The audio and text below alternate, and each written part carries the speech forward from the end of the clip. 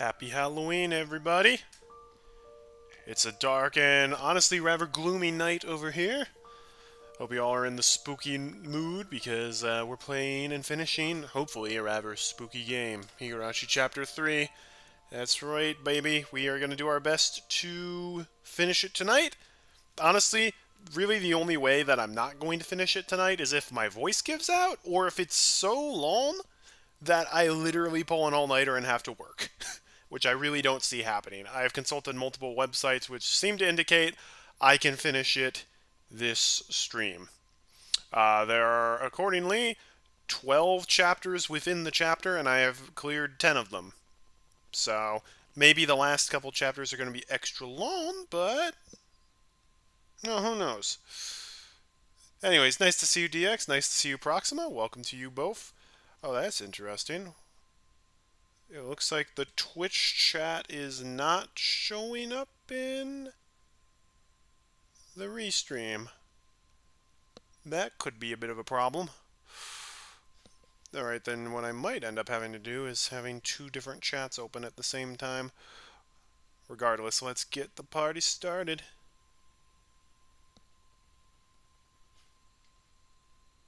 Do do do do do. Do do do do do do. Yeah, I knew there was something off about Takano. She was creepy, but yeah. We pretty much got confirmation last stream that she murdered Tomatake. She was at the very least, she had something in she had his bike in her car, and she also had something in her trunk. Not sure if it was the dead body or just the instruments that she used to kill him. And also, she was like, "We never met." I don't know why she pulled over to pick us up. Like, if she really didn't want us knowing, wouldn't she have just continued on? We didn't see her, but oh well. What else? Well, I have a feeling you probably called a lot of the twists, DX. We'll see. Hello, Hayden. Welcome. It's too early for Christmas. We haven't even gotten to Thanksgiving yet. Anyways, we're continuing. End of chapter 10. Apparently there are 12 chapters. Apparently the whole game plus the bonus stuff takes 15 hours to go through. Admittedly, it's going to take longer for me because I talk and voice act, and I'm not just reading it. I'm actually playing it. But regardless, I'm confident we can finish it tonight. So here we go. End of chapter 10. Let's go, baby. At first, I thought it was a dream. I was staring at this strange sheet, not really understanding what it was. That was all. I didn't go after it, nor did I ridicule it. The fact was that the boring view was the ceiling of my own room, but I didn't realize that for a fairly long time. Yes. I thought I had been dreaming, but I had actually been staring at the ceiling the whole time. Lethargy induced by the voices of the cicadas. Even after I realized I was awake, I couldn't draw forth the energy to sit up. Everything I could see, everything I could hear, everything was like a television broadcast that had already ended. It was hot. So hot I could choke on the heat. My back was moist with night sweats, and it felt gross. Unable to endure it any longer, I tossed in my futon, and finally blood started coursing through my brain. I lazily recalled the long day I had yesterday. The reality, as I lay here listening to the voices of the cicadas, and yesterday so different from it. In order to kill Satoko's uncle, I had rehearsed, formulated a plan, and dug a hole. It was very hot, and I was tired, wasn't I? And when evening came, I went to school and called him out on the phone. I panicked for a moment when he asked where the police station was, but it worked out. And then I awaited him, and swooped down. I couldn't remember any more what sort of emotions I'd let control my body. In any case, it didn't go smoothly, but I did it. It was very hard to dig the hole for the body. That feel of the rain pelting down on me, I don't think I'll ever forget it. The rain, the mud, and the sprays of blood. The sensation of floundering in a swamp. When I met Takano-san on my way home, that wasn't good, no matter how I interpreted it. It was the most misfortune and uncalculated thing that had happened that night. Everything would have been perfect if only I hadn't encountered her. Well, he's about to get a pleasant surprise, because we're going to get news that she, quote-unquote, died. So he'll be like, yes, it was the perfect crime, even though it definitely wasn't, because we weren't at the festival, strangely, and we told Mion, like, hey, can you take care of Satoko? And we also asked Mion to kill the guy for us the day before. Yeah, this is definitely not going to go bad. I was just riding my bike, with my shovel in one hand, through the downpour, utterly soaked. You're going to predict he can't find the shovel, but can't find evidence because of his friends? Or he'll find out, but he can't find evidence because of it? Oh, for Oisi. Yeah, potentially. Yeah. There was no way someone could surmise I was a murderer burying a body just from that information. Now that I was thinking calmly, napping under the morning sun, that's what I thought. Still, the more I thought about Takano-san's eyes, it seemed like she understood. Takano-san, she knew that I'd killed someone, buried them, and that I'd been on my way home, exhausted. Takano-san wouldn't gain anything from selling me out to the police, but that didn't mean I could feel at ease. Yeah, I don't think that would have helped. I had crossed such a bridge to get my tranquil life back, and I'd finally achieved it as a result. But now, for the rest of my life, for all the tranquil days starting today, I'd have to live in fear of when they could suddenly end. I may have twisted my ankle, dulled from total exhaustion. The fact that I couldn't make the snap judgment I needed to, I regretted it more and more as time went on. You didn't have a choice, Keiichi Maebara. You didn't have any choice at that time. You were tired. You were a mess. Even if you had made the decision, you might not have even been able to kill her. Yeah, you had to chase Teppei for ages. And I know that she probably is not as physically tough as Teppei, but she's probably more athletic. And she probably easily could have, gotten in her car and run you over, so I don't think that would have helped. She might have just beaten you instead. In that sense, parting ways uneventfully could have been the safer option. No matter how sharp Takano-san's intuition was, she had no proof. Her suspecting me didn't amount to evidence by itself. That's true. I know! Tomotake's great! Well, keep in mind, Tomotage, if this goes consistent with the previous chapters, would have clawed out his own throat. So I don't know how she would make him do that, but at the very least, she didn't want anyone knowing she was around that area, which is why she's like, we never spoke, understood? Yeah. I want to know what's going to happen with Rena and Shion. Because Shion's only been in this for a tiny bit, but she knows about the Satoshi stuff, and seems to be... She got very aggressive towards us when we talked about him transferring. So I feel like she's going crazy, and we know Rena's going crazy. She got the crazy eyes multiple times during this. So it's definitely not over.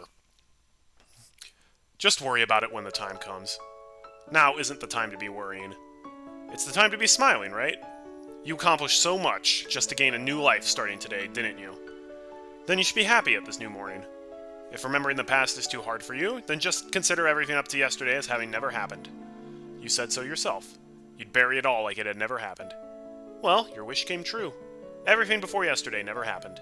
So be happy, Keiichi Maebara. Aye. Yay. I stuck up my hands lazily. Life insurance? Maybe. I'll do more humongous entertainment when the time has come. It felt a little silly for me to be the one doing it. I heaved a sigh from deep in my belly. That sigh got my lungs moving. It felt like I hadn't been breathing until just now. It wasn't enough to admonish myself over. All the dice that could be thrown already had been. Oh, good. Okay. Now Twitch chat is showing up on the restream. Okay, that's good. Yay, dinner's important. I actually just finished up dinner myself before starting this, and the numbers that turned up weren't bad at all. If I lost those numbers, then I'd just have to give up, I guess. I grabbed the chest of my pajamas and flapped it back and forth. Cool air flowing through over my sweating body. Okay. Nothing before yesterday happened. Nothing. Nothing at all. I'd forgotten it all. Yesterday was all a dream. What time was it? About midday. Getting myself up and going to school this late seemed kind of absurd, but I needed to go. I felt like going to school would be the first step into my peaceful new life. They're gonna be like, Keiichi, what did you do yesterday? And he's like, I slept. They're like, really? I didn't care how late it was. I would go. I'd go to school right now and get back to the life that I had retaken as soon as I could. My lazy body immediately became lighter at the thought. I rolled up out of the futon, bounced onto my knees, and leaped upright. 10.0 Yeah! yeah, he's very naive, just like, oh yeah, like the guy's gone, so Satoko's A-okay again. It's like, sure. I stuck up my chest with pride at my gymnast-like pose, and then took a deep breath of fresh air. The brisk morning air had been gone for a while, replaced by the crisp air of summer. Downstairs, I got a stern talking to by my mother. Where were you last night? When did you get back? You need to tell me when you won't be home for dinner, things like that. But considering the importance of what I'd accomplished yesterday, a little scolding was no problem. In fact, it even felt like the sort of thing that would happen in such a peaceful life. What did we tell Mom where we were? I went to the festival. I called Rena. You weren't there. Dang it. I listened with an irresponsible smile and then stepped out into the sun high overhead. It was around the time that lunch break would be ending. Jeez Louise! How late did you sleep in? I know, he went to bed pretty late, but still. Everyone would probably be worrying about me. I didn't go to the festival, and now I wasn't at school. Well, maybe they weren't too worried about it. The hills are alive with the sound of music. Since they would have gotten a small piece of news, but a happy one from Satoko today. Satoko doesn't know what happened to her uncle. Yes, the small piece of news, that her uncle hadn't come home last night. Satoko would probably live her days in nervous tension for a while, thinking he might still come home. But eventually those days would end. And finally, Satoko too would realize her uncle was never coming back. But weren't you just saying you would have to constantly worry about Takano outing you? Isn't that going to be the same for Satoko? She doesn't really know if her uncle is gone. And then Rika would quietly invite her. She would say, "You can live with me again." And everything would go back to normal. Our lives would go back to how they were before the man appeared. Satoko would start wearing that extraordinary smile, complete with those protruding canines, and fool everyone with those traps she was so proud of. I'd probably be her first target out of everyone, but I wouldn't be mad. In fact, I might actually shed tears of joy at the return of something so normal. Satoko, she'd gradually grow back into that meddlesome personality of hers. I mean, my lack of useful life skills was already completely exposed. I wonder if I'd ever be a match for Satoko. But that would be such a pleasant thing to see, too. And with such warm, fuzzy predictions, I didn't feel bad for going to school so late. This is a man— now that's a man who cares about his education. In fact, I wanted to run there now and to get there as soon as I could. Instead, I decided to savor the peacefulness of just going to school like normal without running. Doesn't he have to go back and take some important evidence that he left behind? Like the lantern or the shovel? No, he has to dig in the hole that he dug. Unless he's just like, it's fine, I'll leave it there. The world I'd obtained for myself, that gave me joy just by walking like this. Yes. The world beginning on this very day was something I had won. Without that monumental feat yesterday, I would have never been able to come to school so cheerfully today. Keiichi might have had better luck killing the uncle not on the festival day. The school gate came into sight. Just then, I heard the principal ringing the bell to mark the end of lunch break. It was a clear, refreshing sound. I stopped despite myself and let myself take it in. Tap. I had stopped suddenly. So there was an extra footstep. With a noise, the blessedness I was feeling, throughout my whole body, withdrew into any pore it could find. As if to replace it, I felt like hundreds of hairy caterpillars were climbing up my feet. Your sins are crawling on your back. I turned back, but of course nobody was there. Oh boy, he's getting paranoid now. A single footstep could have easily been my imagination. But the footstep felt so ominous. That extra footstep I had heard, after seeing Takano-san off last night. With everything that happened on that insane night, I didn't mind something like that happening once. It had been a hell of a night after all. In fact, having just one hallucination was pretty fortunate. But those footsteps should have ended with yesterday, so if I heard them again today, there was really only one thing it could have meant. Last night still wasn't over. Oh, great, it was still going. Yeah, because you killed somebody, that's gonna stick with you for the rest of your life. Hey, Liz, how's it going? Still, that insane night, forever.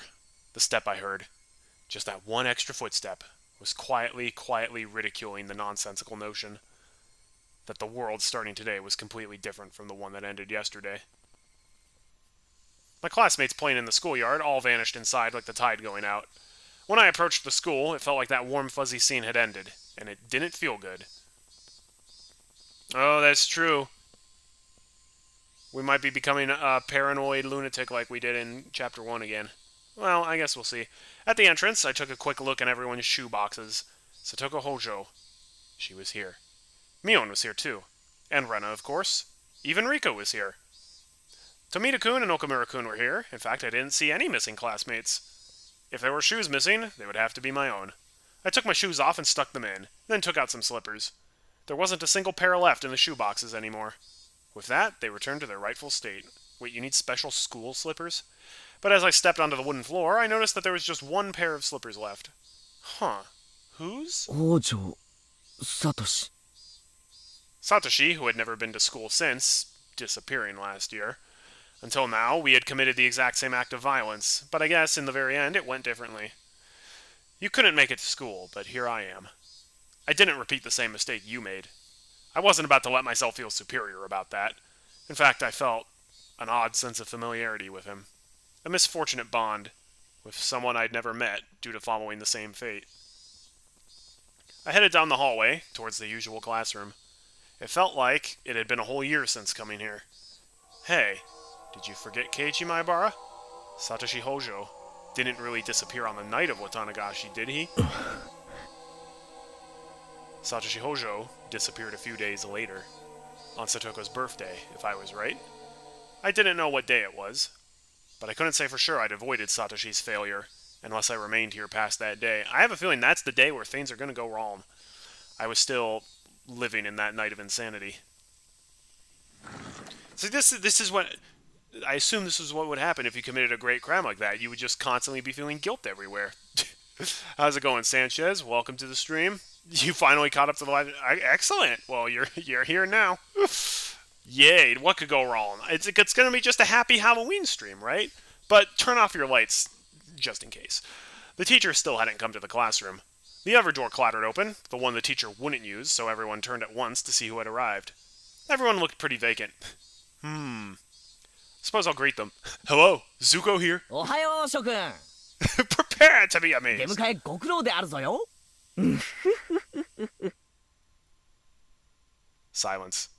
When I started to think I'd fallen flat, someone finally started laughing for me. Rena. Never mind, it's Mion. おはようケイちゃん Oh, that's right, we still have the console graphics 今 going 朝も on. 飛ばしてるね飛ばしてるね Yeah! ケイチくんまだお祭り気分が抜けてないのかもしれないは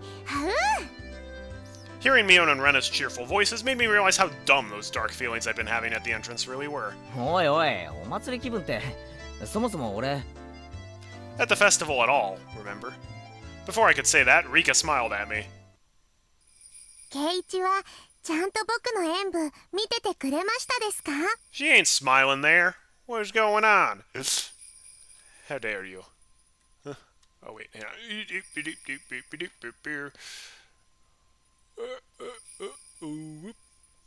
And whoop. There we go. Now I have my thumbnail. Nope, not the Windows button. Space bar. Okay, so she's smiling in the remake art style, but not in the other one. Alright, here we go. You saw a baby dressed as a Bluey character? That's cute. I have not seen any trick-or-treaters around this area, because I don't live in an area where there are many trick-or-treaters. And also, it's not great weather tonight.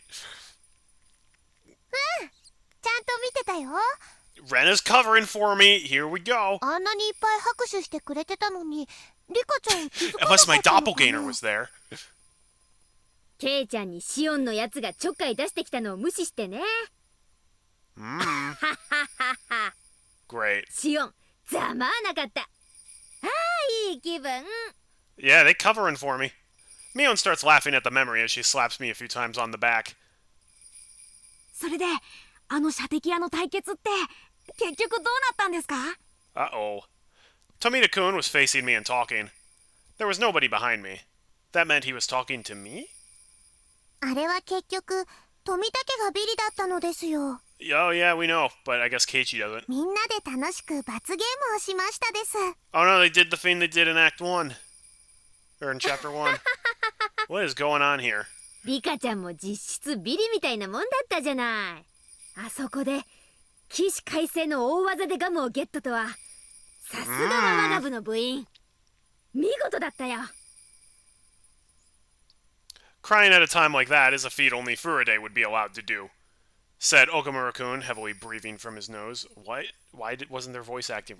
They forgot to make him voice act that line. They're just like, shoot! We'll just put it in quotes so you have to read it.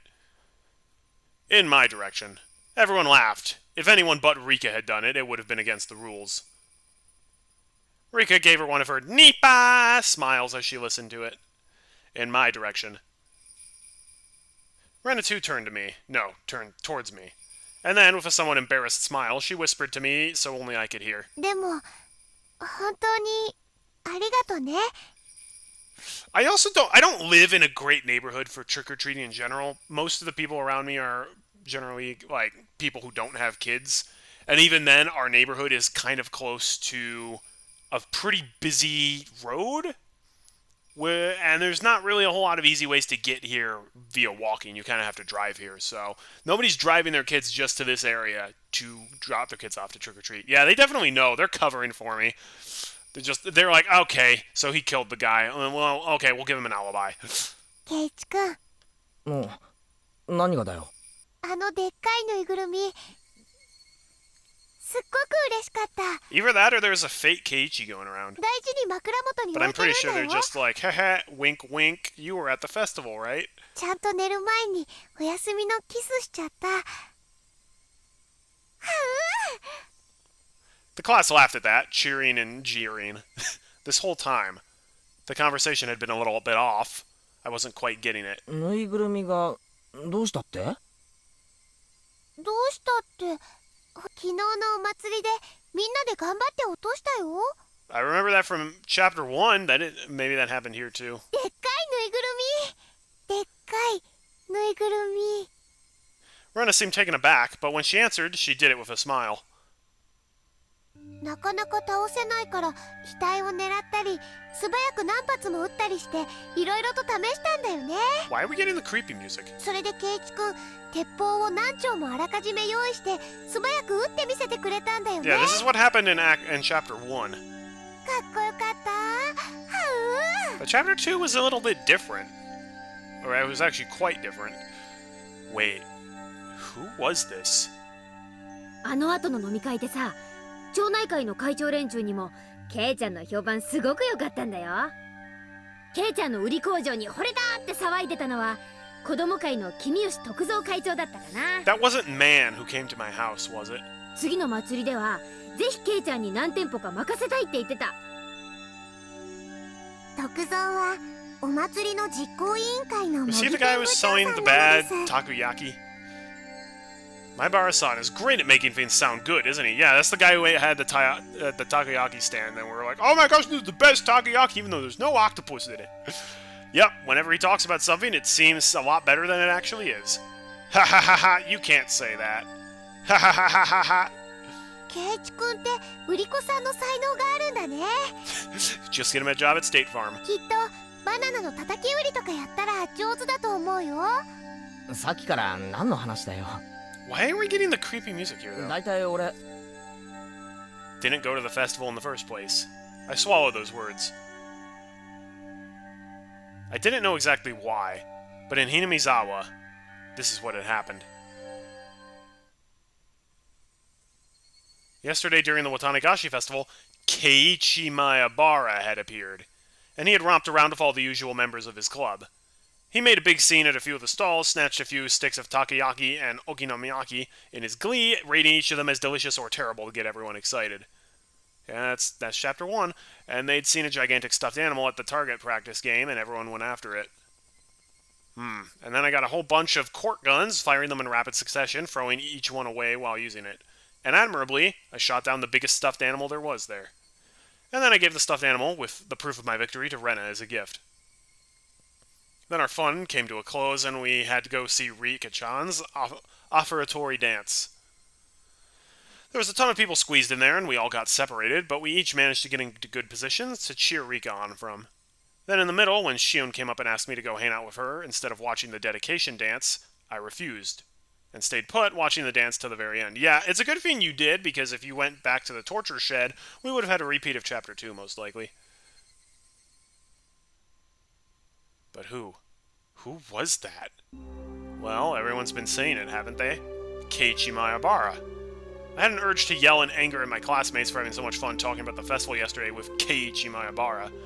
What the hell are you guys even talking about? Far stronger than that feeling, though, was the sheer uncanny nature of this reality I couldn't understand. A Keiichi Maebara who wasn't me was in Hinamizawa yesterday. Are we getting timeline, like, merging? Is the Chapter 1 and Chapter 2 timelines, like, merging with this one? As I threw away my humanity, turned into a demon, and was busy beating Satoko's uncle to death, I was having a great time at the festival last night. What the hell? I had to suffer through so much, desperately holding back tears, getting so worn out in that downpour, digging holes, chasing, beating, killing, dragging and burying. Who was this Keiichi Maebara who had ignored me so and spent such a fun, carefree time at the festival, damn it? Who the hell stood in for me as I put my life on the line, working so hard to achieve this treasure-like everyday life? If there was another Keiichi Maebara besides me, then what was I? On the night of Watanagashi, where one died and one disappeared, in accordance with Oyashiro-sama's curse, there was only a demon who had killed someone. This is getting weird. I still think it's our classmates trying to give us an alibi, though. I don't know why they all are, but alright. Dumbfounded, as I succumbed to a horrifying possibility, I looked around at my classmates. To make sure there was nobody extra I didn't recognize among them. To make sure I wasn't among them. You think there was no, Keiichiko and his friends made up the story, and for some reason it matches the first chapter. Yeah. That's too convenient, though, that it perfectly matches the first chapter. It was a horrifying thought. That the real Keiichi Maebara hadn't overslept and had come to school on time. And that I, who was no longer Keiichi Maebara, had just waltzed in here. But no matter how much I checked, the only people here were ones I knew. Okay, this is getting weird. The man I met every time I looked in the bathroom mirror was not here. Oh, Mobius is playing Lethal Company. Hi. Oh, thank goodness, best teacher's here. 午後の授業を始めますよ。皆さん、席に戻ってくだ Is さ she い。 gonna scold us for being... If she's gonna be like... if she doesn't notice we weren't here in the first half, I'm gonna be a little freaked out. 委員長、号令。 Because there's no way teacher would be in on this. The teacher entered and everyone hurried back to their seats. Upon finding me, who was so stupidly late, she gave me a stern talking to, but I wasn't listening to it. Okay, no, okay, so... Alright, oh yeah, our friends are just like, haha, he had an alibi. Wasn't our old life supposed to start today? Something wasn't right. It was just strange. I was supposed to go back to my old, fun life after yesterday. I had set foot in an incomparably mysterious world.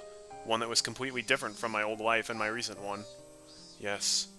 This was, without a doubt, a different world than the one I'd been living in until now. There was no way such an absurd thing could be possible. But, unless it was true, I couldn't explain anything that just happened. In this classroom, I was surrounded by so many faces I knew, and yet I felt isolated. The cicadas sounded no different than they had before now, but they seemed somehow false. The air was parched and dry, too, making me think, was the air in Hinamizawa always this uncomfortable? Yeah, most likely. おい、レナ。何かな？授業中なんだよ。昨日の祭りだけどさ、俺、いつ頃みんなと合流したっけ？ It's a sly way of asking. To be honest, I was pretty excited afterwards, and I gobbled down some cans of beer. What? I mean, it's kind of embarrassing, but I don't quite remember some things. For random babbling, it wasn't a bad excuse. Oh, this is what he's saying to her? Why wasn't there voice acting? ケイチ君、最初は来れないって言ってたんだよね。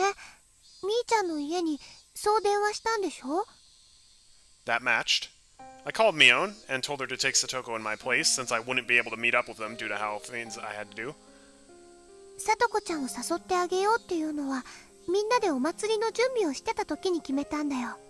少しでもおじさんの姿の見えないところに連れ出してあげようと思って。 That was the same too. Mion said that when I called her. That everyone had already decided to invite her. それでみんなでレナとミーちゃんとリカちゃんでサトコちゃんの家に行ってサトコちゃんを連れ出して。that is true. I'm trying to compare Keiichi's thought process to my 15-year-old brain's thought process, but they're still pretty different. サトコちゃんのおじさんすっごく意地悪そうな人だった。Yeah, I don't think we have to worry about that anymore. That part didn't matter. What I was trying to ask was... 俺は、いつ合流したんだ？ I was a little bit inebriated. そんなことも忘れちゃってるの？ケイチくん。だから祭りの前の日はよく寝た方がいいよって言ったのに。だから、俺はいつ合流したんだよ。Well, we haven't thought that far ahead, but yet. At my sudden threatening demand, Rena was at a loss for words. Oops, I shouldn't have rushed that. I told her I was sorry. 境内でだよ。ひょっこりとリカちゃんと話してたじゃない。うん。巫女さん姿のリカちゃんと楽しそうに話してた。My 15-year-old brain was, not great. それでレナも加わって「はうお持ち帰り」って。That tracks. リカちゃんと話してたのか？ケイちゃん、 Oh boy. 用事か何かがあったんじ He's ゃ playing ないって Wallpaper 私が Engine, 聞 the いたら best さ、game. ケイちゃん胸を叩きながら自分で言ったじゃないのよ。用事なんかより祭りで大暴れする方が大切だぜって。 That's true, that did happen. I didn't say that. I never said anything like that. I never even went to the shrine grounds yesterday to begin with. I never had the time to stop by a place like that. I went to dig the hole as soon as I woke up. I had a pretty hard time doing it. After that, I snuck into the school and made a call. I called them out and lay in wait. And then it started raining really hard. With that kind of downpour, the festival should have come to a halt. In other words, it ended then. From the time the festival started to when it ended, it would have been impossible for me to have sworn by the shrine grounds. I was already there when Mion and the others dragged Satoko out and brought her to the shrine, and I was talking to Rika. Then, where would Rika say we met? The teacher went out to wash her hands, so I ran over to Rika's desk and asked her directly. ケイチとですか？ Yeah, where did I meet you last night? I had 5 beers. ああ、リカちゃんはミオンたちが来る前から俺と話してたんだろ？いつ俺に会ったんだ？ Oh, that's right. I met them at 1500. いつどこでだよ？ケイチが何を聞きたいのかわからないのです。Just accept the 俺 alibi. 昨日寝不足で半分頭がぼーっとなっててさ、何も覚えてないんだよ。It looked like Rika bought it into my babbling. ケイチと会ったのは集会所から村長さんたちと出てきた時なのです。 Liar! I've never seen the mayor before. ケイチは西宮殿の扉の前にいましたのですよ。 I don't want to go back there. 何？西宮殿？ I'd never heard of a building called that before. I mean, or maybe I have, but at the very least, I wouldn't know where on the shrine grounds it was. 村長さんがそこは神聖な場所だからみだりに近寄ってはならにゅうと怒りましたですよ。 That's not a holy place. ケイチ、それも忘れてしまいましたですか？ I was too scared to ask anymore. The more I asked, the more it became clear without any doubt that Keiichi Mayabara was present at the Furude Shrine grounds during the Watanagashi festival. The clearer that became, the more doubts, no, fears I had. Who on earth was I yesterday? Whoever that was, he had a good time in my place, and managed to go there the entire day without letting them notice I wasn't there. Oh right, when did that person leave everyone? This morning, my mother got mad at me for having stayed out so late last night, which meant that at the very least, that Keiichi Mayabara hadn't come home while my mother was still awake. Dude, how are you not getting that they're like, they know what you did, and they're trying to help you out and evade the police? This guy's dense AF. The festival would have been closed because of the downpour. If I recall right, when I went back to the house's storage room to get another shovel, I think the clock said 7. Since it was already raining hard by then, the festival would have had to come to a close down before 7. If I had returned that early, I would have definitely run into my parents. Or, at the very least, they wouldn't have asked me when I got back last night. So the Keiichi Maebara from yesterday, that meant he never went home. That meant the downpour happened, the festival was broken up, everyone left, but he didn't go back to the house. That means... It means your friends are lying for your sake. When I arrived at the natural conclusion, a wicked chill suddenly froze my spine and climbed up to my brain. That meant Keiichi Maebara was the same as Satoshi. One day, he never came home. What? How are you coming to that conclusion? On the night of Tatarigoroshi, he never went home. The downpour interrupted the festival, and on the way home, he suddenly disappeared. And I, who was dealing with the corpse, went home without a problem. What are you... This guy is a lunatic! I was so tired that I wasn't even hungry, so I went up to my room without a sound and crawled into my futon. Who was I? That much was obvious. Keiichi Maebara. Keiichi Maebara was me. There may have been another one, but this guy is so stupid! Oh my gosh! That's everybody when I'm failing to guess the plot twist. That doesn't negate the fact that I was Keiichi Maebara. Then, that other Keiichi Maebara was what? Not real! Idiot. The voices of the cicadas, steadily filling the classroom, were beginning to bother me. Suddenly, I laid eyes on Satoko. Satoko's expression was dark as always. She seemed completely exhausted. At a life of agony she couldn't even imagine an ending to. Oh. This poor girl. Yikes. It's interesting because, like, Satoko doesn't have crazy eyes, she has broken eyes. Oof. Yeah, it's tough. What had last night been like for Satoko? Did she have fun with everyone and feel a little happier even for a moment? And when she went home, the end of her dream, she'd probably gone to sleep afraid of when her uncle would return. And then, this morning, her uncle hadn't come home. And then she went to school. Right now, she must have still been trapped by the rotten idea from which she couldn't be saved, that her uncle would need her when she got back. But you can rest easy, Satoko. Your uncle won't ever be coming back. I couldn't tell her that it was because I'd killed him. When Satoko realized on her own that her uncle would never return, then that would be truly the end of the long, insane night. That's right. I didn't do anything wrong. You definitely did! I did the best possible thing I could have as Satoko's Nini. Not an atom in my body regretted it. And look, calm down and think, Keiichi Maebara. From a certain point of view, isn't it convenient there was another Keiichi Maebara? I buried the corpse perfectly. A beginning wouldn't happen. But if worst came to worst, and it got out, and the investigation got to me, I now had a strong alibi, able to profess the fact that I'd been at the Watanagashi festival. But accepting something so creepy, and using it as an alibi... Still, if I proved I hadn't gone to the festival yesterday, it would do no good and a whole lot of harm. That was what left the really, actually bad aftertaste. You'll forget about it, Keiichi Maebara. Everything that happened before today. So just forget about the Keiichi Maebara who was there yesterday too. Instead, let's watch gently over Satoko for the day her smile returns. I want to know, it makes sense why our immediate friend group would be pretending. It doesn't really make sense how they could get like the rest of the classmates who aren't really friends with us to also be like, yeah, he was there.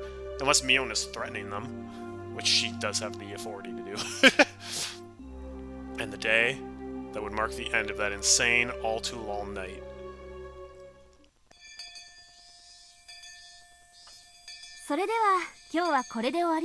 Sorry, teacher doesn't look quite as cute in this art style, but oh well. 皆さん、寄り道をしないでちゃんとお家へ帰るんですよ。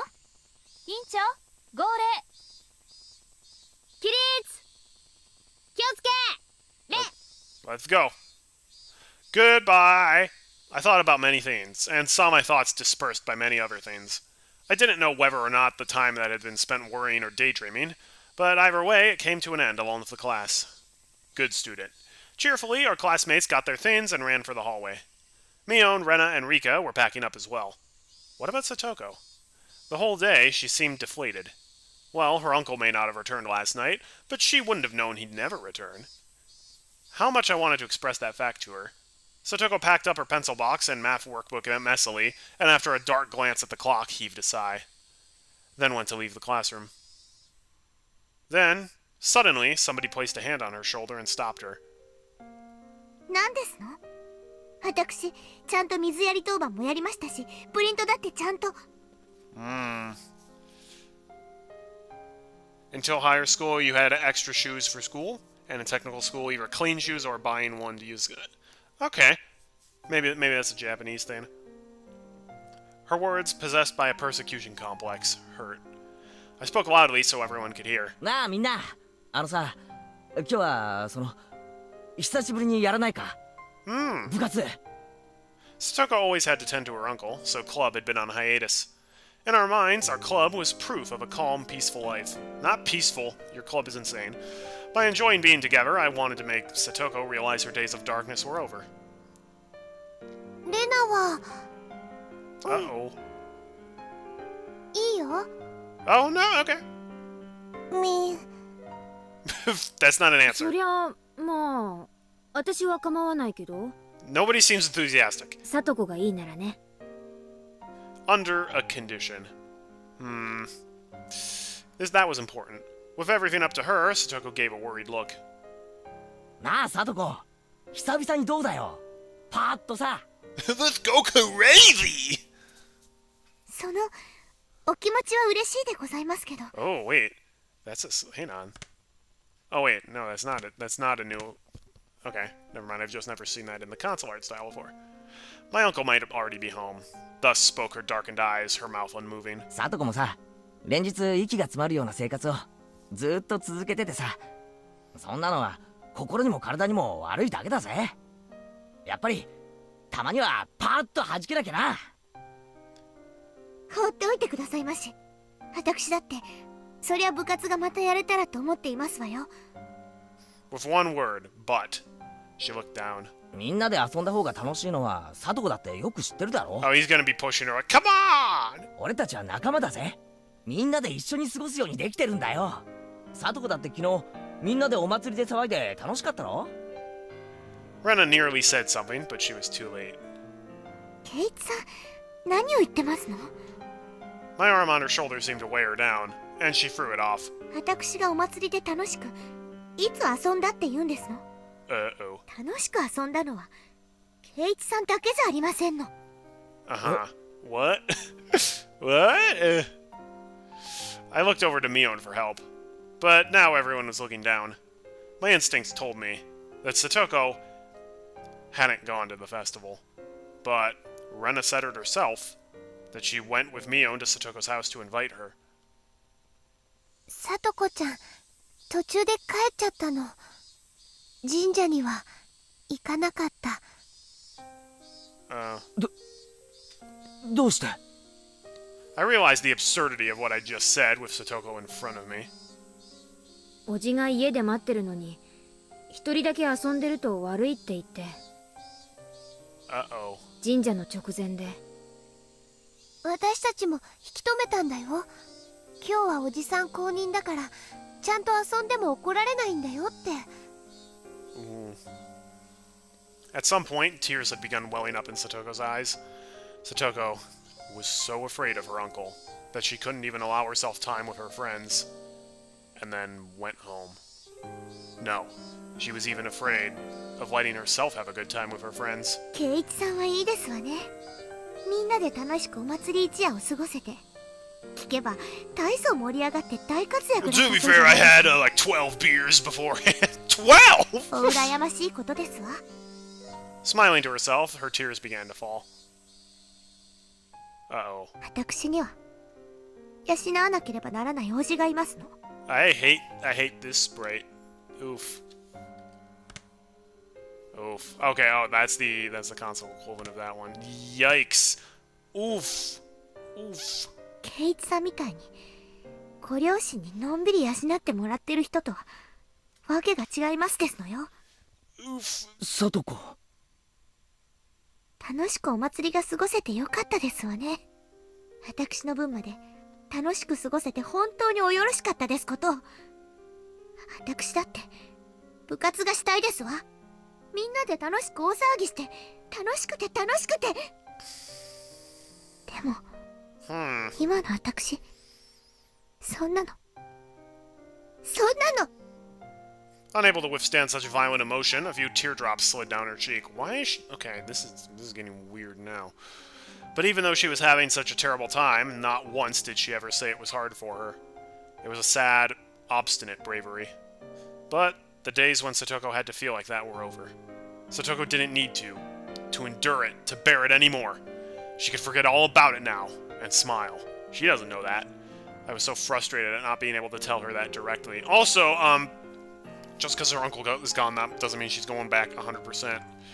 Instead, I said something that I'm not sure I should have said before I thought twice about it. 帰ってこないんだろあいつは。The words were deeply meaningful to me, but I didn't know if Satoko understood them. 帰ってこないって誰がですの？ゆうべは帰らなかったんだろお前のお家は。何を言ってますの圭一さんは。 Satoko shouted with all her might. That definitely did not sound like all of her might. あいつがいついなくなったって言うんですの？ Wait, what? いつ？落ち着けよ。だって昨日あいつは帰ってこなかったろ。圭一さんが何を言ってるのか全然わかりませんでしたよ。さとここそ何を言ってんだよ。 Wait, what? だってあの男は。 Did we get his identical twin? I killed him. Killed him yesterday. Killed him for sure. And I buried him. Buried him whole. He could never have returned to his house. 昨日だって私にいっぱい意地悪して怒鳴ってわめいて当たり散らして作ったご飯を投げられた。お味噌汁もひっくり返された。暑かった汚かった。そしてお掃除も私がした。 Oh, is she hallucinating, or is there two uncles? 私が What the heck? 私が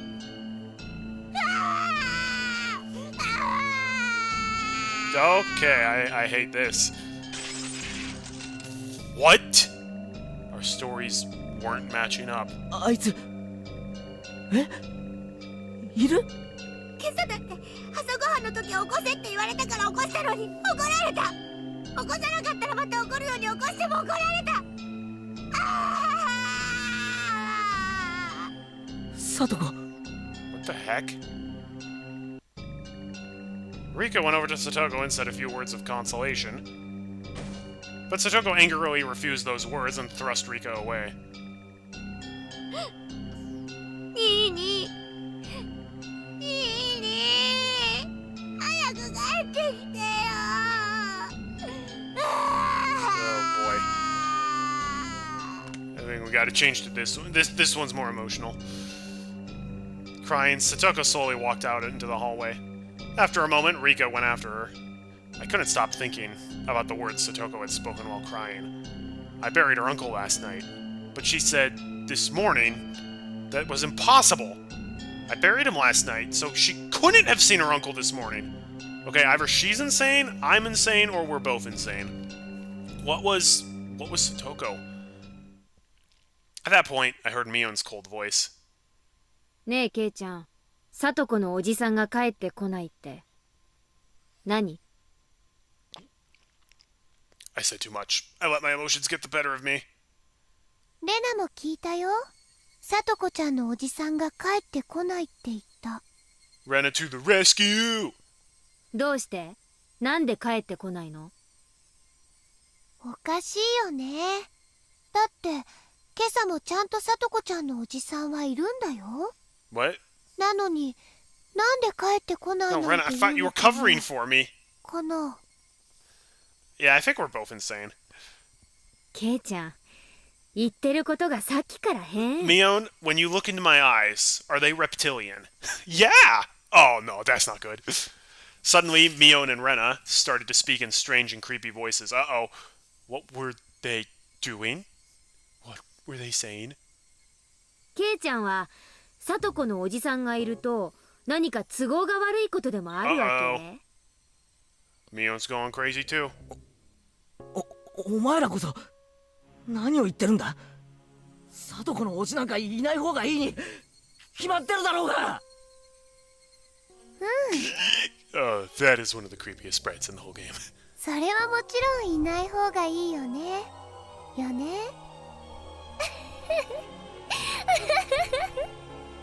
Oh, it's getting creepy again. Something wasn't right. Gee, I wonder what that something is. Definitely is not the two girls staring creepily at us, is it? No, it couldn't be. It definitely couldn't be. The next thing I knew, Mion and Rena were smiling thinly, and their eyes were dark and muddy in a way I'd never seen before. And our eyes met, and the muds even seemed to fill the air. サトコのおじは確かに嫌なやつだよね。私もいなくなった方がいいやつだと思うよ。でもさ、仕方ないじゃない。Nothing we can do? Something's wrong. Something's clearly wrong here. What the hell was happening? After a moment, a chilly, liquid-like feeling, as though my blood had been mixed with sherbet, crawled up my spine. 仕方ないって。そりゃ仕方ないけど。でもそれじゃサトコが。仕方がなければどうするのかな。Yeah, what is causing the crazy? That's what I want to know. Ugh. Rena was trying to prompt me to say more. There was really no choice, so I killed him. I killed him to protect Satoko. それは放っておきなよ。そのうち解決しちゃうと思うしさ。Uh-oh. さとこちゃんがおじさんがいるって言ってるんだからいる。Hey, Marty, happy Halloween! I have no idea what the bleep is going on in this game right now, but, here we are! At least one or two people here is absolutely insane, and I'm trying to figure out which people it is! ちゃんと昨日もいたし、今朝もいる。Yikes. そうならそうでいいんじゃないかな。かな。Mion and Rena were speaking unbelievably dismissively. How could they be talking like that? Mion and Rena, they were my friends, and were seriously worried about Satoko's abuse, weren't they? They would never blurt out something like this! And I definitely killed Satoko's uncle. No matter what Satoko or anyone else says, I wouldn't acknowledge it because him being alive was impossible. There was no way he was alive. It was impossible. And yet, since Satoko herself said he was here, then he was alive. I didn't know why or how, but suddenly Mion and Rena were at my side, staring there silently. 帰ろうよ、ケイちゃん。I was fully expecting it to go back here with them both staring at us with the reptile eyes. 帰ったらね、今日は久しぶりにレナ、宝探しに行くつもりなんだ。兄ちゃんも来るんだよ。ケイちゃんも一緒に行こう。もちろん拒否権はないからね。Oh, well, if you insist. If words could freeze blood, then there was no doubt that they would have frozen me solid. I could hear it, a strange sound, like a layer of thin ice spreading, emanating from every joint in my body. And with them closely at my sides, we left the school, as if they were police officers taking me away. Okay. They'd always talked about silly things the entire way home, like they always did, but they always stood at my sides, as if preventing me from escaping. This was strange. Everything about this day was strange. Actually, it had been strange ever since the previous night. Yes, thinking back, it had been strange ever since killing Satoko's uncle. Yeah, murder does something to you. The creepy meeting with Takano-san was only the beginning. That insane night was still continuing. Yes, it still hadn't ended. 何？どうしたのケイちゃん。急に立ち止まったりして。あ、ごめん。なんでもないよ。When I stopped, it was distant, but I definitely heard them. An extra set of footsteps. Yeah, okay, yeah. Yep. Okay, Keiichi going crazy. Anytime someone is hearing stuff nobody else can hear, that's when they're going crazy. Okay, so we going crazy again. That was proof. Proof that insane night hadn't ended. Mion left where she usually did, and we finally came to my house. There's no way There's no way we hallucinated that entire night, though. Like, that doesn't make any sense. I don't care what mushrooms he was on. Like, that's not a thing that happens. Jeez Louise. お家で待っててね。レナ、すぐに迎えに行くから。What was it? She was inviting me along on one of her oversized garbage treasure hunts at the dam site, right? But why now? Mion coming along was strange, too. Mion may have accepted Rena's little hobby, but she hated fishing through garbage, so she'd never come here with her before. And the location specifically being the dam site was a little creepy. The dam construction site was completely outside the flow of everyday life. It was so remote that no one ever went there unless they thought to in particular. Nobody lived there, and there were no lights, so at night it got dark very quickly. I was being forcibly invited there. There was no reason I had to fear Rena and Mion. Besides, wouldn't the trouble I'd make by refusing them be a pain to deal with? In that way, it didn't seem like going treasure hunting with them was a bad idea, but that insane night was continuing. Hadn't the sirens of instinct been wailing in my mind for a while now? Warning me that Rena and Mion were strange, that I needed to be cautious. The warning sirens were so freaking loud, it felt like my head would split in two. あ、レナ、俺、実はちょっと用事があるんだ。用事？何の？ We gotta fill in a hole. なんのって、用事だよ、用事。I gotta wash my dog. You don't have a dog, Keiichi. I need to buy a dog and wash it. 用事なら、なんでみーちゃんがいるうちに言ってくれなかったの？ Because you two are accosting me. みーちゃんとはダム現場で待ち合わせって言って別れちゃった後なのに。Rena was smiling, but her words made her discomfort clear. ごめん、ちょっと言い出すタイミングを逃しちゃって。本当に？ You're lying, aren't you? You just made that up now, you liar.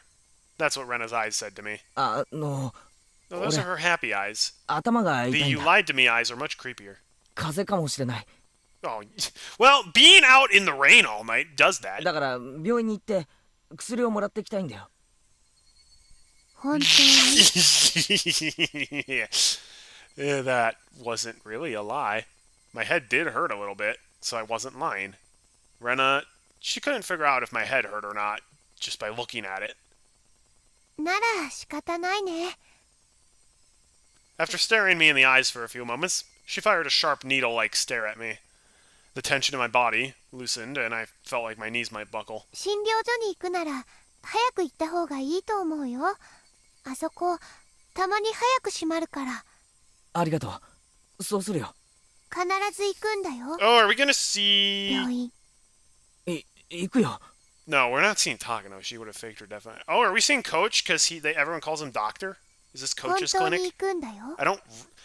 Coach has to play more of a role in the endgame. Because, like, there's no way they would introduce this, like, new character and just have him not relevant to the climax of the story at all, right? 行く。 It seemed like Rena had realized I was going to refuse her invitation for a while now. With how serious she looks, she might actually call the clinic later to make sure I went. I couldn't say anything careless. Lying about getting checked out was just an excuse to decline her request in the first place. It didn't matter whether I actually went. あ、ちゃんと行くよ。なんなら明日病院のレシートを持って行ってもいい。それいいね。 Uh-oh. 必ずもらっておいてね。 Yeah, she's... Uh-oh. Are we getting Stalker Rena again? レナ、明日見るから。 Stalker Rena was by far the creepiest character in this. Another tingle started crawling up my back. There was no ignoring it.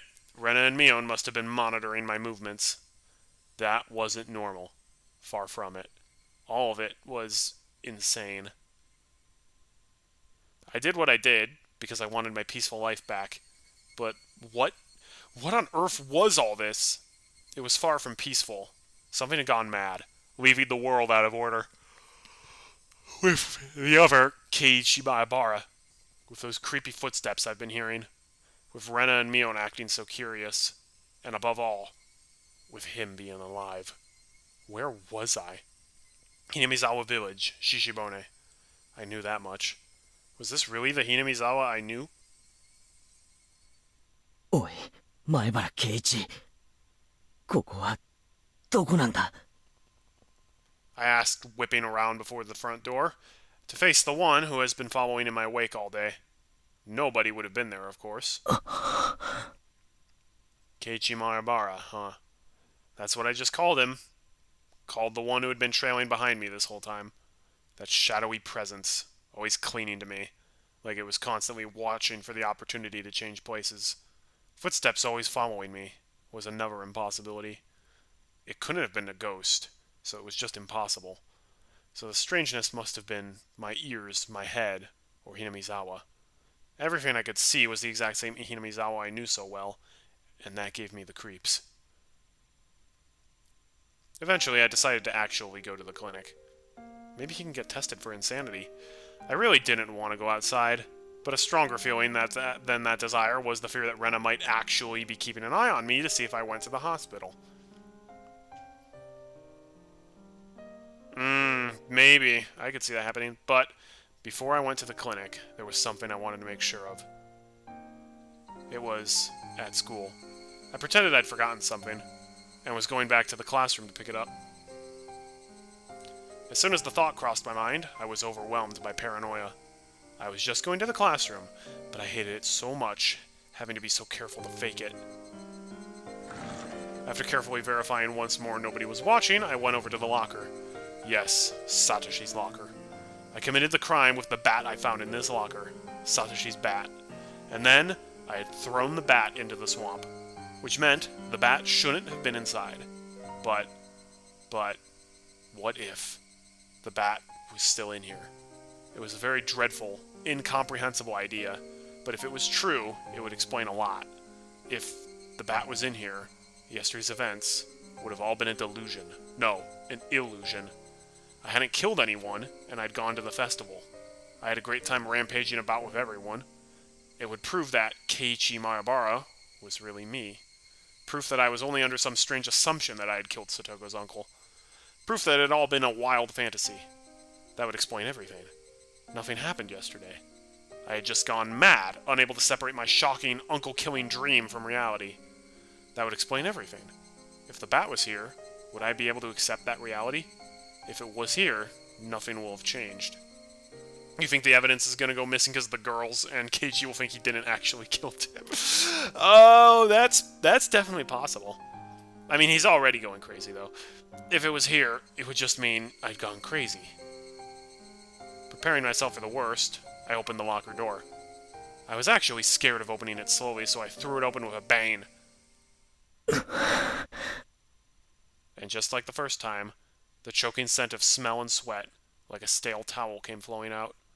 There was a baseball uniform, and some miscellaneous other things like notebooks. There was also a shoe pouch. And as for the bat, it wasn't here. It was how I left it when I took the bat out. There was no doubt, yesterday really happened. Now that I knew I wasn't a lunatic, I felt relieved. But at the same time, if I wasn't the crazy one, then Hinamizawa was. And that was evidence of a reality I found just as difficult to accept. Now, I think you are still going crazy, just not in the way you're thinking. There was noise somehow creeping into everything I saw, and the world was losing a tiny bit of color. So what did I know about last night now? Now that I'd made sure the bat wasn't here, I wouldn't need to be here anymore. Shall I go? For real, to the hospital. Also keep in mind, remember that when I first started this, they had that preface, like, this is the shortest story, and as for its difficulty, you won't even be able to really make any guesses as to what the heck is happening. So this is, I think, just going to go absolutely insane by the end. It was my first time going to the hospital, but from what I'd heard, it wasn't far from school. My mom had told me where it was. A big, easy-to-see road went straight there. I went past the shopping street, made a turn. It wasn't overly hard to spot the sign with Erie Clinic written on it. Oh, yep, Erie Clinic! That's Coach. Coach Erie. There was one other person, an older man, there in the air-conditioned waiting room. I went up to the counter and told them it was my first time here. The man behind the counter glanced at the clock and said it would be a short wait. It was almost 5. Clinic hours would be ending soon. As I sat in this unfamiliar waiting room, isolated from everyone, and let myself feel the cool air, I actually felt relieved. What should I tell the doctor when he comes? I could tell him I had a cold, but I was the very picture of health. Actually, I wanted him to check my head. I wanted someone to confirm for me whether I was really sane or not. 前原圭一さん、診察室へお入りください。Huh? That voice from the upper side of the examination curtain. I thought I'd heard it somewhere before. こんにちは。 Oh, Dane! Coach looking bussin' in his doctor's uniform. Wow! Oh, dude. Like, I'm not the biggest fan of Coach here, but Dane, he looks good in that outfit. Wow. Dane, that's awesome. Dane, like, that looks really good. Very, very handsome. Again, he's very handsome, but it belies the horrors within. ここでお会いするのは初めてですね。監督ってお医者さんだったんですか？ People called him doctor. Now that you mention it, he did seem to know his way around when he was looking at my shoulder in the nurse's office. It would make sense if he was actually a doctor. People called him doctor. Come to think of it, our teacher called him Erie Sensei, didn't she? 一応お医者さんなんかやっていま More す。 or less, it's your clinic! It's the Erie Clinic!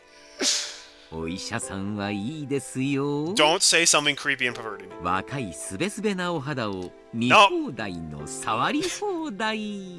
Try not to say something creepy challenge, Coach Edition. Impossible. 怪しいお注射で自由を奪って私だけの専属メイドに。 Oh man, he is really creepy. ありがとうございました。今のを見てただけで風邪が治りました。失礼します。 Based cagey. ペコリ。 Polite bow. わったったった前原さん。 Don't be 冗談です。 Okay, well, read the room, dude. Most people aren't cool with jokes like さ that. あさあさあ座って診察させてください。聴診器を当てますから前原さんのすべて It's の not the お胸を chest, 見 it's せ the てください。 Like I said, he looks nice, but it belies the horrors within. For some reason, I felt really relieved. After that insane night, as much as I thought everything had gone crazy, Coach was here doing the same thing he always did. I was very happy for that. Oh, I'm not. 風邪ではないようですね。むしろ全身の擦り傷や切り傷の方が Oh, 痛 no, 々しい those くら are いで fine. す。 Those are fine. ひょっとして半袖半ズボンで藪の中に入って遊びましたか？切り傷から破傷風菌が入った可能性もないとは言えませんし。 As I was chasing that man last night, I'd kept being scraped by bits of trees. I didn't realize I had so many cuts. 昨日のお祭りではしゃぎすぎましたね。 Did you see me there, Coach? If Coach saw me there, I'm gonna be really freaked out. 若いというのはいいことです。 And once again, I apparently went to the festival. 監督も I don't know if he's 行っ just たん guessing ですよ though. ね。お祭り。ええ、もちろんですよ。私こう見えても綿流しの実行委員会の役員ですからね。俺に会いましたか？ That would have made him a lot better if he was simping for the teacher. I'd get him on that. Teacher's hot. This coach was the same coach that I'd always known, and I felt like I could trust him more than my weird friends. So I asked. 実は私本部テントでずっと会長さんたちとお酒を飲んでたんで全然お祭りは見て回ってないんですよ。前原さんには会ってないと思います。 Okay. So he was just guessing that we were too crazy at the festival. そうですか。変わった質問をしましたね。 Yeah, it ひょっと was. して今日寝不足ですか？ What? いけませんよ。成長期はよく食べよく寝て育つんですから。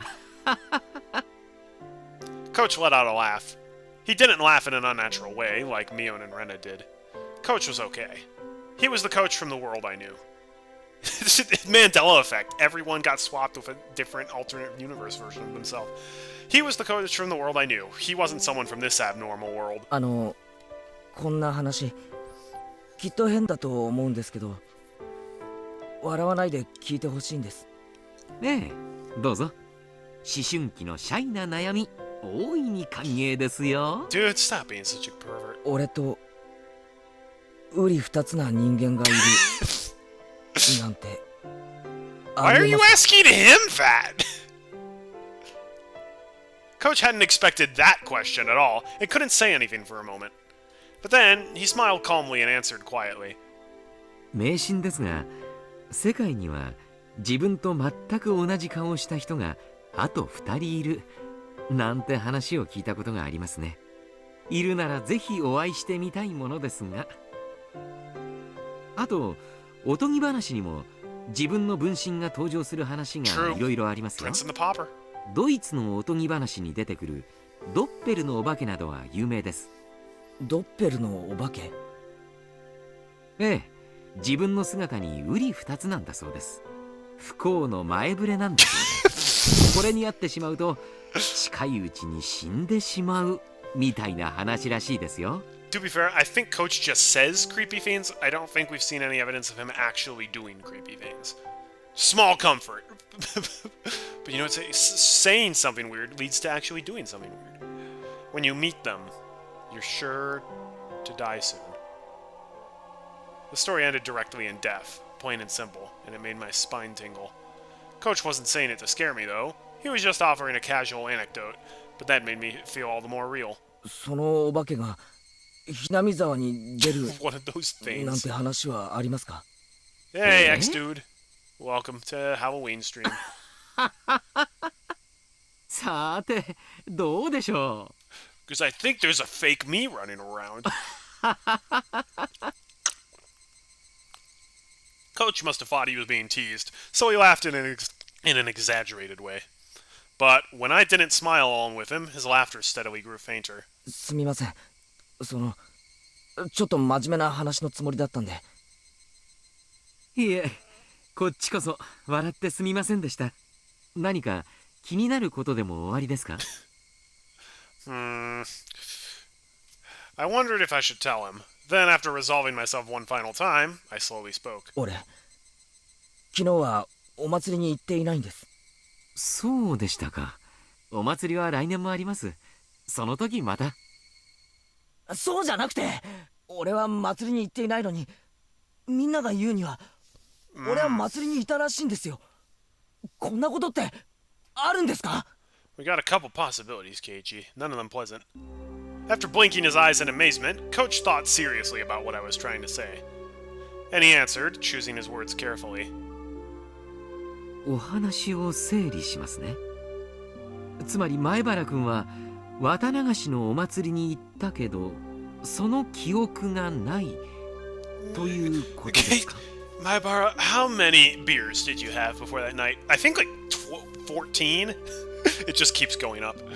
I was trying to say something completely different, but I suppose any sane person would come to that conclusion. That night, Keiji Maibara was actually at the festival, but I was saying I didn't go.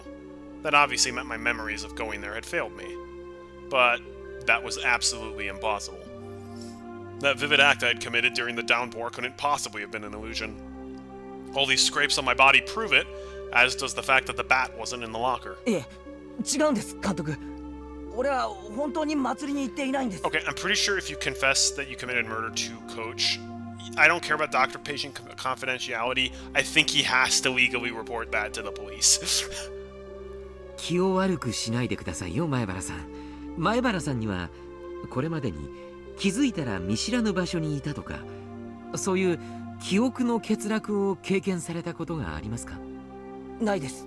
それに記憶を失ったとかそういうのじゃない。だってその祭りの時間には別の用事を確かにやっていました Don't から。 ask what I was doing. 寝てて意識がなかったとかそういうのじゃありません。その用事は間違いなく。大変失礼ですが何かの思い込みでなく。 I'm pretty sure doctor-patient confidentiality is specifically with regards to the conditions of your health, not for unrelated things. So, like, if he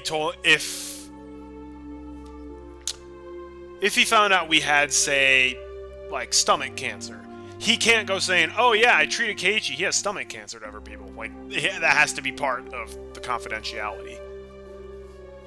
Or alternatively, like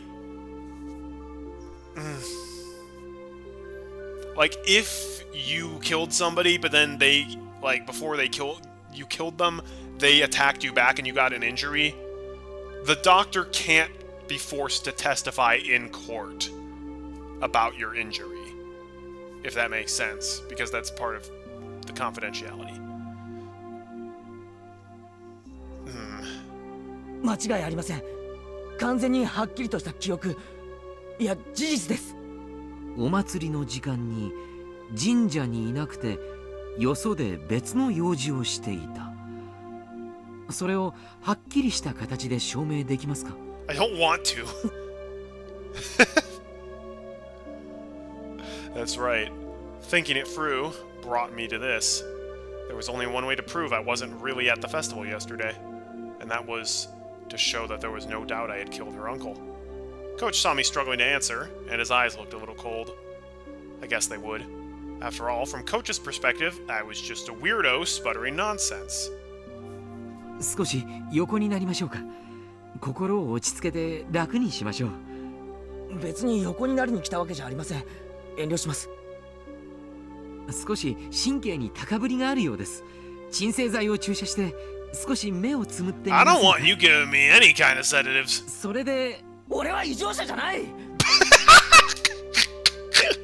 Yeah, nothing says that you're normal like yelling, "I'm not strange!" at the top of your lungs. So hard that the screen shakes.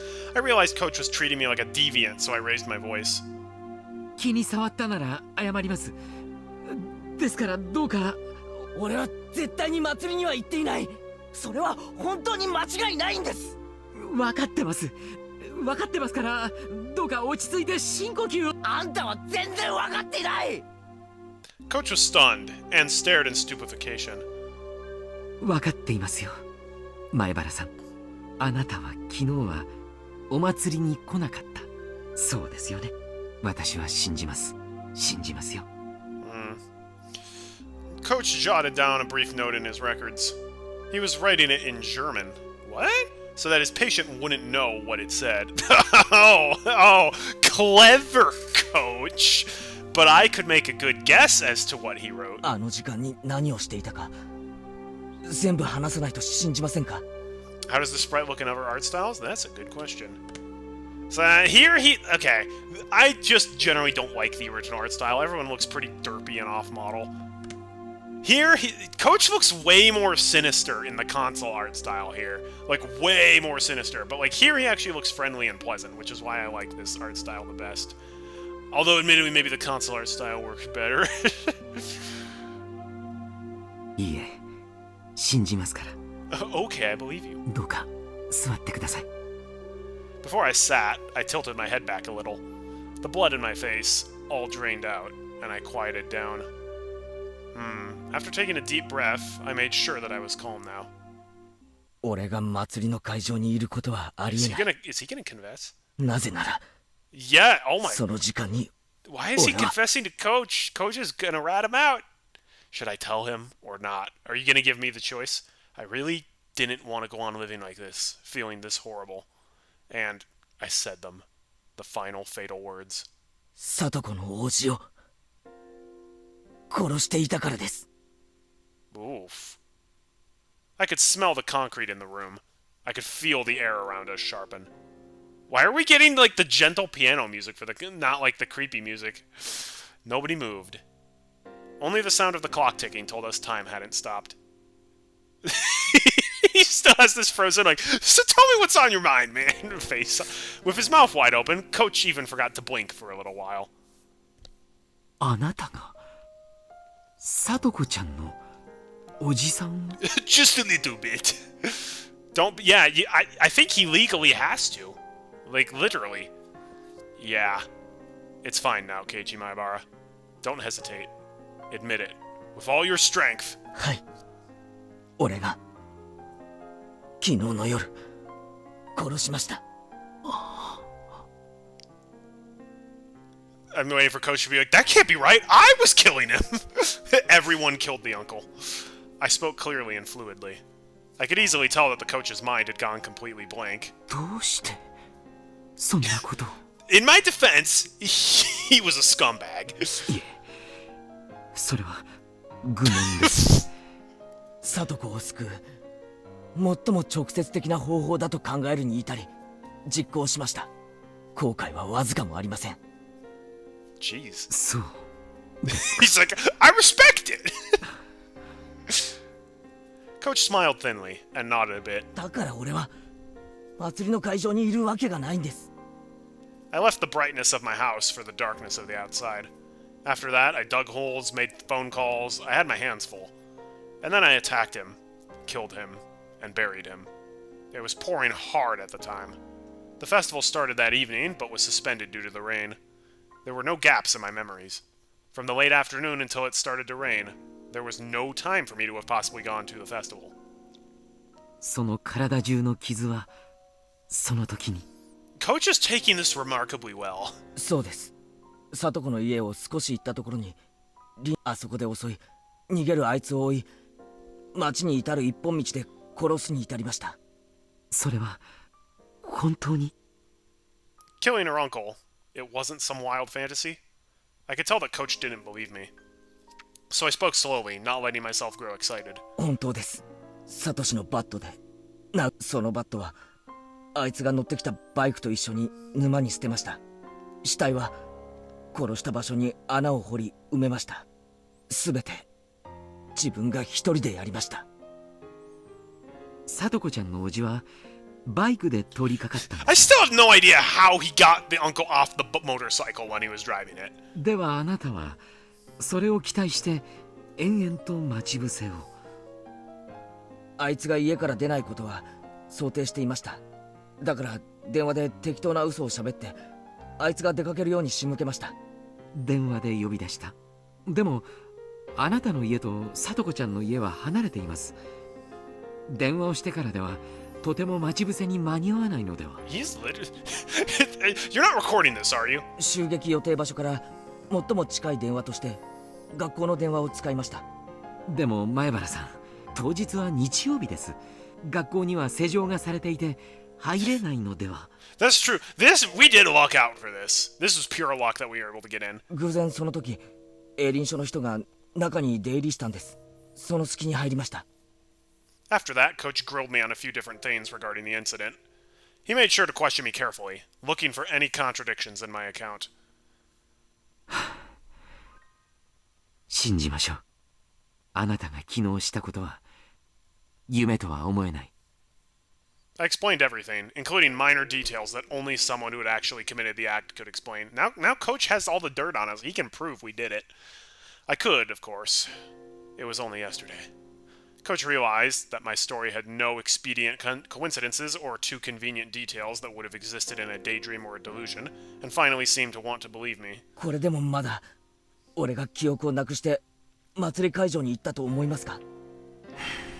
I had diagnosed you with dead.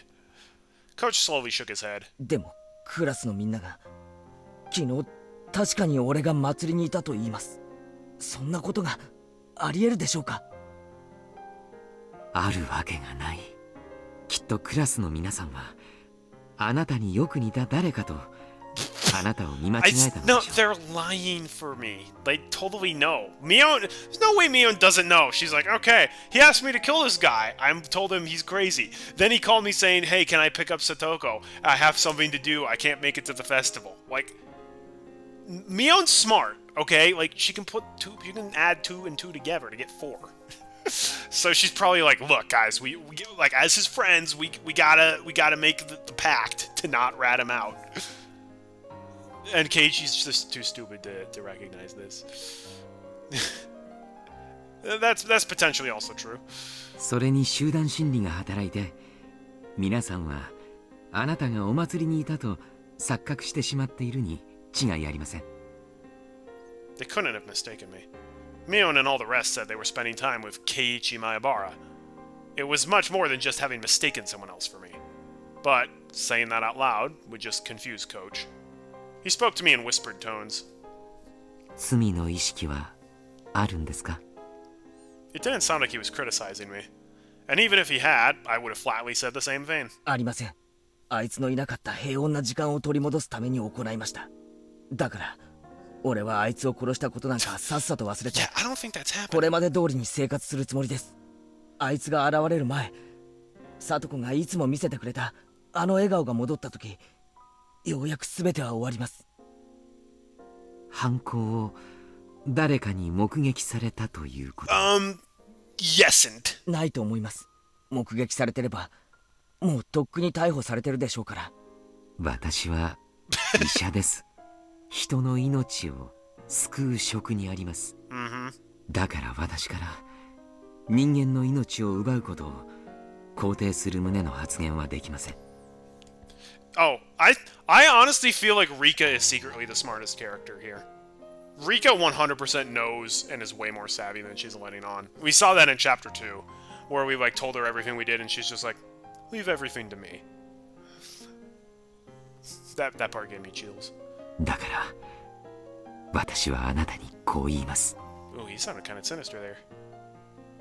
Oh, that's a Coach, man, that's a little bit too close, all right? Coach slowly rose and placed a hand on my shoulder. さとこちゃんを救ってくれてありがとう。 Coach's eyes started shedding warm tears. When I looked at him, I started to feel some tears of my own. I didn't know what I was crying for.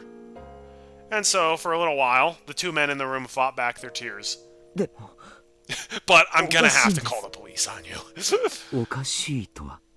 確かに殺したはずなのに There's あ no の way. 男は生きて Maybe 家 he に has an 帰ったら identical しいんです twin. Pete. Coach's expression immediately sharpened. 状況にもよりますが、気絶や仮死状態など素人が見ると死んだようにしか見えない状態もいくつかあります。 Uh-oh. その可能性は We mooshed his brains to a pulp with a baseball bat and then buried him in a watery grave. He is dead. 脈を取ったわけではありませんが確実に仕留めたと思います。前原さんが襲った時の状況を再現してもらってもいいですか？ Okay, got a baseball bat. In 2 hours, Coach rolled up a Health and Fitness week poster nearby and offered it to me to represent the bat. That's also true. We can't forget that Rika had a syringe on her, or her corpse had a syringe on her in her pocket in chapter 2. That's still a big mystery. Either Walter White is planting stuff on her to get away with his crimes, or there's something very dark going on there. Or both, honestly. Though I may have been lost to the emotions of a beast of a night, I remembered in detail the number of times I swung the bat, the angles I had swung from, and the force I had applied. That's... You remember all that, okay. Using Coach as a stand-in for the uncle, I reproduced them over, one by one. そしてあいつが足を取られてよろめいた時脳天にこう叩きつけました。その時これまでとは違った手応えがありました。 Where would Rika have gotten the sedation drugs, though? Unless she had diabetes, but I don't think she has diabetes. I think she gives people diabetes. 頭蓋骨が割れたんだと思いました。 Coach was calmly analyzing this information, using the places I'd struck and the situation at hand to find out what state the uncle's body had been in. Even if he miraculously survived, there's no way he's going back to his house. He's going to the hospital. He's not gonna like come back home with a mushed-in brain and skull and be like, "Ah, Satoko, you're the worst." So she's also hallucinating here. そして死んだかどうか自信が持てなかったので倒れた後も何度か殴りつけました。その時の反応は？初めは殴るたびに体が跳ねるような感じがありましたが、やがてそれもなくなり、何の反応もなくなりました。Shino is the male twin. Coach folded his arms and said, a few times. And then he spoke. 死んでいます。ほぼ間違いなく。それは仮死状態ではなく、前原さんの話からだけではなかなか判断がつきませんが、ほぼ、それに前原さんは死体を泥の中に埋め、結構な時間をかけて埋めていますよね。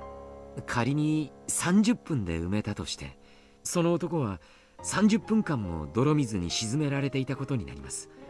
それだけの時間、呼吸が止められたら確実に脳死します。Yeah, he's dead. 殴った強さ以前に埋める過程で確実に絶命したと。そういうことです。30分間泥に埋められていて生きていられる人などありえません。ありえないですよね。でも聡子は生きてると。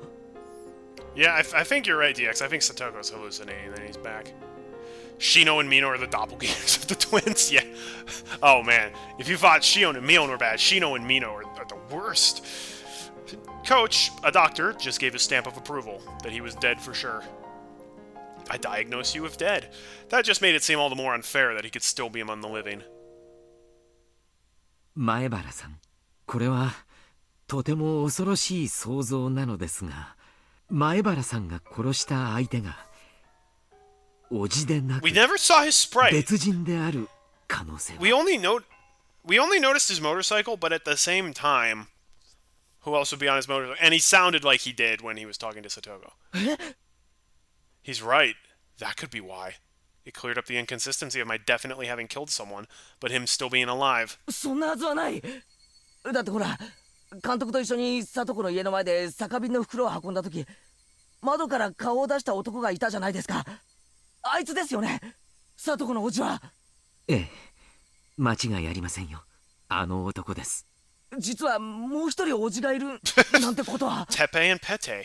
聞いたことがありません。あの男だけです。あいつの特徴を教えてもらえますか。まず身長がですね、175、もう少しあるかもしれません。Trying to do the mental conversions in my head to feet not working. In order to eliminate the worst possibility that I'd killed someone else, Coach began to thoroughly compare what the man in his mind looked like with what I told him in person I killed looked like.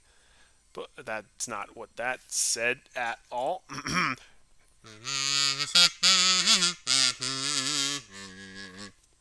But no matter how in-depth my description went, none of the characteristics differed. The uncle's traits, according to Coach, were all exactly the same as the person I'd killed. But those traits were all extremely vague, and they weren't particularly distinct at a glance. もっとこう絶対にあいつだと識別できる特 We're 徴 gonna は have あ to り dig ま up せん the か。 corpse, and then we'll get caught. そういえば、私は見たことありませんが、聡子ちゃんが昔、背中に虎だかなんだかの入れ墨がある、な The んて言 tiger っていたよう tattoo. な気がします。入れ墨。 That was really important. Not everyone had a tattoo. If I found a tiger tattoo on the back of the man's corpse, it would be proof I'd killed the right one. At the moment, though, there was one other thing that would verify this. To go to Satoko's house and see for myself that the uncle had returned home despite having died. That's what I would say you do. You and Coach should probably both go there, because that way if he isn't there and Satoko's reacting to nobody being there and thinking he's there, he can take her in and get her the help she probably needs. I don't want to trust that to Coach, but I mean, he's our only option at this point. But that was far more terrifying than digging up the body and looking at its back. Without even looking at the tattoo, I knew for sure the one I'd killed had been Satoko's uncle. I cracked his head open and killed him. And yet, he'd gone back home. There wasn't any misunderstanding or even the shadow of a doubt in my mind about having killed him. And yet, it was impossible for him to exist. Kind of like how Keiichi Maebara had been at the festival despite it being impossible. That small commonality made me feel as though a faint but bizarre force was permeating this insane Himizawa. 一体どういうことなのでしょう。前原さんはお祭りには行かず、 Like I said, 聡子ちゃんのおじさんを殺していたにもかかわらず、 this guy is remarkably calm about a 15-year-old kid being like, hey, I murdered someone. Here's exactly how I did it. He's just like, oh, okay. Well, I mean, the guy was a jerk, so I respect it. お祭りにはあなたがいて、そして殺したはずのおじさんも生きている。何がなんだかさっぱりわからないです。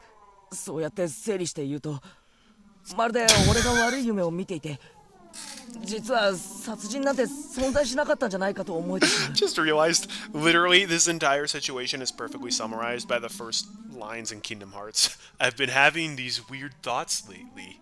Like, is any of this for real or not? でも事実なんです。この手でバットでカツンカツンと殴ったあの We are 感触 getting, は we are 絶対に getting 夢や that 幻なん siren か in じ the ゃないんで background. す。Hey, Lickens, how's it going? Coach let out a slow sigh. Then, after looking at the clock, got up. ちょっとこの話、もう少し真剣にやりましょう。ちょっと失礼して、紅茶でも入れてきてあげます。診療所も終わりの時間ですからね。What? By the way, that old guy is still sitting there. He's like, "What is taking so long, this stupid kid?" ジムの方とかも返してあげないと。Oh, he's not the only employee. That makes sense. Coach stood up and went out into the hallway, leaving me alone. The clock was about to strike 6. I was at the festival, and the uncle I'd killed was alive. Had I really committed murder yesterday? Yeah, you did! The only whisper of a fact that proved it happened was the absence of that bat from Satoshi's locker. In any case, I was glad that Coach had taken my nonsense seriously. Where did all my point redeems go? I turned them off temporarily for this stream, because I have a feeling things are going to get insane and dark, and I didn't want the more emotional and scary moments to be interrupted by people being like, talk in a weird voice, and you're lousy. So I will turn them all back on after this stream. Never fear. I just confessed to murder. Normally that would frighten a person away, but Coach didn't run. He cried with me. I was glad he did. So, like so, my tension smoothly melted away, and I suddenly realized I really had to urinate. I thought to use the restroom while Coach had stepped out. There was one across from the waiting room. The coach is gonna think we booked it. As soon as I left the room, I saw Coach and 2 male doctors wearing white clothing, standing in the shadows of the hallway nearby. I didn't particularly intend to eavesdrop or anything, but I was quite surprised upon noticing how uneasy they seemed. I wonder why! I hid behind the wall and quietly listened in. It seemed like Coach was giving directions to 2 other doctors. Uh-oh. 紅茶ですね。用意します。睡眠導入剤を入れて、種類は任せます。味はミルクと砂糖でごまかしてください。Oh no! 急激な眠気に不信感を抱く可能性もあります。興奮状態に陥って暴れ出す可能性も。その場合は取り押さえましょう。Uh-oh. Yeah, he's turning us in. 男性スタッフはまだ何人か残ってますか？山犬が1人、それに私たちを含めて3人です。What was all this? I think I was already agitated, despite what Coach said. What was it? Was it just a casual conversation? And it was only sounding unbelievable to me? This actually makes a lot of sense. Coach said that he would bring some black tea and left the room. And then, in the shadows, he was telling his subordinates to put some kind of sleeping powder in the tea? Plus, they were getting extra help, in case I thought the sudden sleepiness was suspicious and started getting violent. Hey, wait, Keiichi Maebara. Calm down, calm down. There's no way something this stupid could be happening. I mean, he was genuinely listening to my story, and he even cried with me. I thought he was the one person in Hinamizawa who would understand. You trusted Coach? That's your first mistake. This was... 作り話か虚言の兆候があり、特に昨日の記憶が完全に混乱。虚実の区別の喪失。He knows we're going crazy! Oh, he's actually going to help us. 多重人格等の精神障害に酷似しています。Okay. でも、こんな急激な精神障害の発症は普通では Maybe he saw 考 we え had られません。 reptile eyes. Oh. Yeah, maybe he's bringing us to a psych ward instead of prison. Honestly, I think Keiichi needs that. あるいは先天的、もしくは引っ越し前からそういう兆候があったのか。Honestly, this makes me respect Coach a whole lot more. 引っ越し前に精神科に通院例がないか調べたいところです。 Oh no, but he's gonna call our parents. とにかく前原さんには穏便にお休みいただきます。 The 2 doctors nodded deeply. 前原さんのご両親にも Yep, 連絡しておい knew た it. 方がいい。 That makes perfect sense. 何と言えばいいか言葉が思い Your つきません son が。 came to my clinic and confessed to murder. That's gonna be a fun conversation. 彼の自宅の電話番号を調べてください。 My eyes, still moist, began to shed tears once more. This was too cruel! I really thought he had actually understood and had believed what I told him. But now, from the other side of that wall, he was bluntly treating me like a crazy person. Well, you are. I believed you. I believed you! I had let down my guard because I thought you were the only ally I had left after that insane night. Was that a lie? All that about thanking me on Satoko's behalf. Were you just pretending in order to keep me placated? My tears fell to the floor in frustration. I was an idiot. I was an idiot! I was such an idiot for believing that bastard! I heard footsteps approaching the doctors. A man in a black shirt with no tie came running up. 入江先生、大変です。高野さんが見つかりました。Oh, they found her fake body, eh? 高野さんが一体どこに？それが山中で焼死体で発見さ I れた knew ら that しい was her corpse, or quote-unquote corpse, in the oil drum. 死んだ高野さんがですか？ The men, all surprised, exchanged glances. Dead? Takano-san? Hey, wait, so then, does that mean when I cursed her, wishing for her death, that wish was granted? He did do that. 焼死とは一体それは事故ですか？ No. 県警の発表では他殺の可能性が極めて高いと。 It's like, dang, that's like 3 murders in one night. I know she didn't actually die. As I cried, I laughed quietly. Serves you right. Serves you right. If I hadn't run into that woman, my murder would have been perfect. But she just had to come driving up to me and tried to coerce me like that. I regretted not having killed her on the spot, but now she was dead anyway. My curse, my wish for her demise, it was fulfilled! Serves you right. Serves you right! リサさんが死に高野さんが死に That's like 4 dead people. 一体ひなみ沢には何が起こっているというんですか？まさかこれが今年のお社様のたたりだなんて言うんじゃないでしょうね。 Well, you know, 3's a crowd and 4's a pattern. That's not a phrase. Like hell, I'll let the curse be real, Coach said. Well, everyone present just nodded, and Coach cursed at no one in particular. Yes, maybe it wasn't Oyashiro-sama, but this was definitely a spell. A curse! I wished for her to die. So she did! If this wasn't just a coincidence, and she died because I wished for it, then you'll die next, Coach! You betrayed me. You pretended to believe me, but deep down, you thought I was a madman. You definitely are! You're crazy! You look down at me with all that pity in your eyes. ではとりあえず紅茶の準備を。 I think Risa must be Tepe's mistress, yeah. His booty collar. 紅茶は私が持って入ります。私以外には彼は心を許さないようですからね。 Shit! What do I do?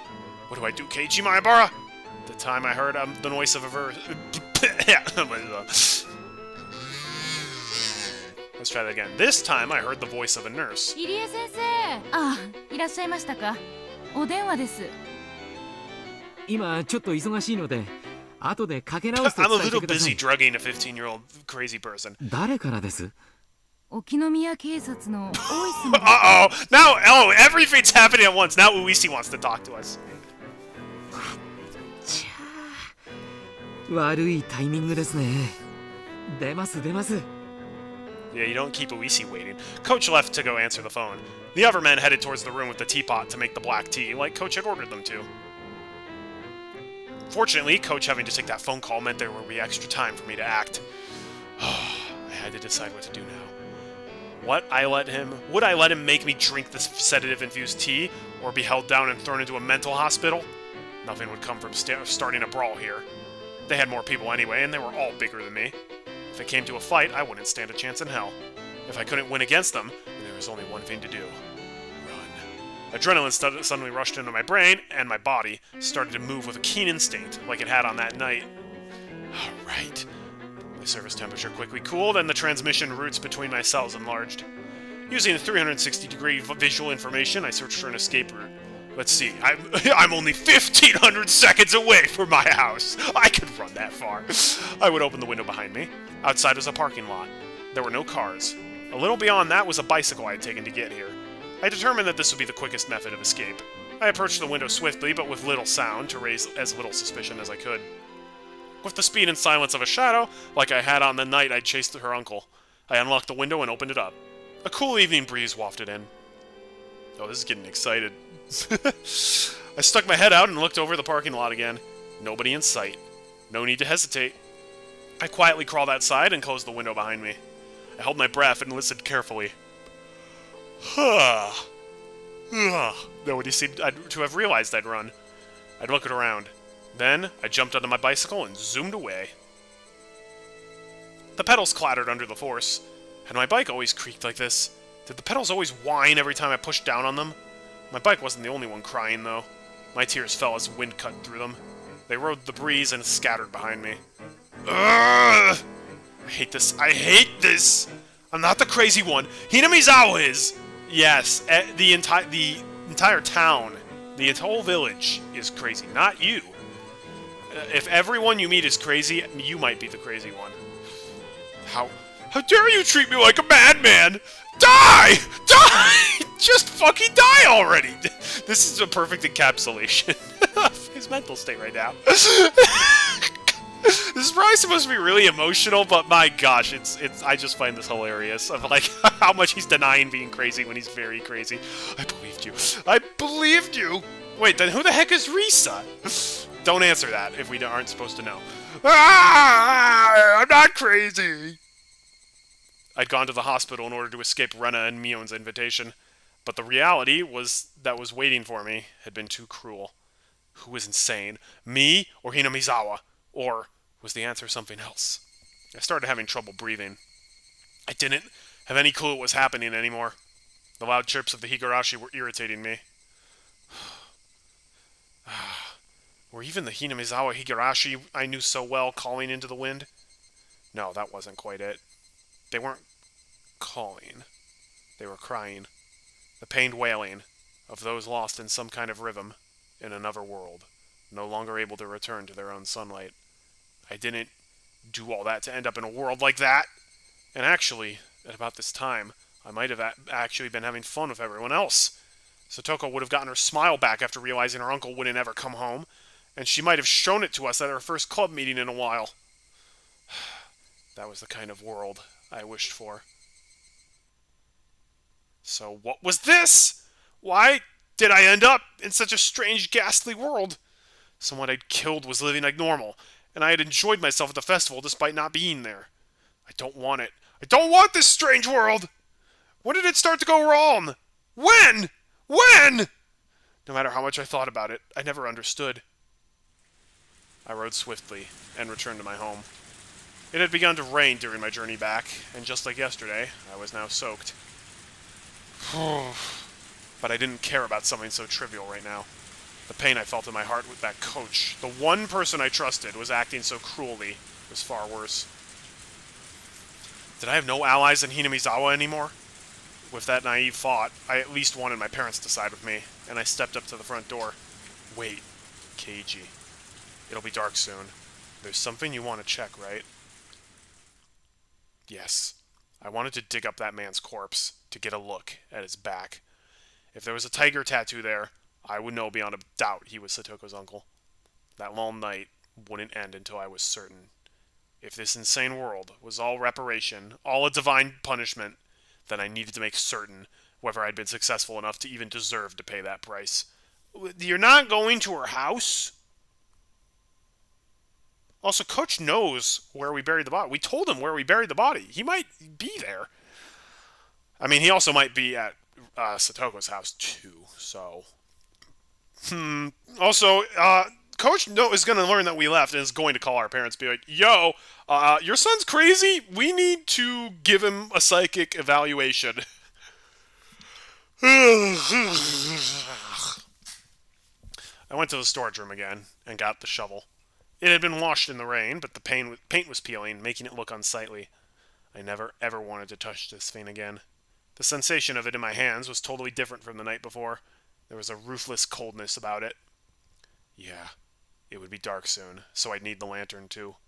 There would be a little bit of light from the street lights, but it would get extremely dark. Oh, that's right, Uisi is also probably going to be there. Oh. I thought I'd put the lantern here, but I suddenly noticed it wasn't anywhere to be found. Then it hit me like a bolt of lightning. Of course. On that night, I hadn't brought the lantern back with me. I'd left it at the place where I buried the body. If I didn't go back to get it soon, it would be very dark. And then not only would I be unable to find the spot I'd buried the corpse, but I wouldn't even be able to find the lantern itself. If that happened, it was all over. Also, if the police find it, I think it might have our name on it. Or at the very least, it's going to have our fingerprints on it, so... In order to fit the shovel in the basket in the front of my bike, I'd need to twist it and disassemble it. But it looked like there was dirt in the joints, and no matter how hard I pushed, it didn't want to come apart.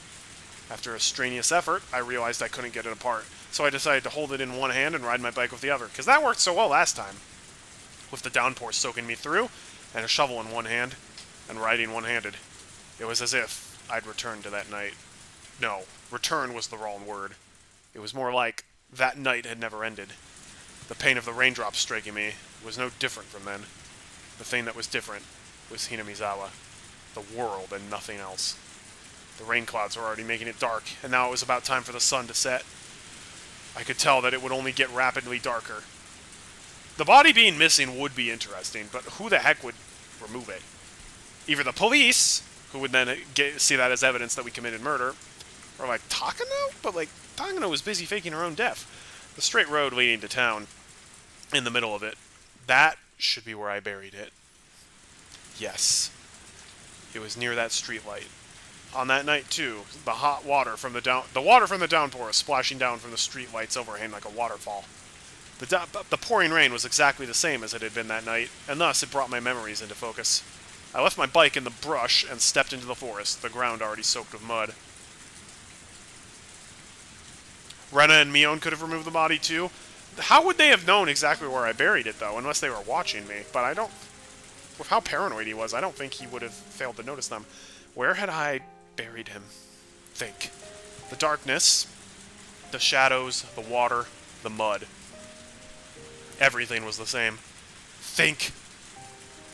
And then, I spotted the lantern by a fallen moss-covered tree. That's right. I left it right there. If I left the lantern here, then I would have buried him over here. With the sensation of standing in the sludge, my feet remembered the spot better than my eyes did. I plunged my shovel into the ground. Ugh, it's hard. It wasn't here. I just dug it up, so it should have been softer. I stick my shovel down in a few spots to test what they feel like. One of them clearly felt deeper. I recalled where the lantern was, where the trees and things were in relation to each other, and knew it had to be here. Under here slept that man's corpse. There would definitely be the tattoo of Tony the Tiger on his back. A tiger. But if it wasn't there, then I had made a horrible mistake and killed someone completely unrelated instead. I would be more dazed at the fact that Satoko's uncle wasn't dead than I would regret at having gotten someone else mixed up in this.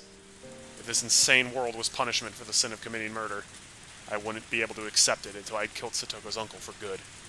And then, without any fear, I'd attack him again. And that time, I would kill him for sure. But what if the tattoo was there? That would mean I'd killed Satoko's uncle. But that would be terribly strange. If I'd killed him for sure, then who was the uncle at Satoko's house this very moment? Impossible. I didn't even know anymore what I was using the word impossible to refer to. I've used the word quite a few times today. If I had to make the words impossible fit just one thing, what would it be? That much was obvious to me. こんなおかしな世界がありえてたまるかよ I shouted, then turned behind me. There was nobody there, of course.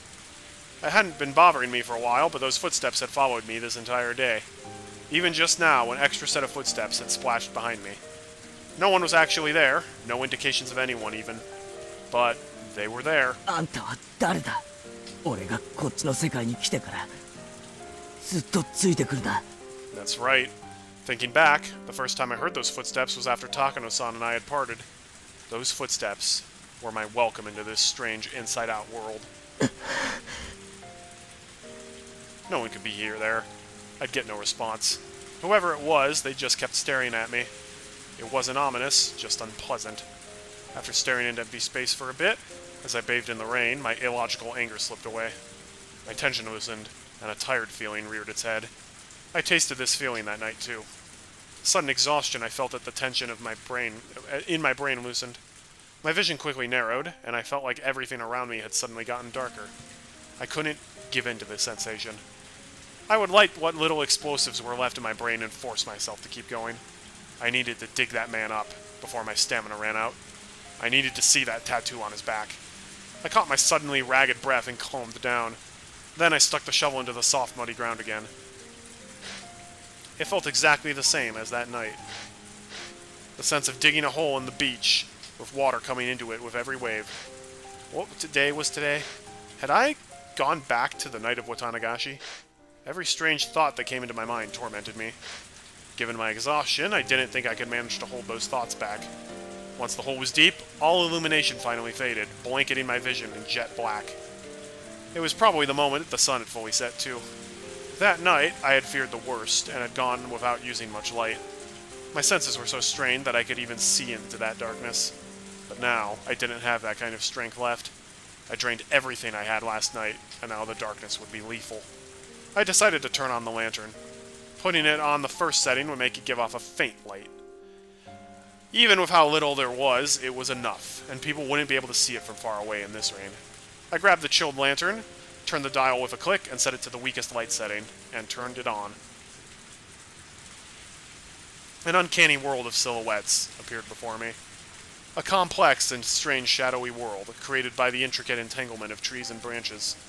I had only turned on a light, and it was like that was all it took to make the world into something else. I let out a quick, tired breath and wiped the liquid, neither rain nor sweat, from my brow. Then I raised the shovel into the air and slammed it into the mud. That moment, the silhouettes surrounding me ominously all moved at once. Inside my head, something packed in there, something coarse but not hot or cold, was loudly rushing about.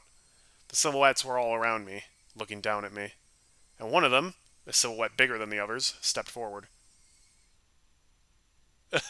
こんばんは。Hi. Hi. 月の We 綺 in 麗な trouble 晩ですね。 The coarseness in my brain shot through my whole spine and left me at my waist. The strength in my body all left me through my hips, and I crouched down with a splash into the sea of mud I'd dug myself. おいし。目上の人にはその後に3もつけると Oh, we なお so よろしいと effed. 思いますね。そうでないと大人になってからいろいろと苦労します。 Yeah, we told Coach, and he told Uisi, and they... yeah, makes sense. Why did we dig up the body instead of going to her house and checking to see if Uncle was still there? It wasn't only Uisi, but 5 or 6 of them in a row, men wearing raincoats. I had no inkling that this many people had gotten so close. I was like, once I turned on the lantern, they just appeared there, sliding out of the shadows. どうぞ私たちのことは気にしないでください。 You like Uisi's console sprite in this moment just because of his moving mouth? Well... we can turn that to that temporarily. 森の木立だとでも思って。 He opened his mouth literally 1 pixel. Don't mind them. そうです。私たちのことは気にされず、どうぞ穴掘りをお続けになってください。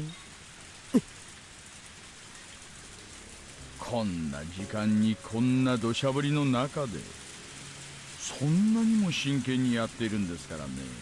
Yep. 邪魔なんかしませんよ。 He looks less burly in this one, yeah. 心ゆくまで掘っちゃってください。No thank you, I said. When I tried to get up and turn around, 2 men blocked that route. Yeah, you're not getting out of this one. They stood on either side of me and lifted me up with amazing strength, then threw me into the sea of mud. As I soaked in the mud bath I dug for myself, I looked up at the silhouettes looking down at me. Uisi squatted, picked up my shovel, and threw it at my feet for me. It bounced loudly off the mud and hit me in the face. ほら、続きをどうぞ。続きを。 Oh, well, here, we really got a hope Rena and Mion took the body. I couldn't bear the oppressiveness of the silhouettes surrounding me, and slowly I stuck the shovel into the mud again. I felt like I was digging my own grave. You quite literally are. If I kept digging, it wouldn't matter whether there was a tattoo or not, because that man's corpse would appear eventually. Ooh, it was all over. Surrounded on all sides and nowhere to go. Yep. But I just couldn't figure it out, no matter how much I thought about it. Yep, keep digging your... dig it up, oh, dig it. Why were they here? Was it Takano-san? No, it was Coach. There was only one person who could have made the connection between me and this place. You told Coach where you buried the body, didn't you? Shit! I knew it. She deserved to die! 手が休んでますよ。 Bam! Uisi kicked me in the back, which took me by surprise, sending me flying into the mud. ちゃっちゃと掘っちゃってくださいよ。雨の中で待たされる方の身にもなってほしいもんです。くそ、 Uh-oh. そんなに雨が嫌なら帰ればいいだろう。あっ、 Uisi kicked some mud into my face. 口より先に手を動かしてください。口と手を一緒に動かすのは落語家だけ。ねえ。The men around him didn't react, not knowing quite whether they should laugh. But when Uisi glared at them, they started mumbling out pained chuckles. No, there's no way she'd tell the police of how suspicious she was last night. Just who? Who was this guy? I knew the world had changed after that night. Ugh. But if I went even farther back, didn't it start when this guy showed up? Yeah, that's true. That was when our peaceful days had been taken from us. Ever since he showed up in Hinamizawa, things had been odd. Everyone stopped smiling, and the world went crazy.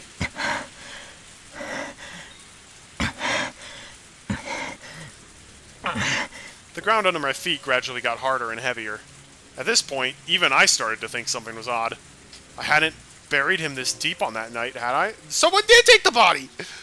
Dude, what? DX, you haven't played this before, have you? Because you're calling like every plot twist. My exhaustion peaked, and I sat down on the spot. いつまでおればいいんだよ。最近の若い人は体力がありませんね。おい。 At Uisi's gesture, the men all pulled out their own sinister-looking shovels. As I watched a daze, one of them grabbed my collar, dragged me out of the hole, and threw me to the ground. The rest of the men stepped into the hole I dug and started shoveling themselves. As I stared at them, dumbfounded, Uisi sauntered over and squatted down to look at me directly. 前原圭一さん、あなたの趣味は雨の夜の穴掘りですかな。 It's a new hobby I'm picking up. When I didn't respond, Uisi took one of the tin buckets they were using to bail out the muddy water, scooped up some of it, and splashed the whole thing in my face.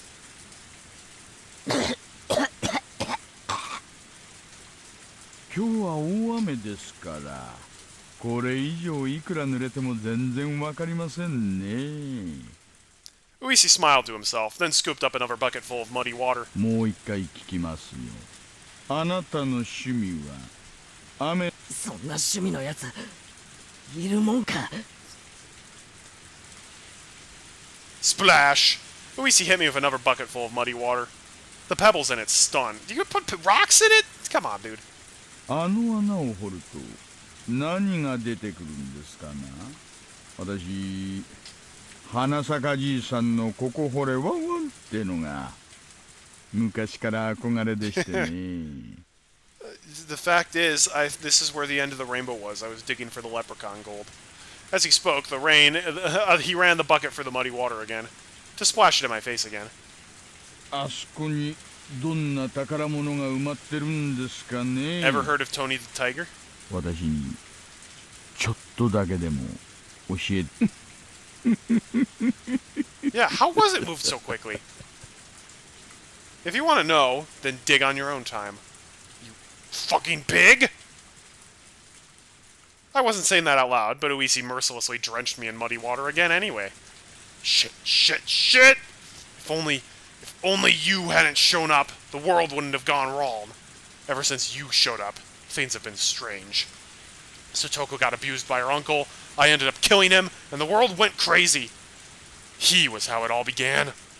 Because of this culprit. He splashed another bucket of mud in my face. My insides were seething with anger. Die. You! You die too! If I had some strange power to kill someone by cursing them, like Takano-san, then you're dead. And it won't be Oyashiro-sama's curse, it'll be mine. I'll curse you and kill you! 反抗的な目つきですね。これを機に少しそのあたりをお勉強してしまいましょうか。今は平和な時代ですがね、私があなたくらいだった頃は何でも鉄拳制裁が普通でして。おいさ。 One of the digging men in raincoats wiped some sweat off and called Uisi over. Uisi tossed the bucket away, then turned around with an evil grin on his face. はいはい、何でしょうか。これを見てください。 Acceptance, or maybe resignation. I wanted to say to them, so you blockheads finally found it. Yeah, that's right. I'm the one who killed him. But you're the police, so it's your own job to figure out who he is, right? Come on. Prove to me that he's really Satoko's uncle. なんですかこりゃ。多分古い排水管ではないかと。あそこの用水路に繋がっているようです。What? ぶっ壊しちゃいましょうか。どうせ使ってない缶でしょ。The men all exchanged glances, then hesitantly broached another topic. おいさん、もうかなり手応えが硬いです。これより深くってことはありえないと思います。掘る場所を間違えました。いえ、初めのうちは明らかに掘り返す感触でした。ですが、このくらいを掘った頃から急に硬くなりまして。Well, isn't that curious? I wonder what's going on. Anyways, I'd like to go home and eat some food. 多分、もともと掘った穴よりも深く掘り進んだのだと思います。じゃあ、つまり何ですか。This is very creepy, yeah. ここには穴があって、皆さん、そうおっしゃるわけで。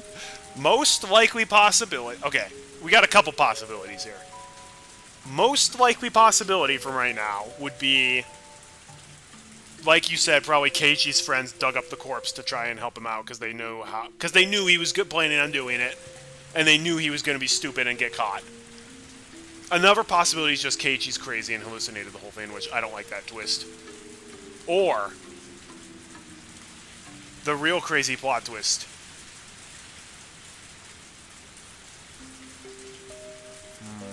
The real crazy plot twist. Coach saved us. Coach had a change of heart and somehow dug up the body here before we got here. Or maybe Takano did. I don't know. Or Shion did.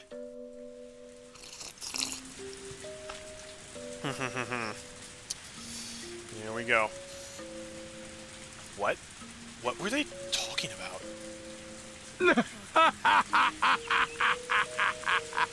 こりゃ参ったな。ねえ。I'm telling your boss that you threw mud in my face for no reason. 前原さん。Uisi grabbed my collar and dragged me to the huge hole they dug. The mud inside was like an ocean, and I couldn't see any drain pipe down there. One of the men stirred it with a shovel, letting me hear it clang against something hard. There was no doubt I'd buried him right here. But I hadn't buried him this deep. I didn't dig deep enough to unearth an entire drain pipe. Mion called her Yakuza to take care of the body. Possibly. Fourth option, zombie. that would be a possibility. Fifth option, the white mage casted life. So then, this man, his corpse, where was it? Proof that I'd been successful on that night, was gone. Gone! Then what on earth was I? Was I actually crazy after all? Or just possessed by the delusion that I'd killed someone? That couldn't be. It was the unmistakable truth. It couldn't have been a hallucination. But now, the most important evidence that it had been an illusion was gone. I killed him. I buried him. I had absolute unwavering confidence in that fact. Ultimate plot twist, it was Teacher. Then, did I fail to kill him? After I left here, had he started breathing again, crawled out, and got back to Satoko's house? Was that it? There's no way! I had come here to see it. Whether he had a tattoo or not. And yet, the truth I unearthed was far more than that. Yesterday? What was I? I killed him. I buried him. There was no doubt. Is he going to be like, police, this doesn't make sense. I killed him and buried him here. They're like, thanks for telling us. We got a confession. But for some reason he lived and crawled back out. And that was impossible too. Oh, I'm so tired of hearing the word impossible over and over. I get it. I get it. Dead people don't like to play by the rules here in Hinamizawa. Then I'll kill you as many times as I need to. I'll keep killing you until you never show your face to Satoko again. Uisi and the others were muttering to each other. Eventually, their conversation ended, and Uisi came towards me. What did he want to say? What did he want to do? I stiffened, tensed up, and then Uisi just ignored me like I wasn't even there and passed right by me. The other men, too, they ignored me and shuffled away. They're not even going to make me go to the doctor and be like, bruh, you're clearly crazy. Wow, alright. Eventually, there was no longer a sign that anyone was around, and I returned to my quiet world of silhouettes. The only one left there was me. Only the sound of the pouring rain filled up the silence.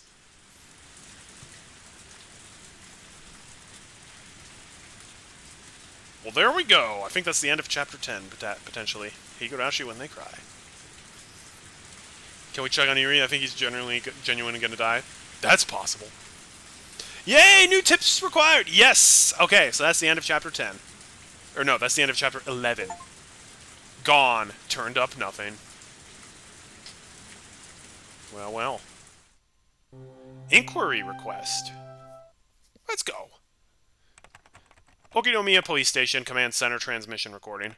June 20th, 8:08 p.m. こちら沖宮 PS 感度良好です。車両ナンバー紹介をお願いします。獅子骨歯の4344。Ooh, good luck with the Pirates Fortress. That's an interesting part. 副将獅子骨歯の4344。少々お時間もらえますがよろしいですか？ What happened to the dead body? Gone. Reduced to atoms. Oh, ultimate plot. Thanos snapped him. It's only supposed to work on living people. No, he snapped a corpse. お願いします。 Number match. Shishibone H4344. Owner, redacted. Address, redacted in Hinamizawa Village, Shishibone. Vehicle, make and model, redacted. Theft reports, none. Special mentions, nothing of note. 沖宮 PS より大石社どうぞ。先ほどのナンバーが判明しました。大石社どうぞ。大石社応答願います。あれ？電波悪いのかな。大石社応答願出ませんね。大石さんが車両紹介？誰の車だよ。村人の車ですね。至って平凡な。What's it, Takanos? 何者だよ。大石さんが聞いてくるからにはただものじゃないんだろ。突起事項欄は完全に空欄ですね。S 号指定もなし。Not related to the Sonozakis. 減点もなしだし。バッシングでもされて腹が立ったんじゃないの？あの人。Oh, he's the guy who's like, you passed me. That's an insult. Great. He's running a plate check on somebody, though. Ooh, he's dead anyways. Well, we don't know that. Record of malice. Ooh. He said it smelled. He said I was stinky. He said the food smelled. He said it smelled because I smelled. He said I smelled because I don't take baths. He said to take a bath 3 times a day because I was a smelly person. He said I had to stay in the bath for a long time every time. He must be possessed by something, too. This is the same thing the man who died said. Why does he know what the man said before? That much is obvious. The same thing that possessed that man is now possessing him. Can't a sudden earthquake make a big hole in front of the house? If it did, he would definitely go and look into it. And then I just have to push him in. I won't give in until I get that chance. I won't give in. I won't cry. I won't give in. I won't cry. Someone is apologizing again. Uh-oh. I think that's Satoko, and if she's hearing someone apologizing, she's going crazy too. Okay.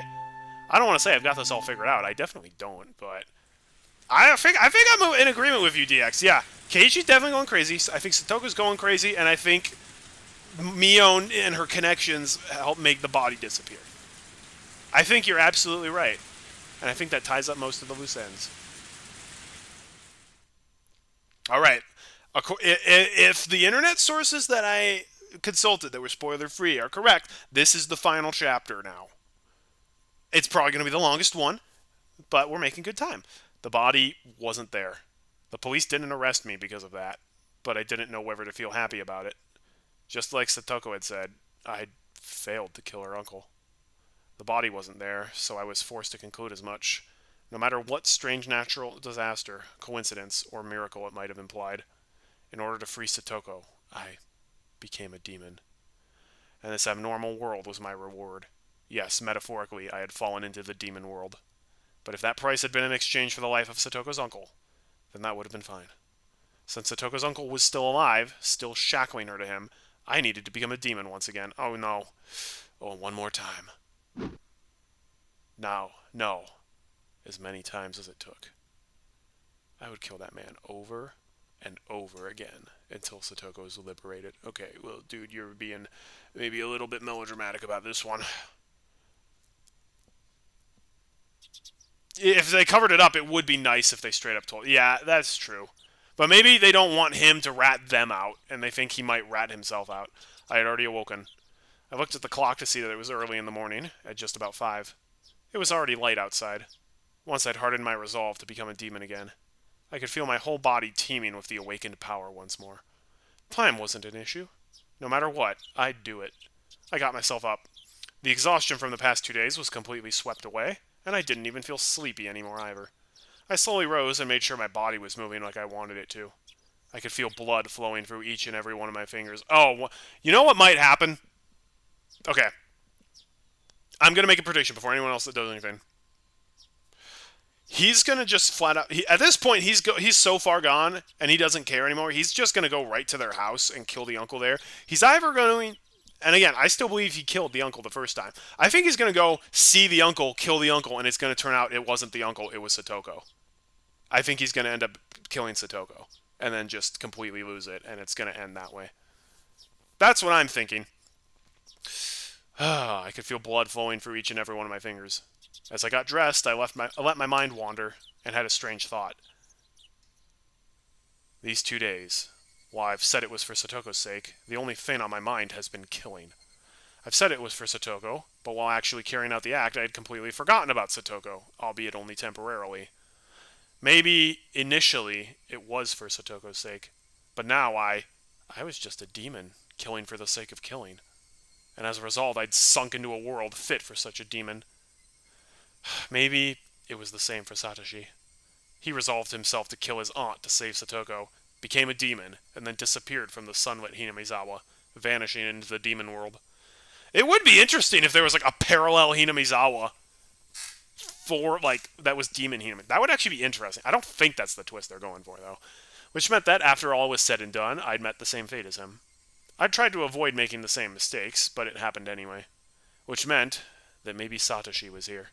Satoshi had come to this world a year before me, so he would be here somewhere. We crazy. Then, surprised, I stopped walking. The tip said something about pushing someone into the ground or off a cliff. I think Satoko was referencing... I thought when I was reading it that she was referencing finding a way that she could kill her own uncle. I guess I don't know for sure, but that's what it sounded like to me. There was the second set of footsteps I'd grown so used to hearing. お前、ひょっとして、サトシなのか? The empty, lifeless air wouldn't give me an answer. But I felt a strange kind of relief, that there was someone there, that Satoshi had stuck with me the whole time. Let's go, Satoshi. Once more. This time we will set Satoko free for sure. I don't think you're going to. I quietly slipped out of the house so my parents wouldn't notice. If they caught me now, ahead of when I'd been out way too late for 2 days now, they'd give me a really angry talking to. I'm sorry, but what about Coach calling our parents and the police station that we are crazy and that he wants to give us a psychiatric evaluation? Did Coach just forget about that? Was Coach like, oh, I'll tell the police. I'll tell him that he escaped and that he's crazy and that he killed somebody and they'll take care of it. And then Uisi's just like, man, I don't care. I just want to find a body, bro. Oh, my gosh. Yeah, that's true. If Satoko went crazy and she wanted to kill someone, like, nothing would really stop her. She could definitely get some fatal traps going. If they caught me now, well, yeah, they'd give me a really angry talking to. I didn't have the time to allow for that to happen. Today, I would put an end to it. If the dead body disappeared, then I didn't have to bury it. I could just burn it to ashes, then take them with me, so I could kill again every time he resurrected. I'd do it again. I'd kill him again. And this time I'd set her free. Outside, the morning light was so beautiful as to stagger belief. Unless Eerie died that night. I don't think so. Why? What would have killed him? The police? Why would they do that? I went to the storage room to find weapons with which I could kill him for sure. Blunt or not, it didn't matter to me. Right now, I didn't need to care whether someone saw or if the police came. This world had gone crazy after all. A world where I'd shown up at the festival and had fun, even though I wasn't there. Even if the police arrested me, I'd probably end up going right back home as if nothing had ever happened. Both me and this other Keiichi Maebara. Even without me, he'd fill in. I could vanish from Hinamizawa without anyone noticing. So basically, I didn't care if I was mistakenly killed. Even if I died, Keiichi Mayabara would remain. After all, this isn't the world I belong in. If I was going to be killed mistakenly for Satoko's sake, then that was just part of my duty as her nini. See, normally I would be criticizing how stupid he is, but I know he's legitimately going insane here, so, I mean, I've just kind of accepted it. I know, like I said, if Coach just didn't make creepy jokes about underage kids' skin, then he would literally be one of my favorite characters. And those desperate thoughts became serious, and the morning air felt more refreshing to me, strangely enough. これは怖いな。こいつにするか。It was a hatchet meant for chopping thick firewood. Wait, that's what Rena had. Its hefty steel blade was sinister, almost as though it was a tool meant for killing people. At least he's not dead. I mean, like, they couldn't get a transmission signal from him, but that doesn't mean he's dead. I couldn't exactly take it out in public like that, so I wrapped it a little in some old newspaper and tossed it into the basket on my bike. Plus, I don't believe he has the ability to make a wish for someone to die for that to actually happen. That was just coincidence that it happened with Takano because she was going to fake her own death anyways. 連日悪い用事に使ってばかりで悪いな。 The poor bike doesn't deserve this. 今日も頼むぜ。俺の足。I apologize to my bike for some reason. For the past 3 days, I've only used it for dangerous things. I'd been riding this bike ever since I lived in my old town. I could walk most places I wanted to go, so I hadn't used it all that much. My mom had bought it for me when I entered cram school, thinking it would be a convenient way to get to the station since it was far away. So I'd always used it to get back and forth from cram school. I'd only ever put textbooks and class materials in the front basket, too. I'd never tried to put a hatchet that I'd be using to kill someone in there. You haven't? You should try it. When I came to Hinamizawa, life finally felt fun. I met the best friends ever, and had some of the greatest times ever. Those times might have been shattered now, but it was my greatest wish that I could get them back, even if I had to risk my life to do it. That's how fun those times had been. I killed someone. And now that I was at it again, needing to kill someone. Murder was a crime. I didn't believe that people should ever think murder was okay. But still, the times I had were enjoyable enough for me to commit such a crime. My friends were irreplaceable, and the time spent with them a treasure. Hanging out, laughing, sometimes tricking each other, but always in a friendly way. I didn't fear committing any crime, as long as it was for the sake of taking back those times that gave my heart so much pleasure. It is interesting he feels this strongly about his friends. Like, I appreciate that. That's also something foreign to me, because I feel like no matter how good friends I am with someone, I'm not going to commit murder for them. Maybe that would change if I ever had, like, a daughter or something, but yeah. Yes. This was a value that I decided to uphold. Well, again, that's possible. Maybe he did die. Wow, like, if so, literally everyone's dying. This is almost as bad as Chapter 2. It wasn't something I learned from a school teacher. It was a noble path that I chose for myself. I thought back to when I'd first come to Hinamizawa. About how on the very first day, Satoko had welcomed me via a blackboard eraser with a rock in it. That welcome really surprised the heck out of me. She would laugh, get angry, cry. She was never boring. She was obviously the most childlike one among us. Boom, boom, boom, boom. But she was actually lively, full of vim and vigor, and good at meddling in other people's business. That went for Mion, Rena, and Rika, too. Yay! Friends near and far away. Wasn't Satoko the one at the center of everyone's laughing and banter? Satoko would try to look cool. Then Mion would make fun of her endlessly. Then Satoko would cry, which would put Rena in a state of ecstasy. Rika would be greatly delighted. And I happened to get mixed up in it. We would always fool around like that. It was lonely when someone wasn't around, but if I had to name one for whom it was the worst, it would have been Satoko.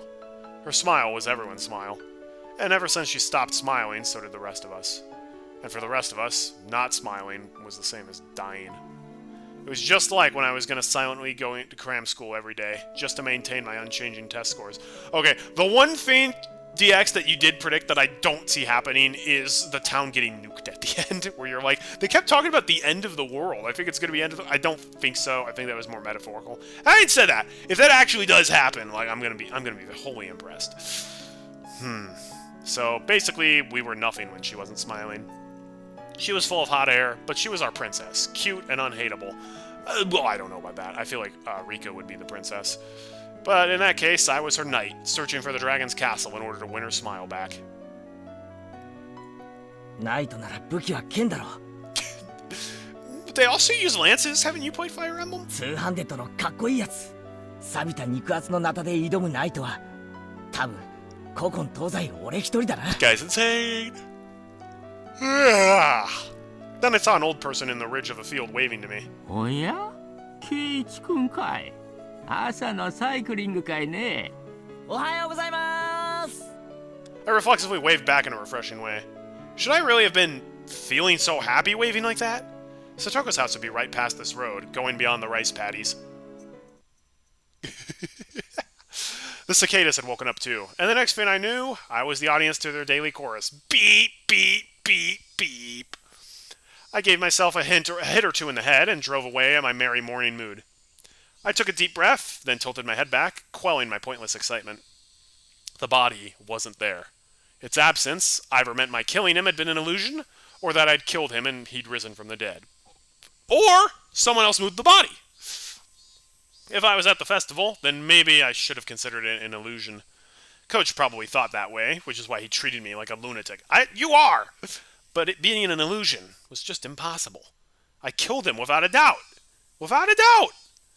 If that had been an illusion, then that would make all of this Hinamizawa I was in right now an illusion.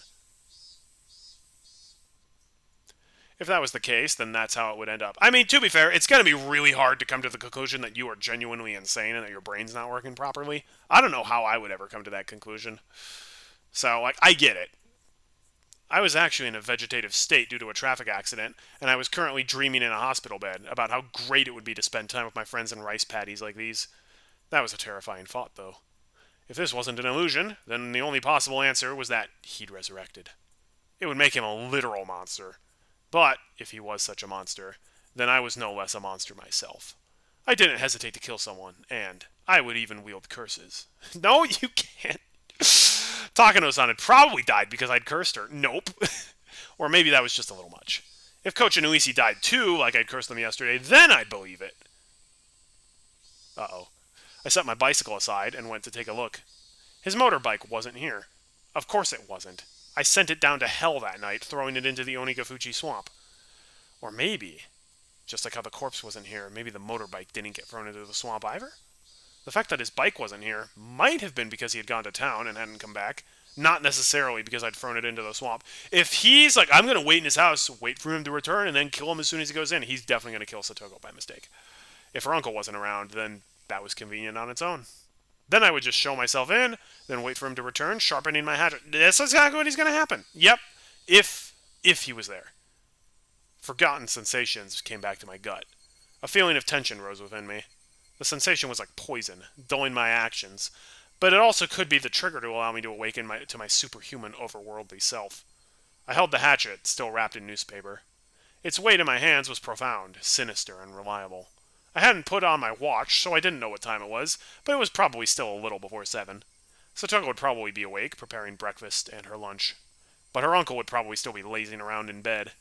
A guy like him would probably have stayed up late drinking, and probably always slept until noon. I considered ringing the doorbell and having Satoko open the door for me, but if her uncle woke up at the sound, I'd waste my chance of him still being asleep. If Satoko saw me sneaking around inside without ringing the doorbell, she'd be surprised. If I ran into her, what would I say? I've come to kill your uncle for you, so stay quiet. No, I couldn't do that. That would be like making Satoko responsible for his death. Be quiet and go wait outside. Maybe that would do it. How would Satoko react to that? She would probably try and get me to give up on killing him. I would have to lie somehow to get her to go outside. Satoko didn't need to know that a murder was going to occur in this house. I couldn't quite think of a good lie to tell her, but I couldn't do much just standing around like this. What if he just sees Satoko? Does he think he'll be... Yeah, well, it's still wrapped in newspaper, so she might not know what it is. I made up my mind and grabbed the doorknob. You're so stupid. I get it, he's insane. Then slowly turned it and pulled. It wasn't locked. The gap between the door and the wall steadily grew larger. Why didn't he lock the door? I mean, I say that like he's alive. The chain wasn't even on. The oppressive smell of life in Satoko's house hit me. At the entrance, there were a few pairs of shoes and sandals. I couldn't tell whether he was there or not just by looking at them. I could hear a television on somewhere. The television was in the messy dining room. Oh, doesn't this look like a picturesque place to live? There was food scattered around the table, giving an impression decidedly different from a happy family's mealtime. Meals were for eating food while thanking the person for making it. Meaning whatever occurred in this dining room wasn't a meal. Nobody in sight. No sign of anyone either. But with the television on, he must have been close. Could he have anticipated my coming and be hiding, waiting for me? The tension I felt was so thick, so tight that I thought it would choke me. The newspaper wrapping the hatchet's thick blade didn't hamper its power at all. I tightened my grip on it, then very carefully took a look around. Where had those peaceful feelings from before I arrived here gone? Even the sound of the sweat bubbling up on my brow got on my nerves. Is it really going to be over this quickly? And then, I looked at the table and realized something. This wasn't breakfast. The grains of boiled rice were all hard and dried up. Then, was it last night's dinner? I left the dining room, keeping vigilant, went down the hallway, and found the stairs on the second floor. When that man was playing with his friends, he looked out of a second-story window. It was highly possible that room was his own, and that he slept there. I tiptoed up the edges of the stairs, quietly climbing, without making a sound. I couldn't hear any kind of snoring. I didn't hear anything up here. I went through a few rooms, slowly and quietly opening the paper doors, checking inside. But I still couldn't find anyone around. To search more efficiently, I got down on the floor and pressed my ear up to it. I could hear the television in the dining room, and a low hum, perhaps of boiling water. It was then that I started to harbor some feelings of suspicion. This house wasn't right. It seemed like people had been here since the TV was on, but it wasn't normal for nobody to be around this early in the morning. I silently descended the stairs and went back into the dining room. I looked at the food scattered about. Completely dried up rice. An overturned bowl of miso soup. The package for a side dish bought at the supermarket. I could tell Satoko had definitely been the one who made this. The food was far from Mion's perfection or Renta's gentleness, but it was sincere. Judging by how she cooked for me at my house, and from the type and amount of side dishes, I deduced the meal was from last night. The numbers stamped into the food package read 830620. Is that Satoko taking a bath? Maybe. June 20th, 1983. That was yesterday. And there was food for two, which meant that this was last night's dinner, and Satoko's uncle would have been here then. Or Satoko's crazy and thought her uncle was still there and bought two meals and made them. Stop it, Keiji. Don't even think about saying the word impossible again. Anyway, her uncle was here last night. That much was the truth. I don't think it was. He had found fault with Satoko's food, thrown the bowl of miso soup and flung the rest everywhere. Hidden deep within my feelings of calm and composure was lit a flame of anger and a curse. Should I have ever shown this man any mercy? Bump. I heard the sound again, the one from before, like a water boiler. What was it coming from? The first floor? But where? The bathroom, maybe? I could hear the noise coming from the other side of the frosted glass at the far end of the changing room. It had to have been the sound of the water boiler for the bath. Steam was enshrouding the glass door, and the heat from it was leaking into the changing room where I was standing too. Oh, it's foggy! He's not going to be able to see! My misgivings deepened. People didn't normally take a bath this early in the morning. Lay off! If one did, then it would mean that in this house, time had been stopped ever since some moment last night. Was it being reheated? The water boiler in the bathroom had been active this whole time. I checked in the clothing basket and saw Satoko's familiar uniform stuffed in it. The uniform had stains of dried rice stuck to it. Certainly not something she could wear today. It was probably from the miso soup at the dinner table yesterday. I looked hard at the frosted glass, but I couldn't see anything through all the steam. And then, an electric surge ran through my mind, and a terrible premonition came over me. Could she?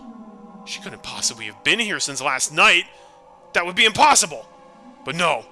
In Hinamizawa right now, nothing was impossible. I gulped audibly, then quietly pulled aside the glass door. Why? No! No!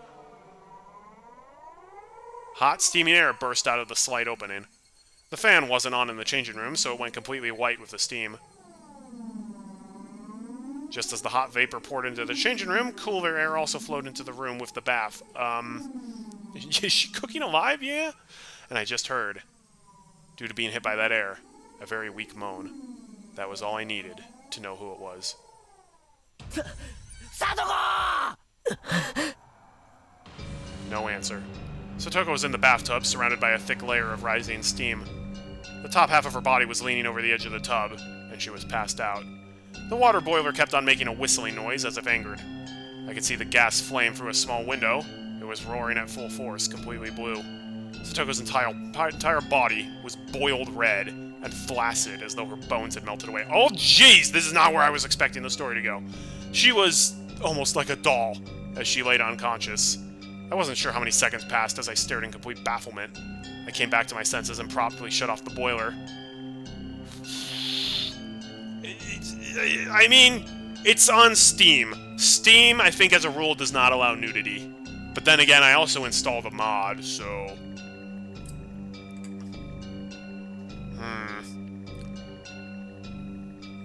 No, I don't really need to look at that again. You know, just in case, I have a black screen here that I can switch to, if necessary. Alright, I dragged her out of the bathtub. The water in it was as hot as the water in public baths. Was she in this boiling water for the entire night? She'll die. She'll die! Satoko's body was lighter than I expected as I laid her on the floor and wrapped her in a towel. I went back into the bathroom and opened up the vent, creating a path for a cool breeze to come through. Upon the breeze hitting her, Satoko moaned again. She is alive!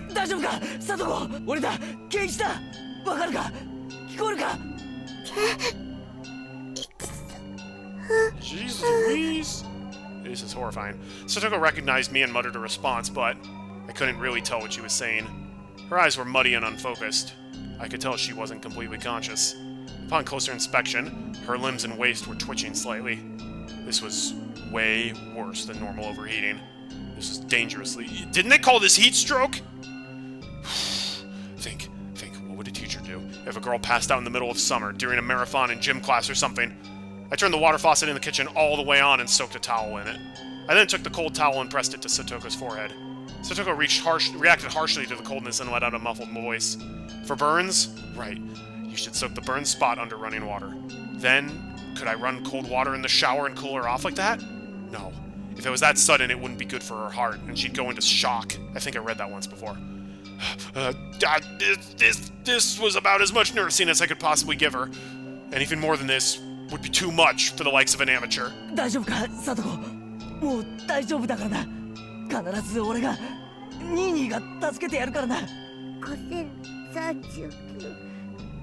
What? No, Satoko, it's 1,500, not 5,000. What was Satoko reciting under her breath? I brought my ear to her mouth to better make out the mysterious spell-like words she kept saying, and at that moment, I understood what they were for. Satoko,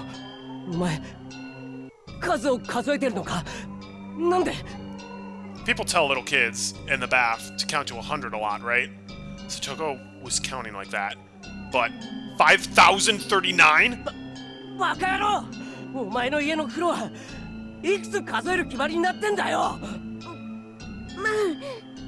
the crud? I doubted my ears, and I doubted her common sense. I doubt your common sense, too. To 10,000?! This explains the hint we got. Apparently her uncle was telling her that she's smelly and needs to take longer baths, and that's probably what she did.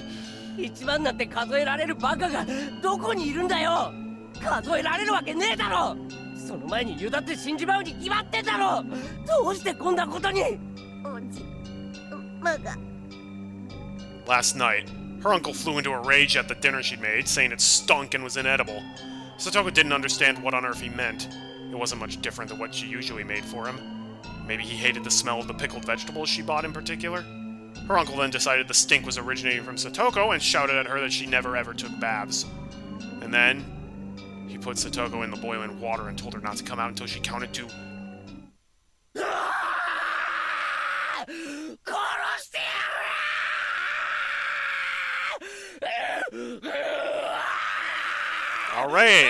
Alright, Keiichi, that's an impressive scream you did there. Okay, you can stop now. Wow. You gotta give it to whoever voice acted Keiichi. He gave 110% to this. I snapped and exploded. Yeah, you didn't need to tell me that! I heard it. Raising the newspaper-wrapped hatchet, I stampeded for the house. I searched for anything, traces, signs, smells, vibrations, heartbeats. With a war cry, I raced up the stairs with such force I could have stomped a hole through them. Then I found the futon in the room I thought to be her uncle's, and well aware he wasn't sleeping in it, I bashed it with the hatchet. Yeah, I mean, that is true. That is true. Did he run into the closet? I'll bust the entire closet down, door and all! And if he's not there, maybe there's a secret door. Here's Keiichi! Any switches or levers in the walls here? Okay, just don't accidentally kill Satoko. That would be bad. I smashed into wall after wall with the hatchet, crushing them.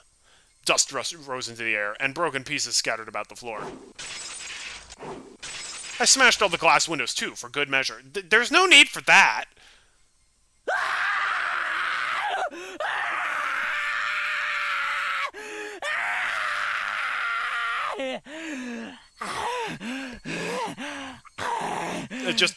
This is the guy who says, "How dare the coach think I'm crazy? I'm completely normal. He's crazy. The world is crazy." Let me show you how normal I am. After I destroyed everything beyond recognition in her uncle's room, my reason finally kicked in and suppressed my emotions. Anyway, her uncle wasn't in the house right now. I'd have to leave killing him until later. Right now, I had to do something about Satoko. I went back to the changing room. Satoko was still lying limp on the floor. There was nothing more than an amateur like me could do for her. I needed to take her to the clinic. Coach had treated me like a lunatic yesterday and tried to lock me up in a mental hospital. I never wanted to see his damn face again. But still, I needed to go to the infirmary.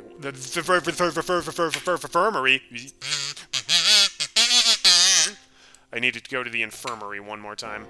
I needed to have a doctor look at Satoko. I thought about putting her in the dirty uniform lying in the laundry basket, but I had no experience dressing someone, so it would be pretty difficult. Shit! I don't have time to be wasting here. I eventually gave up on clothing her and decided to carry her in her bath towel. Okay, at least she's got a towel on. The clinic was close to Satoko's house. It would be way faster to carry her than to call 119 and get an ambulance. Not to be confused with 911. I threw the biggest towel I could find over her and prompted her to stand. 立てるか。俺が診療所までおぶって行ってやるから。ありがとう。ですわ。Her words sounded clearer than before. She was starting to come back. I cried tears of relief just knowing she'd improved even a little bit. Satoko turned over so she was lying on her face, and then put up a weak struggle to get up on a knee. Okay, maybe it's not going to end right away. I thought Chapter 12 was going to end, like, immediately, because I thought for sure he was going to kill Satoko accidentally, but maybe he still will, but at least not now. I smoothly swept her up and put her on my back. The towel I put on her seemed like it was about to fall off. Oh, I'm sorry, but I'm not parading you outside in the nude. すぐ着くから。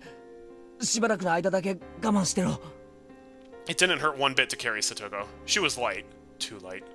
The lightness actually made me uneasy. Outside, it had gotten hotter, as though eager to attack Satoko.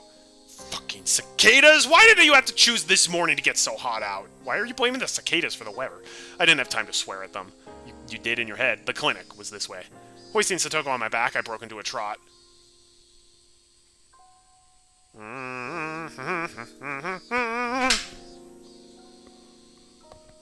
Jeez, I almost broke my chair there.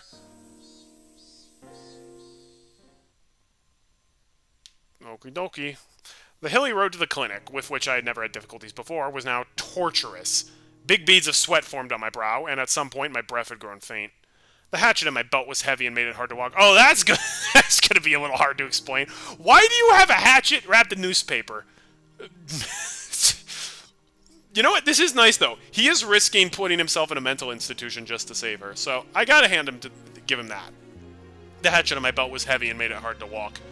I considered leaving it, but I couldn't let it go. At least not while Satoko's uncle was still breathing. He's not, though. The signboard for the Erie Clinic came into sight, but I quickly noticed something was odd, so I stopped. Several red and revolving lights were flashing at the clinic. 3 police cars were parked in the parking lot with their lights on. There didn't need to be much else to inform me that something had happened. Oh no, did Coach actually die? I didn't want to see Coach, so I'd planned to leave Satoko in the clinic waiting room and give the receptionist a message. Oh! But with that police officer Luisi here, I couldn't go inside so carelessly. Hi, Satoko. It's, yeah, that's a rough one. Oof, I don't like that one. Oof, I really don't like that one. You got her bruises there. Yikes, I don't like any of these sprays. いますですわよ。 I gently put Satoko in the shade of the thicket. わからない。様子を見てくるから、しばらくここにいろ。レディをバスタオル1枚でこんなとこに置いてくなんて。 I get that he doesn't want to be put into a mental institution, but he probably should at this point. それだけ悪態がつけりゃ大丈夫だ。I'll be right back, I added, getting to my feet. Cautious of my surroundings, I hid myself behind a car and got closer to the officers grouped at the clinic's entrance. I overheard an officer wearing a necktie, probably their leader, and a white-robed doctor having a discussion about something. The doctor didn't seem to be Coach. It was one of those who Coach told to make the tea yesterday. じゃあつまり最初に見つけたのは朝当番のあなただったと。それでどんな感じだったんです？事務室の所長席のソファーに座って居眠りをしているように見えました。で、机の上に水差しと空き瓶になった睡眠薬があったんで、 What the heck? あなたはすぐに睡眠薬で自殺したんだと考えたと。それで高熱と瞳孔の拡大に重度の意識障害も見られました。睡眠薬中毒の典型的な重症例だと思いましたので、直ちに対応に入りました。There's no way this guy killed himself to... No, he didn't believe Keiichi. He thought he was insane. 警察も救急も呼ばずに？ Coach, I knew you had issues. I didn't think you had, like, suicide issues. ここは病院で私は医師ですよ。生命が危険な状態にあるなら、直ちに治療して当然です。Based. ああ、まあいいからいいから。それで呼吸が不正常だったので、人工呼吸を施し He ま might し not た。 be dead. 合わせて呼 He might 吸 just be 刺 mostly 激薬を dead. 投与。効果が出なかったので、人工呼吸器の準備をし。ああ、はいはい。それでつまりいろいろ頑張ったけど結局ダメだったと。そういうわけですよね。通報は死んでから直ちに？はい。Oh no, he's dead. 救うことができず、とても残念です。Just then, a radio in one of the police cars started to buzz, producing a broken mechanical voice. こちら本部、こちら本部。小宮山さん、聞こえますか？どうぞ。もしもし、小宮山です。ああ、お疲れ様です。睡眠薬での自殺みたいですね。遺書の類はなし。Bruh, there's so many people dead. Suicide? What the heck were they talking about? Someone had committed suicide at the clinic. But who? I wished Takano-san dead and she died the next day. And yesterday I wished Coach was dead. Then, could he have... 普段から睡眠薬を常用していたとかは？あまり知りません。日頃疲れたとか死にたいとかそんなこと言ってました？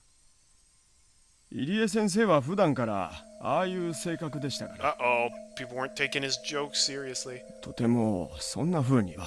Oh, no, never mind. So, I was right, Irie-sensei. They were talking about Coach. Coach killed himself. Why would he do that? There couldn't have been any reason he wanted to die. The only reason that came to mind was that I wanted him dead. This world was insane. If I wanted someone dead, they'd die. That was the kind of world this was. Then, what about Uisi? What happened to him? If people really died because I wanted them to, then something should have happened to him too. そちらに応援が向かいました。課長からそちらは応援に任せて大石社の捜索に戻るとのことです。Uisi drove off the road in a fit of road rage and died. 了解しました。じゃあすいません。Oh, is this becoming Death Note? こっちに今応援が来てるそうですから、現 But 場は without こ the のままに note. しておいてください。 It's Death Note without the note. It's just death. おい、行くぞ。The officers nodded and split up into the patrol cars. Did they just... Wait, did they just say searching for Uisi's car? Searching for his car. That meant he'd gone missing? Takano-san, Coach, and Uisi, when I wished for it, the very next day, they disappeared. No matter how angry you were when you said you wished someone was dead, it didn't normally happen. Everyone knew just wishing for it wouldn't make them dead, and that's why people could utter such curses so lightly. But the curses I uttered were being granted. At that time, I hadn't even been walking, and yet, tap, I heard a footstep. And it wasn't the only one this time. Tap, tap. They came from behind, and they stood right behind me, reaching a hand for my shoulder. Would you mind? 事なんですの？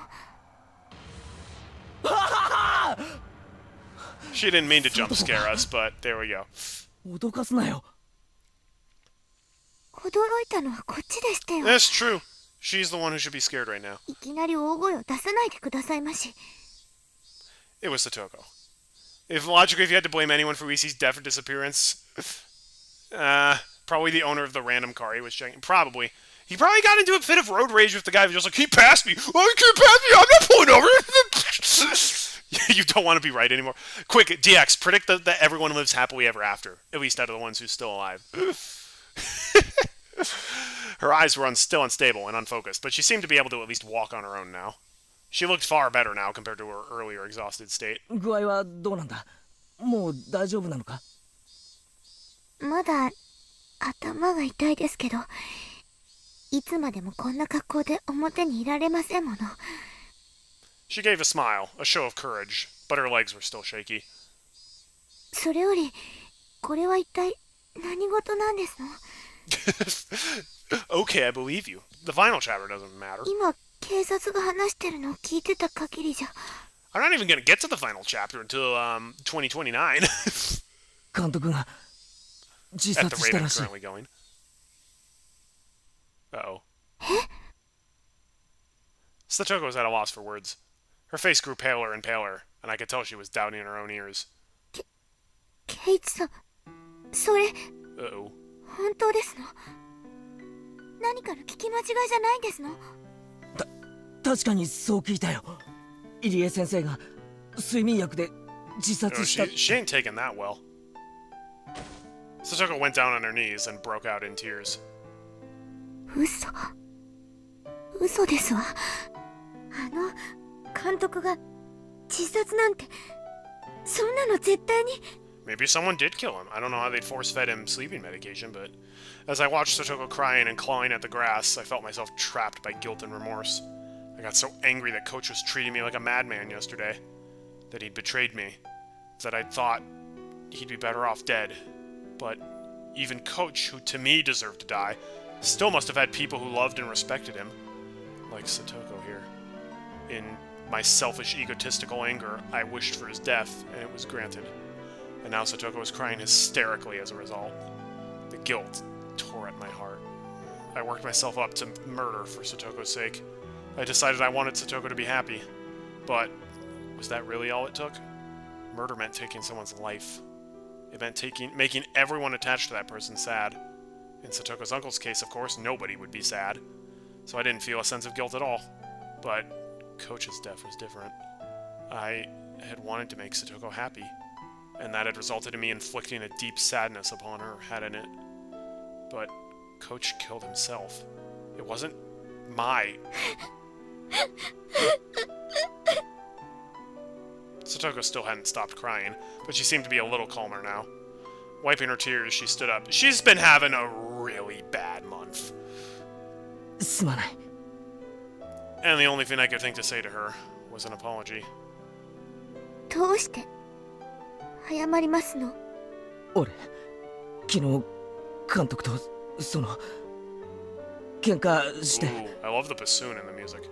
お前なんか死んじまえって呪ったんだ。呪ったから本当に死んじゃって。 Satoko looked at me dubiously for a few moments. Eventually, her expression softened, and she interpreted my words in her own way.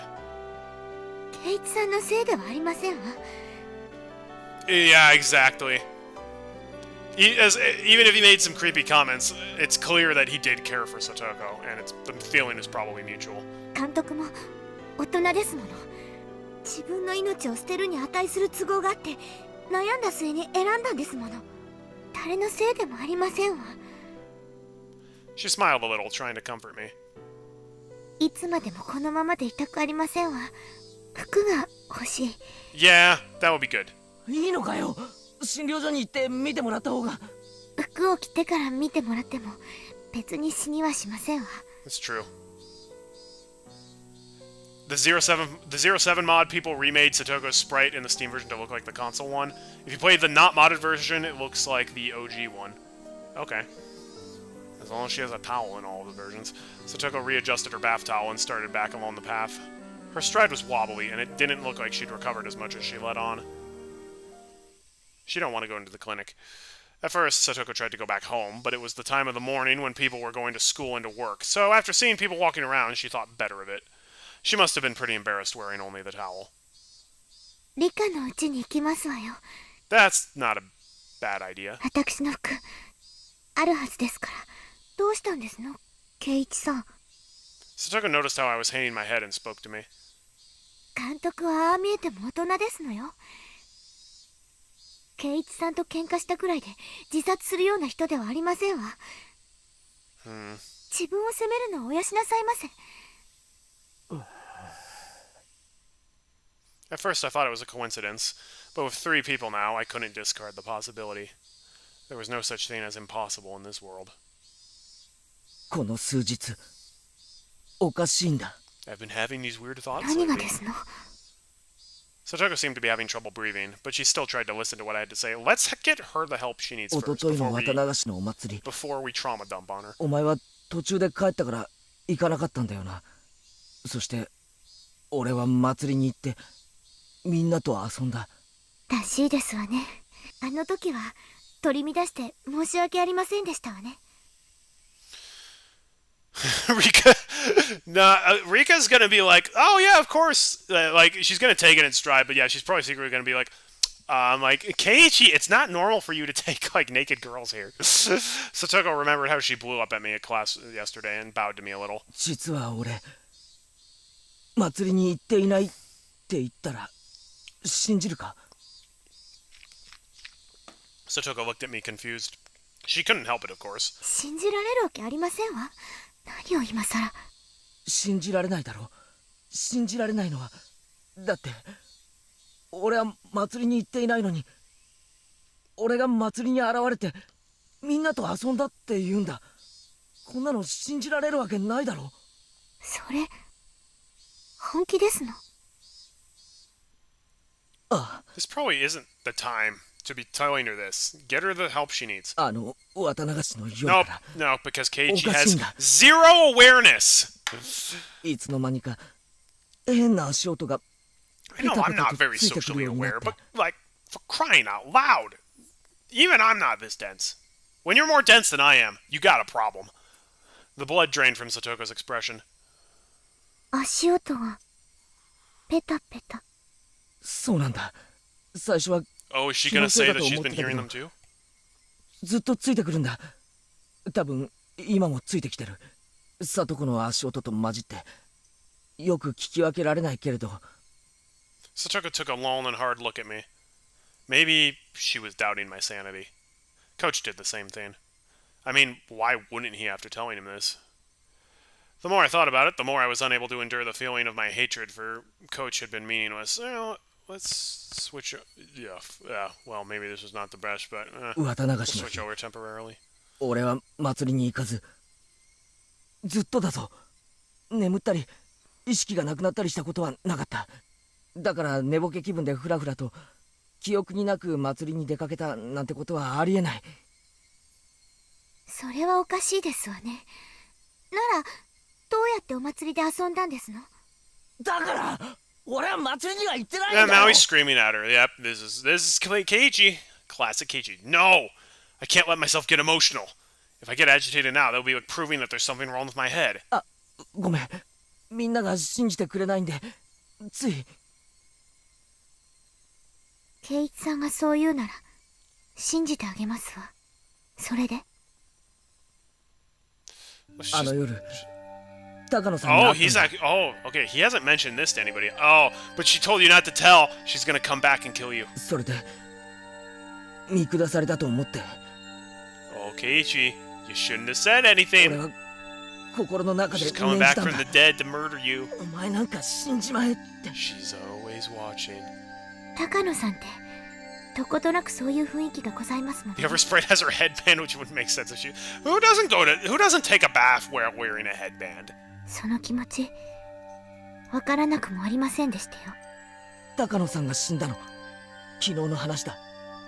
どこかで焼け死んだらしい。それ Why are 本当ですの？ this poor girl has been through enough. Just get her clothes. Don't bother her with all of this nonsense. 死んだんですの？ You can tell her later, but now is not the time. 俺が死ねと願うと次の日には死んでるんだ。それから警察の大石ってやつも知ってるか？ムカつく太った Who are you calling fat? He grabs us. Oh, he's alive! Satoko nodded a little. さっき警察が話してるのを聞いたんだが、どうもあいつ実は昨日あいつにも死んじまえって念じてたんだ。それ本当の話ですの？嘘じゃない。俺だって信じたくないけど本当の話なんだ。高野さんも監督も大石も俺が死ねと念じたら本当に死んでしまったんだ。 For a little while, Satoko was at a loss. A long silence ensued.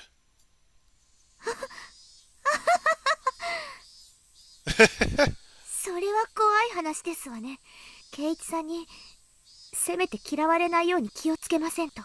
Is it confirmed that Tomatake and Takano were a couple? Or are they just like photography buddies? それだけじゃない。もっとおかしいこともあるんだ。I also don't know what Takano's deal is, but she's got some screws loose. それは Oh, お前の oh, he's just gonna come out お and じ say なん it. だ。おじさまの話はやめてくださいましな。 Yeah. 昨日いたんだろお前の家に。あの人の話はやめてくださいます。 Yeah, come on, stop it, 嫌 dude. なんですの。ありえないんだ。あいつがいるわけがないんだ。 In chapter 1 they were dating? Okay. やめてって言ってますのよ。いやあの男が綿流しの夜以降言ったってだって。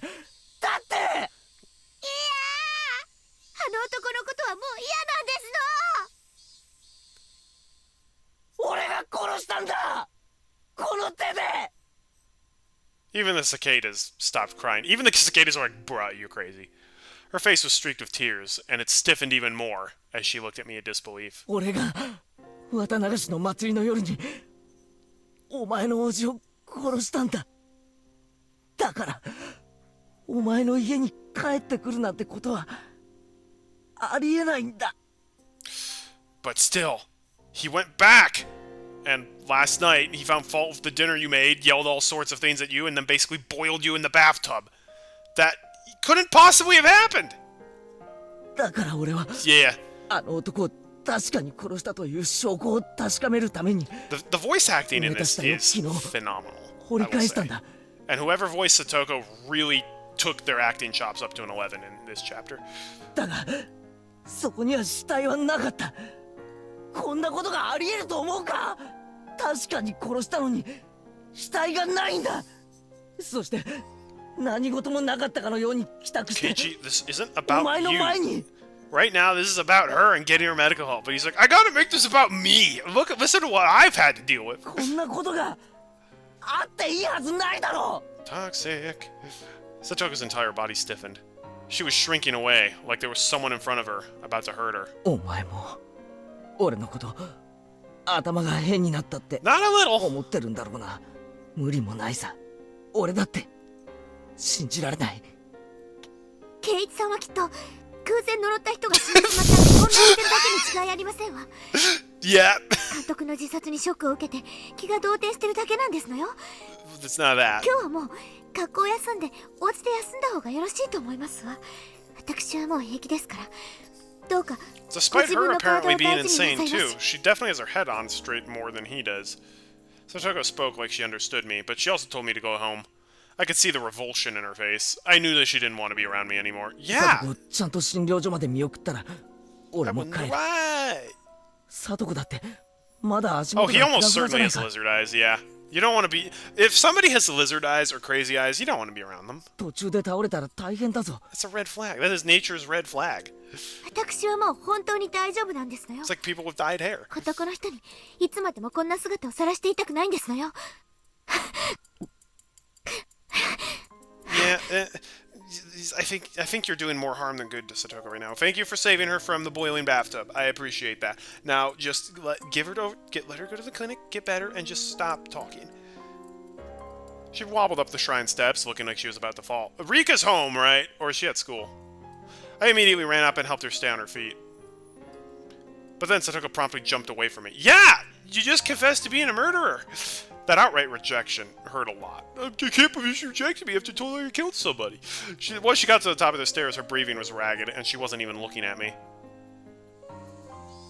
Get someone who's truly intelligent. Get Rika here. At this point, I was being ignored. Well, it was more like she didn't want anything to do with me. It really was a feeling of rejection. And that hurt my heart more than any blade could have. This was the path I chose for her sake. To be treated like this at the end of it all was just so saddening. Don't be naive, Keiji Mayabara. You never wanted to be repaid in the first place. You didn't do it so that Satoko would thank you. You did it so Satoko would be happy. And that was what led to this ending. Rika's house was a disaster prevention storehouse used by this town council. Ooh, it looks swanky. If you went past it, a little further through the shrine grounds, you'd apparently reach the back of the assembly hall. Satoko was heading there, walking quickly, with gravel under her feet crunching as she went. Did she want to get there as soon as possible, or did she just want to run away? I couldn't tell. Probably both! And then, I heard the vigorous sound of wings flapping. I turned around and saw a crow. I hadn't seen many crows since coming to Hinamizawa. I saw them a lot in my old town, though. On garbage day, they'd flock to trash collection points, peck through bags with their beaks, drag out the contents, and then have a feast. As I was remembering that, I saw a few crows flocking around the Shine's donation box. Hey, crows! That's the poor box! And I thought, how terrible it was for someone to leave a garbage bag in a place like that. The cicadas quieted. Breathing stopped. Thoughts ceased. Even time came to a halt. I ran over to where the crows were flocking. I ran there in order to drive a horrible idea out of my mind. I definitely hadn't wanted this. There's no way I would ever wish for this even by mistake. This was not. Is she dead? When I noticed the vicious approach, the crows all flapped upwards, fleeing into the sky. When the crows' big black bodies flew away, they exposed the garbage bag. Farts!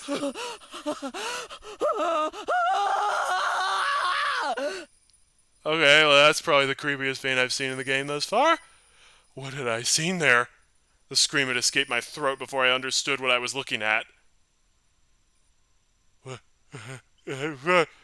What's this? Satoko came over as well, realizing something had happened. And she looked over my shoulder.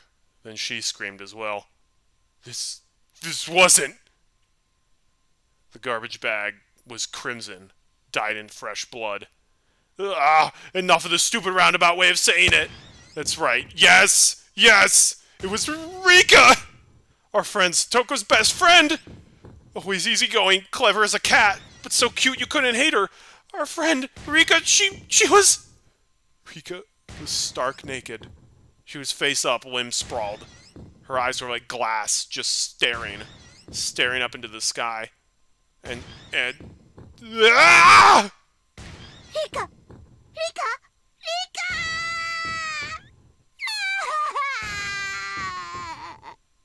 Satoko broke down crying on the spot, and yet she still couldn't approach her friend's remains. The crows had gone through the garbage bag and dragged.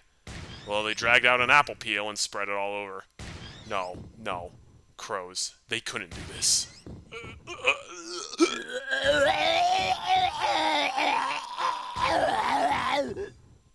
On the spot, I started vomiting. That is actually, for once, that's actually an appropriate reaction. The sour taste became a bitter one, and I threw up over and over again. Rika,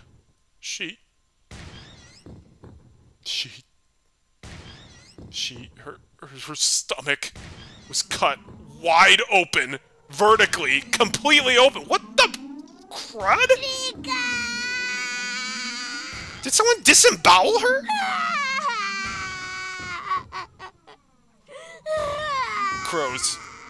Crows couldn't have done this. And from her open stomach,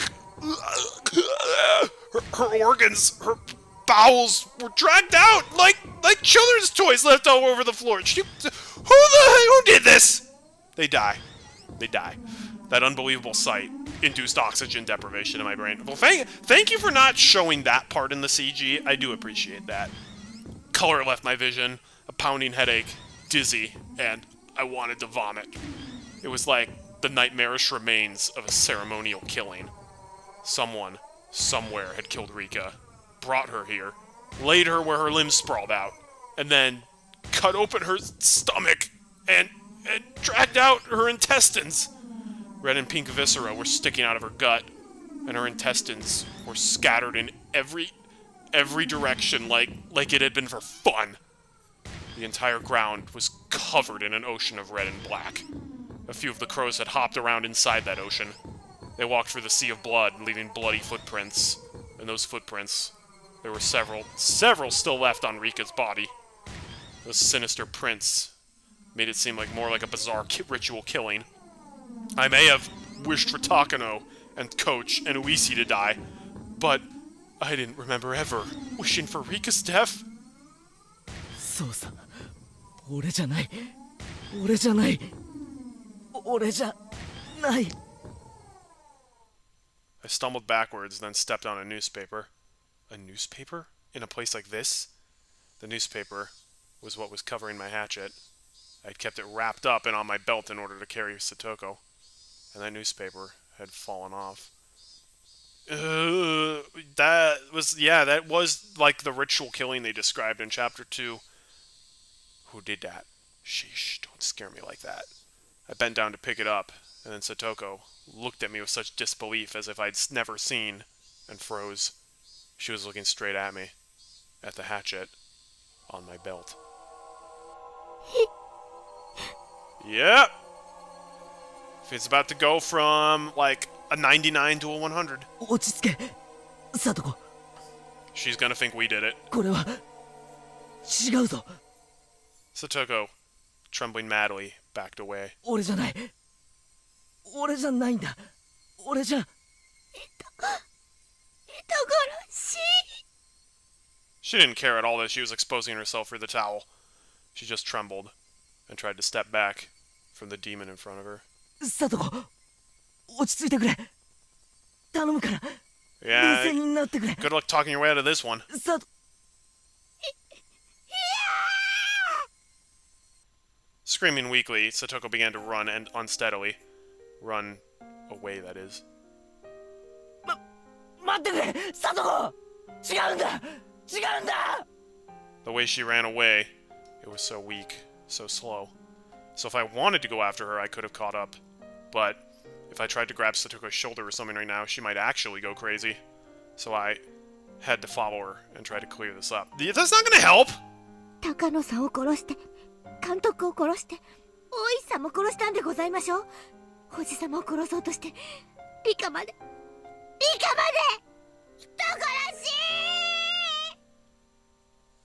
し。違う、俺じゃない。俺は殺してなんかいない。何を言ってるんですの。あなたさっき自分で言ったじゃありませんの。死ねって、死んでしまえって。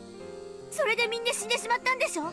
It's a reasonable conclusion to come to for Satoko. 俺は死ねって思っただけで別に。自分で何をしたか記憶に残っていないんでございましょう。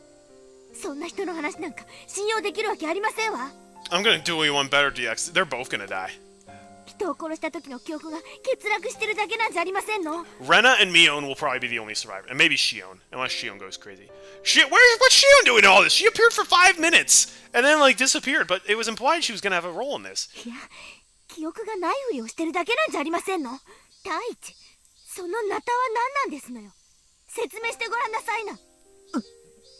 これは。Yeah, you're done, ほら son. ほら、ケイチさんは殺人鬼じゃありませんの。 Oof. I'm glad that they removed that from this version, because that, I feel like, is just unnecessary.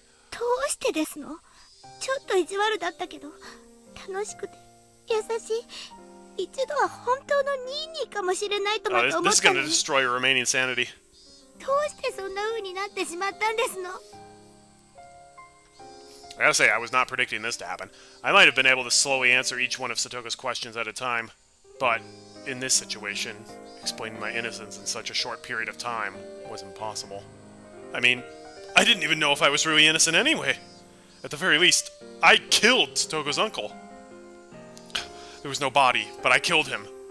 Without a doubt. At that point, I was far from innocent. And I wish Takano-san, Coach, and Uisi were dead. And that curse of mine was granted. When I wished for Takano to die, I didn't think of it as anything more than a normal thing you'd say to someone you didn't like. But then she actually did die, and I realized that if I wanted people to die, they could. And, hoping it would happen again, I cursed Coach and Uisi to the same fate. So, even ignoring Takano's death, Kocho and Uisi's were completely premeditated crimes. Was I a killer, just like Satoko said? Was I unable to distinguish between illusion and reality, and turn into a demon without remembering it? Becoming a killer who carried out Oyashiro-sama's curse? No, that couldn't be. It was impossible. Ah, damn it! The very word impossible was impossible in Hime no Maezawa right now! How many freaking times have I said that word these past 3 days? Satoko had started crying again, and was walking unsteadily. At first it felt like she was still running, but now it was like she was walking away crying from someone bullying her. どうしてこんなことになってしまったんですの? I don't know. どうして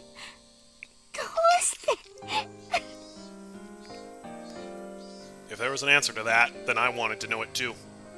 Why? Why had it turned out like this? ニーがいなくなってずっと寂しかったけど、圭一さんが転校してきてくれて、またみんな明るくなって、楽しくなって、毎日が光ってたのに。 So I guess this is why her sprite is not here, because in the original version she was naked here. Thank you, Steam, for removing that. Yeah, she was right. Those days were bright and beautiful. And yet, it multiplied how messed up the situation was. I don't need that to add even more messed up situation. I don't need that. After that, Satoko and I shouted the exact same thing. The cicadas were sneering at the spectacle, our strange game of tag. Ah, shut up, shut up, shut up! Eventually, I heard the murmuring of a stream. The forest parted, and a suspension bridge appeared. I don't like this! Someone's gonna fall off of it. Either intentionally or accidentally. Satoko was crossing dangerously, wobbling as though she might fall off at any moment. Yeah, she gonna fall off? And when I stepped onto the bridge, it swayed a lot, causing Satoko to stagger and fall on the spot. 大丈夫か、Satoko?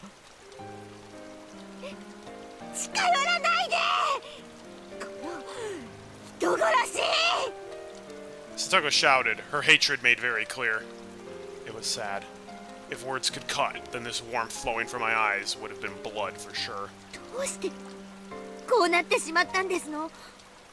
ケンチさんのこと大好きだったのに。 I wanted to go up to her and give her a hand, but the distance between us was uncrossable. If I got any closer, Satoko would start shouting again, and say things that would hurt me deeply again. I think Satoko's gonna fall here, so I think Satoko's gonna fall, and then Keiichi's gonna completely go off the deep end and just start killing people because he can, and be like, yeah, kill me, get me out of this world! So I couldn't approach any closer to than this. Satoko, 俺にもなんでこうなったかわからないんだ。でもこれだけは言える。リカちゃんを殺したのはそれだけは絶対に。いい加減なこと言わないでほしいですわ。自分の記憶にも自信が持てない人が何を言ったってどう信じればいいって言うんですの? It's fair. I tightened my hand into fists. This was mortifying. I wasn't crazy. You are. Hinamizawa was crazy, ever since I wandered into it, lost on that one night. This insane world. Where I was at the festival when I wasn't, and the uncle who I killed was alive. Where death would just come by wishing for it. It was this world's fault. Mion and Rena started acting strangely, like they were possessed by something too. And Coach wouldn't believe anything I had to say. And even Satoko, who I should have protected, was yelling at me like this. Was the price for killing a man supposed to be this high? Was I really going to be forced to stay in such a bitter world? I did the right thing! At least I wanted to! So then... why? I hated it. Every time I asked why, the days Satoko and I enjoyed in peace went so wrong. サトコ、信じてくれ。俺は人殺しじゃない。では、そのナタは何なんですの？納得のいく説明はできまして。このナタが怖いのか？ Probably? じゃあ捨てるよ。それなら安心だろ。Satoko didn't nod, but she seemed to be in agreement with the proposition. I clumsily took the hatchet out of my belt, then dropped it over the side of the bridge into the stream below. It falls on Rena's head and kills her. 捨てたぞ。これで話を聞いてくれるな。武器を捨てたぐらいで気を許すと思いまして。Yeah, you're still way... yeah, like, she's still in an extremely vulnerable position right now. 圭一さんほどの方なら、私を素手で絞め殺すなんて簡単でしょうに。Like hell I would ever want to kill Satoko. You idiot! じゃあどうしたらいい？両手を頭の上で組んだらいいか？そうですわね。両手を頭の上で組んで、後ろを向いてくださいます。Ooh, is she gonna push us off? That would be interesting. It was a cunning plan, much like the one she used during club activities. Or, what she might try to do, she might try to lure us into the part of the mountain where she has all the traps set up. That would also be interesting. Putting my hands on my head and turning away would mean I couldn't attack Satoko very easily.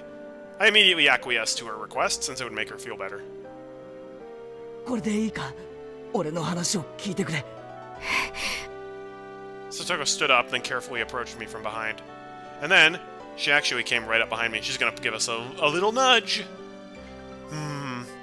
Not to kill the mood, your neighbor just gave me her leftover candy. Nice. Congrats. She was so close, and yet I was so sad that I wasn't allowed to turn around. 圭一さんが悪くないのは、なんとなく、うすうす分かっていましたわ。She's definitely gonna give us a shove. 多分、あなたは何か悪いものに乗り移られただけなんですの。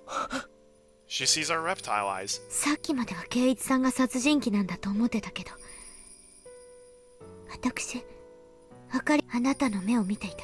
Yeah, we're reptile eyes. I could hear that Satoko was still crying, but her voice was gentle just the same. 圭一さんが人殺しなんかするわけがない。圭一さんの体を何か悪いものが乗っ取って悪事に駆り立てただけ。Actually, Satoko, sometimes people can just do evil things. Was she speaking literally right now? Or was she trying to admonish me? I couldn't tell. 思えば、ひょっとすると、あの人たちも圭一さんと同じものに乗り移られていたのかもしれない。あの時は殺されるとしか思わなかったから、そこまでは考えが及ばなかったけど。What? 今ならわかる。あれは乗り移った何か悪いものの仕業だった。サトコ、何の話だ？ It was less like she was talking to me, and more like she was talking to herself, like she was confessing at my back. わかってるんですの。私、身に覚えがないわけじゃないんですのよ。True. Satoko's voice started to become mixed with sobs. Her pained voice tore at my heart, but I didn't know what Satoko was talking about. 西宮殿の屋根によじ登ったことがありますの。何年も前のことですわ。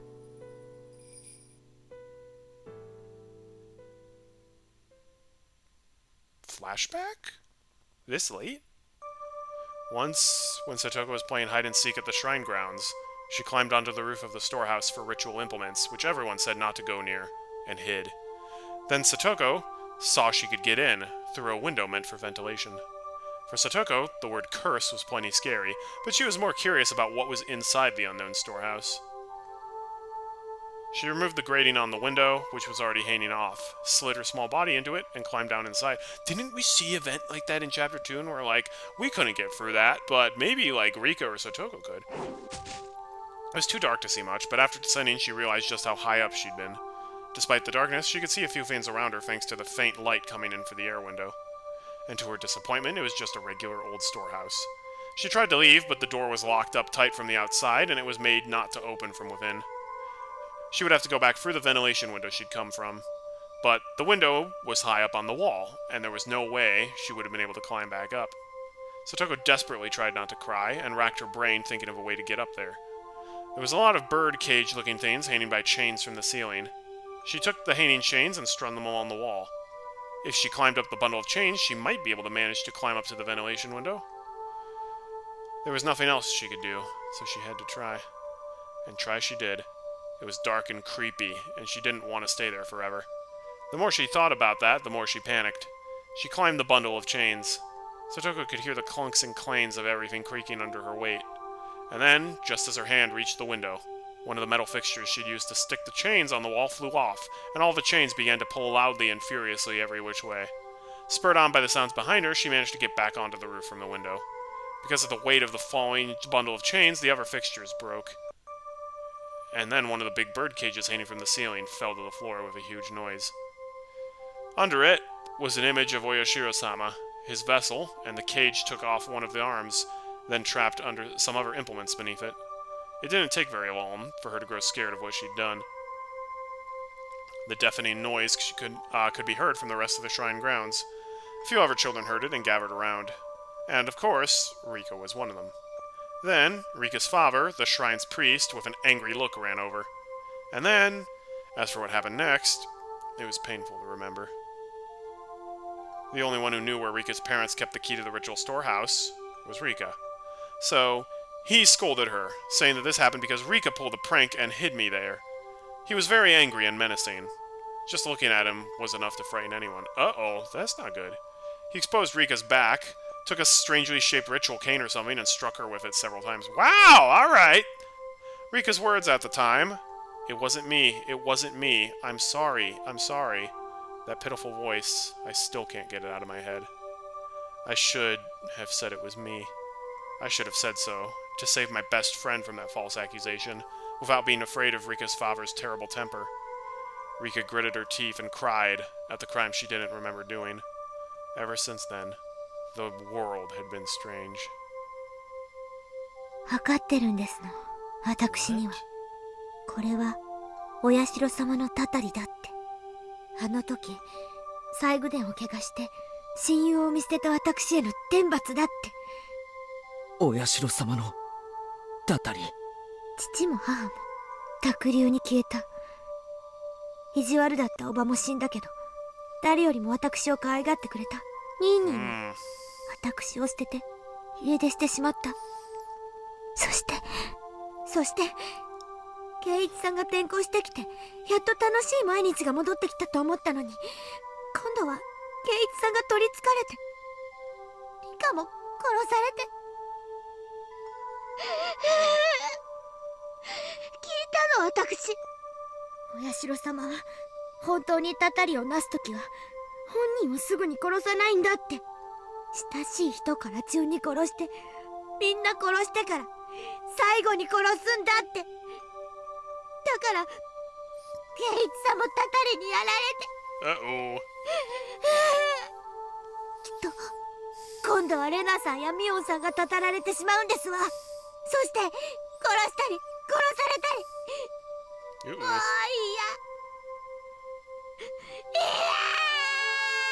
や。Yikes. 落ち着けよ、サトコ。たたりなんかない。誰もお前をいじめたりなんかしないって。When I turned around, I was thrust away with amazing force. Off the bridge, given my hands were awkwardly placed on my head, I couldn't take the fall and lost my balance. And I'd been pushed not onto the bridge, but to the side. Towards the stream. No, this can't be happening! No! As one last miracle, I was allowed to grab a cord hanging from the bridge. Far below me was the stream. We were pretty high up, and below were rocks of all sizes. If I fell, it clearly wouldn't be pretty. The entire bridge was tilting under my body weight. My frail little grip probably wouldn't last another minute before my fingers had to let go. Satoko! Satoko! I didn't understand myself, what I meant by shouting her name then. Was I asking her to save me? Or was I asking her why she did this? Finally, everything came back into focus, and I saw Satoko, and I was surprised at what an odd expression she had. Reptile eyes? It was the first time I'd seen it. It was an expression of righteous anger meant only for those who needed to die. Whoa! Yay! Hi! Satoko? Yeah, okay. Yikes, alright.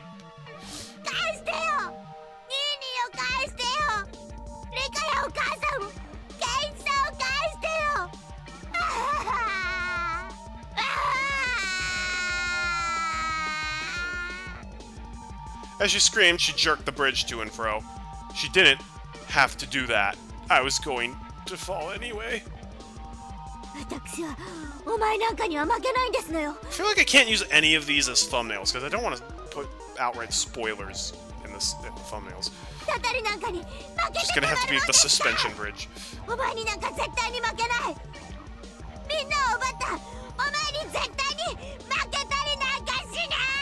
Satoko, これだけは聞いてくれ。No, she didn't. I don't know what my face looked like at the time.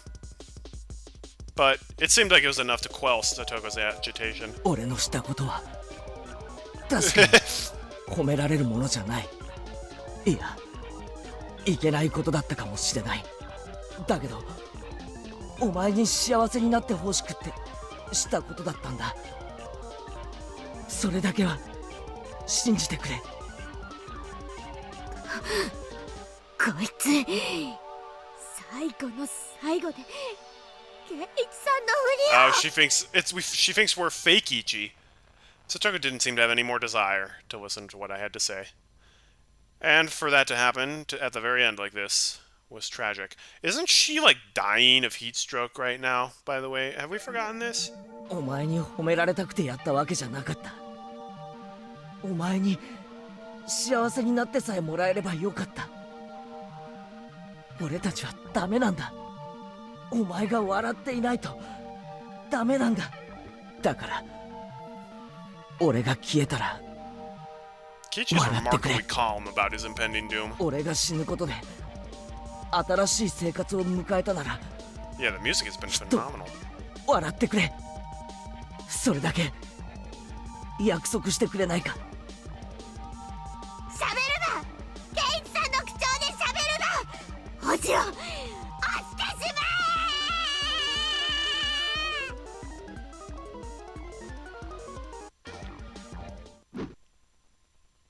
And those were the last words Satoko ever said to me. Those sad, tragic, and altogether unrewarding words. What on earth was I? My desire to make Satoko happy ended up like this. Where did I first go wrong? And what was the mistake I made? When did I make it? Was I the crazy one? Or was it Hinamizawa? Even after all of this, I thought I wasn't crazy at all. It was this eerie world that it was crazy. This world I'd accidentally wandered into that one night.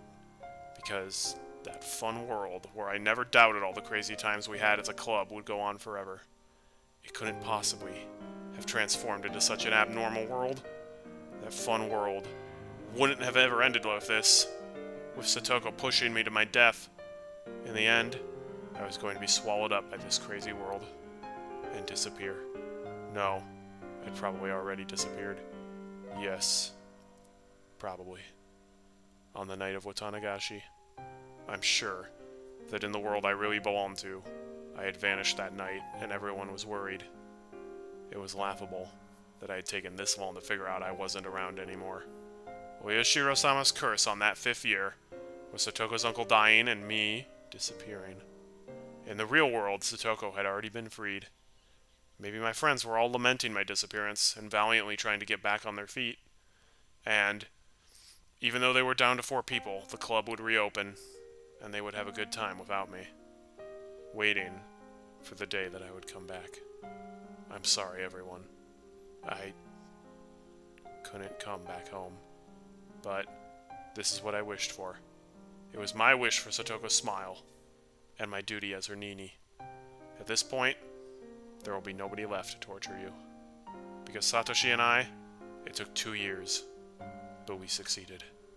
That annoying, toothy smile of yours, we wanted to see it one more time.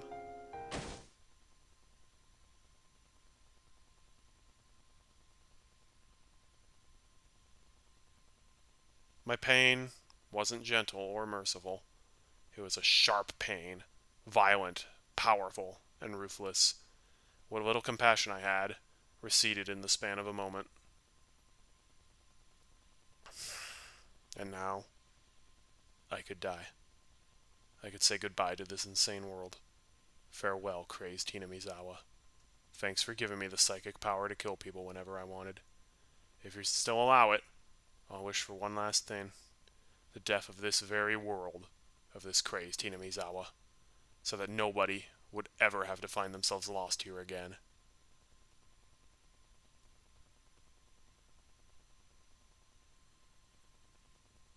Higurashi when they cry. Is that the end, or is there going to be more?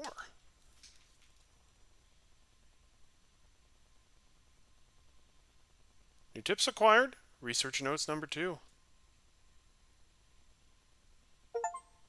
Demon. Witness the final showdown. Alright.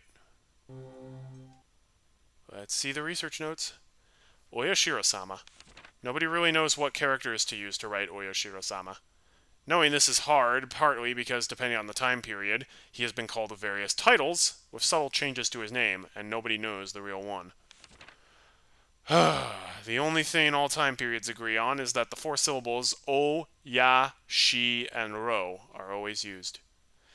There is a theory stating the shrine, or Yashiro, dedicated to Oyashiro-sama itself, became an object of worship, and that people began calling it Oyashiro-sama, or Lord Honorable Shrine, but this doesn't make a bit of sense. I don't know whether this is related, but people say the Furude family, the most respected bloodline in terms of worshipping Oyashiro-sama, actually inherited his blood. And in the legend, the Furude family passes down. If for 8 generations in a row the firstborn child is a girl, the 8th daughter will be the reincarnation of Oyashiro-sama. What? Oh, are they saying that about Rika? If we go by this legend, the characters used for Oyashiro-sama should be O for honorable, Ya for 8, and Shiro for generation. These character assignments are simply something I've thought up. There is no way to verify it. If this is true, then Oyashiro-sama would have been named as such under the assumption he would come again. The second coming of an object of worship can be seen in several religions, so this isn't unusual. But a few of these religions call the second coming of their object of worship a day of judgment, or something along those lines, and we must not forget they mean it to be the end of the world. Hey, you're talking about Jesus. Rika Furude, pampered and loved dearly by the elderly folk in the village. The rumors say she is the 8th generation, and Oyashiro-sama. I do not know the family tree of the Furudes, but at the very least, I can confirm that for the past 2 generations, the first child has been a girl. Rika Furude watches over Hinamizawa. If the village were to lose her protection, what would happen? Would peace between man and demon be lost? Would it once again create a hellish landscape where man-eating demons run rampant? A gruesome feast of the demons who suddenly remembered how delicious the weak humans were, who could only cry, scream, and run for their lives. What would that look like? Just imagining it is enough to make my heart pound with excitement. Okay, whoever's writing this is the person who killed Rika, almost certainly. We don't know who wrote this, though. Detective plus Tatarigoroshi. We had all of the tips in Tatarigoroshi. So we get no more tips after that. Rika dies and the world ends. Rika died before the world ended in Chapter 2. Chapter 2, like, they found Rika's corpse that was several days old at the end of it. So, continue? Is this the end? Or is there... No, there's still a little more. But we're dead, so is it going to be, like, just an epilogue? My head was pounding. The sky was bright. It was cold, too. It hurt. Each sensation I felt led to a new and different one awakening. When I came to, I was lying face first on a dry riverbed. There is no way in heck that Keiichi survived that. None.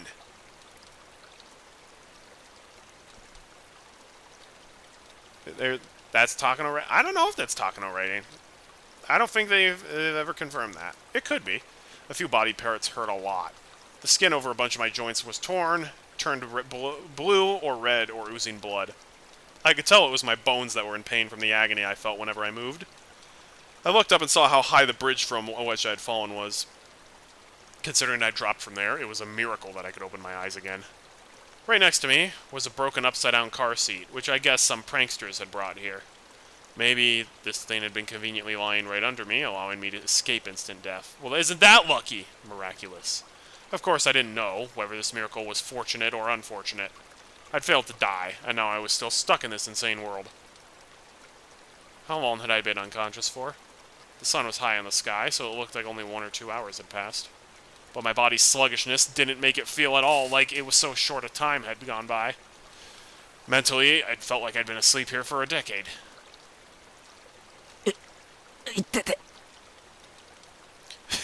Fell from a suspension bridge, hit a ridiculously hard rock floor. Ow! The more feeling returned to my body, the more the pain flooded in. Oof. It hurt so much it would have been better to have not woken up. I needed to get to a doctor. Yeah, to Coach's clinic. The term Coach's clinic brought memories back one after another. Memories I wish I hadn't recalled. Satoko was no longer on the bridge. She would have returned to Hinamizawa by now. And she would put on some clothes, go to the clinic, get a checkup, and report on how crazy I had seemed. The police were waiting for me, without a doubt. This time they would find out for real that I'd killed her uncle and arrested me.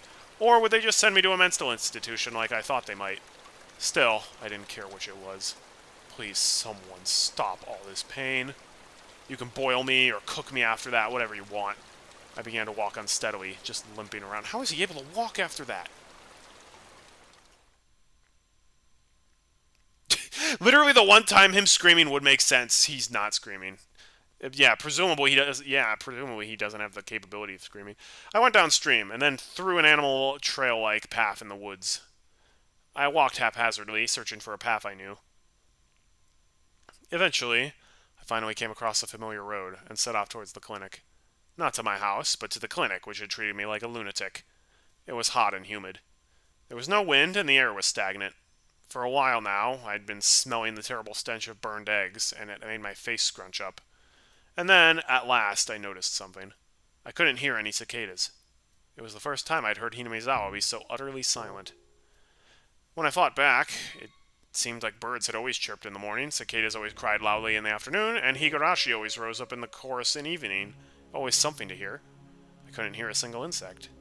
The only thing I could hear was the rustling of the wind brushing the treetops. I never experienced this sort of quiet before. Even the only sound coming from the trees lacked life somehow. The trees were yellow. No, they're definitely green. And many leaves were spread on the ground, despite it being too early for autumn. Even the weeds that had been growing so persistently at the side of the road had been yellowed, browned, and lost their vigor. Only the sunlight itself was of the June Hinamizawa I knew. And yet it seemed like the seasons had switched all of a sudden. How long were you out? Looking at the fallen leaves and rotting weeds had led me to a spot. A few small insects turned on their backs. They weren't moving. They were corpses. I looked closer to see insect corpses scattered all around, like a child had collected them as samples and then strewn them about. What? This stench. What was it? It was terrible, like burned eggs. Combined with all the bug corpses and leaves falling from the trees in summer. Had someone sprayed herbicides or pesticides around here? Even at school, we apparently fumigate. They call it pest disinfection or something once or twice a year. If you are actually right about the world ending, like, it's gonna be some wild big brain DX strats. I hadn't run into anybody despite how bright it was outside.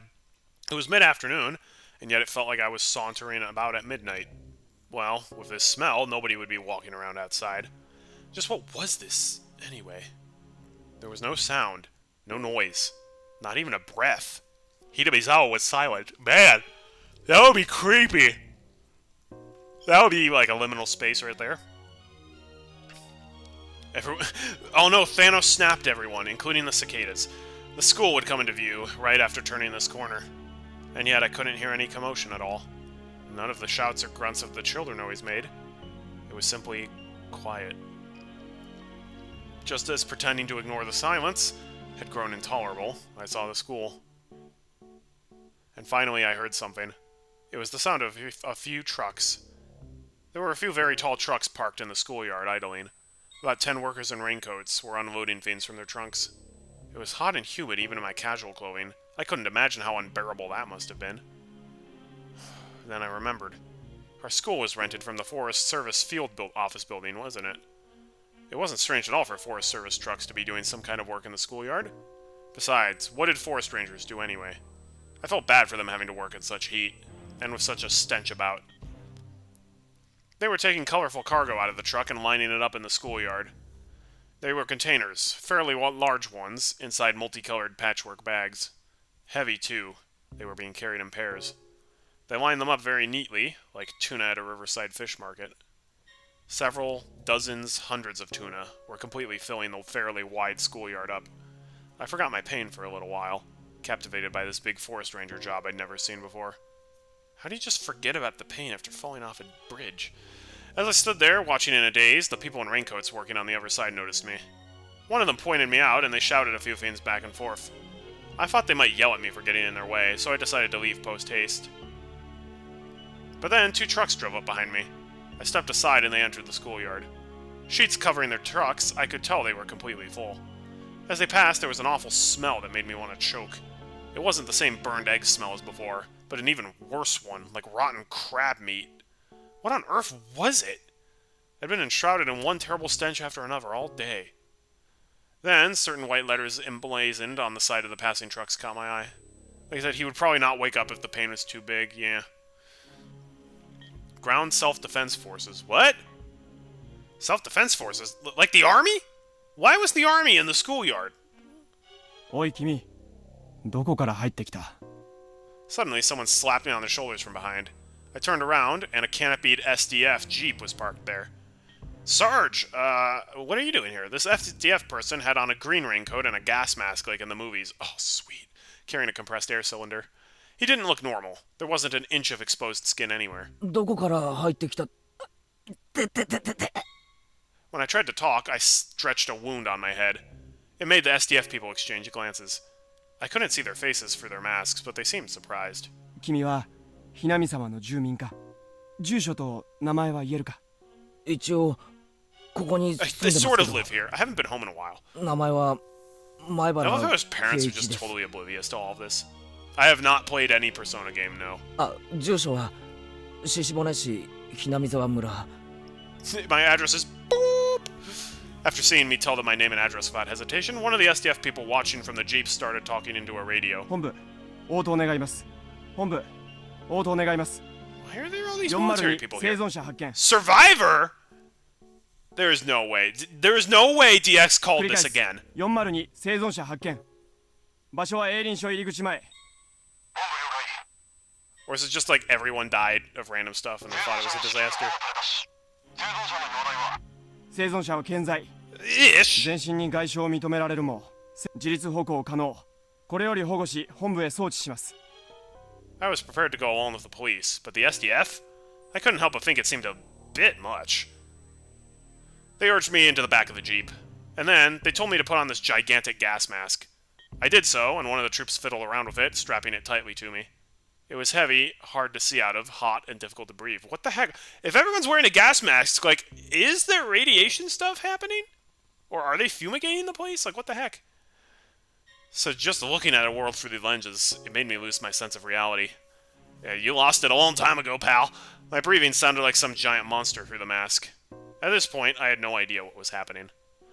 So much trepidation, I asked the trooper adjusting my mask. すみません。何かあったんですか? 君はどこにいたんだ? 何をしていたんだ? Hey, don't answer a question with more questions. I was the one asking you. ずっと山に入ったところにある吊り橋から落っこちて。 How were you alive? 河原で多分気絶してました。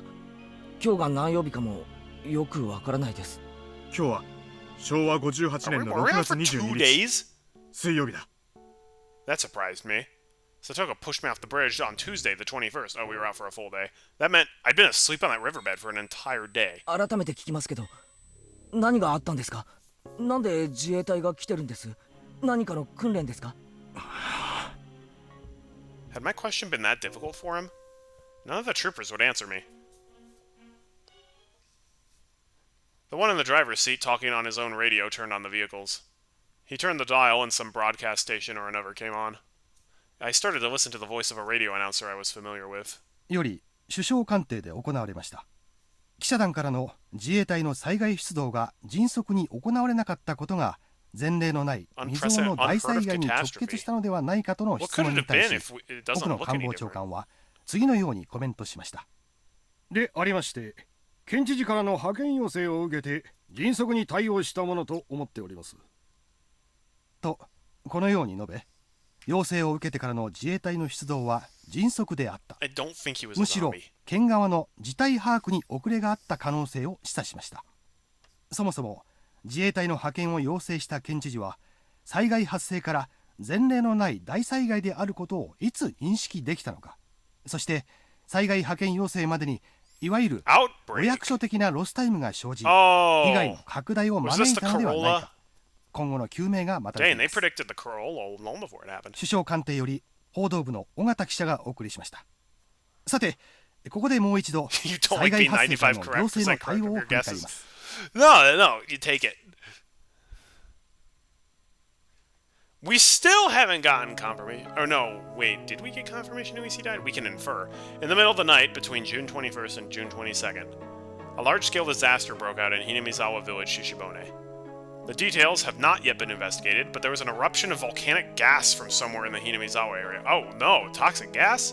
The gas was relatively heavy, and as it spewed out, it began to flow. The flow went down along a small river and headed directly into Hinamizawa village, the river we were at? After a few hours, it had covered the entire region.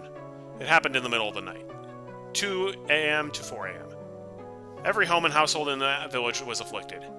With most of the residents asleep, it is thought that all died without noticing the crisis. What?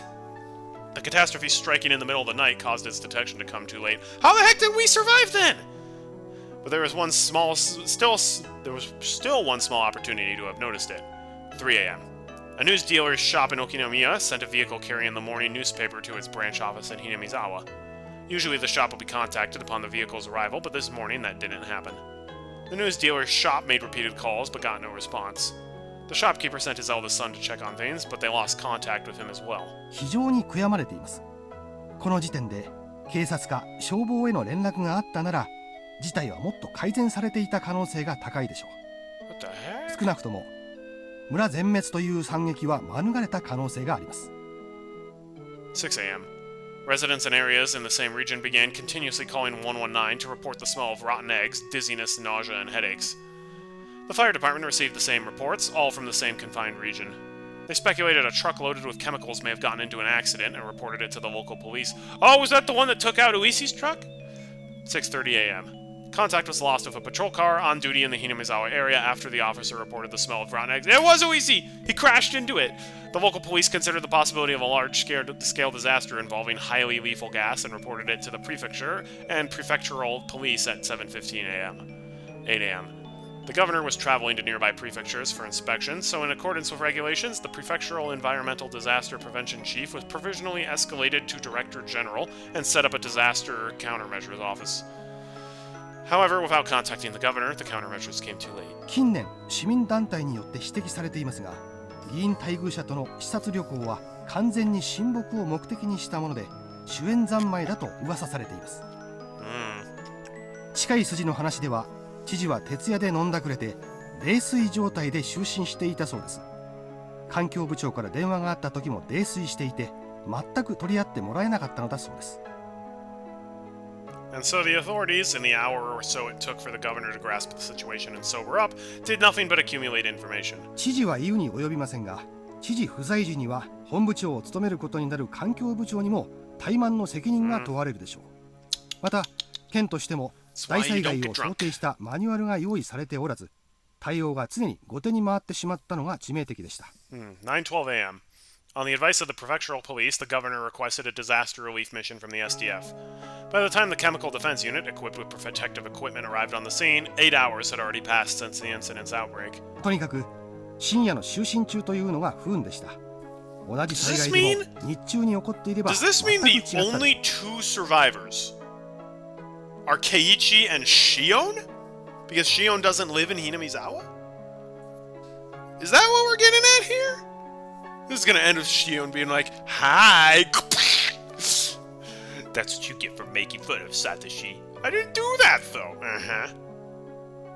Yeah, I know. This is crazy. This is like some like not Jamestown. Jonestown? What, that place where like the Colt poisoned everyone? That was weird. All households in the Hinamizawa village region were wiped out. There were over 1,000 victims. What the heck? The SDF is still confirmed. How much toxic gas was in that truck? OEC hit the truck that had toxic gas and it wiped out thousands of people in one village? What? Nah.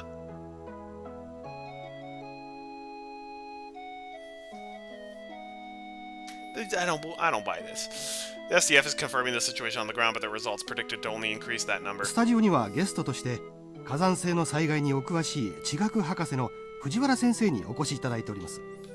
Yes. 先生、このような恐ろしい毒ガスが Yeah, they thought it 突 was 然 a 湧き truck. 出すようなことはあ How るので does しょう one truck's worth of gas wipe out an entire town? I don't buy that. 火口部に限定して申し上げれば決して珍しいことではありません。火山大国日本にはたくさんの活火山があります。 they thought it was a truck, but it wasいずれも危険なガスの噴出 How す did る nobody 危 notice 険 that there 性 was a があり、 volcano 一 in 般登山者 Higurashi? も火口部周辺には立ち入らないのが一般的です。では今回、ひなみ沢村を襲った卵のフラン臭のするガスという Yeah, の again, も how the heck did 火口 KG 部では survive and everyone 一 else 般 died? 的なガスということですか？卵のフラン臭という特徴からおそらく火山ガスの中でも事故例の多い硫化水素によるものだと考えられます。高い濃度であれば非常に危険なもので DX is す。 too smart for this game. ひなみ沢村は火山の河口部と I am not. 全く縁遠い場所にあるわけですが、そういった河口部でない場所 That's にも a very そ good の question, 硫化水素が doctor. 発生することがあるのでしょうか？詳しいことが分かっていないのでまだはっきりとしたことは申し上げられませんが、外国の例で温泉の地下のマグマだまりからガスが噴出したという記録があります。極めて希少な例ですが、必ずしも河口部でなくても発生の可能性はあるということです。先生、ありがとうございました。今、防衛庁から発表があった模様です。防衛庁の森川さん。はい、防衛庁です。先ほど防衛庁はひなみ沢村ガス災害の主原因となった火山性ガスについて陸上自衛隊科学学校での分析の結果、二酸化炭素と硫化水素の混合ガスによるものだったと発表しました。森川さん、そのガスは依然として噴出を続け、 Miss 周囲に拡大 Morikawa, してい why る is の that で a しょうか？ dude talking then?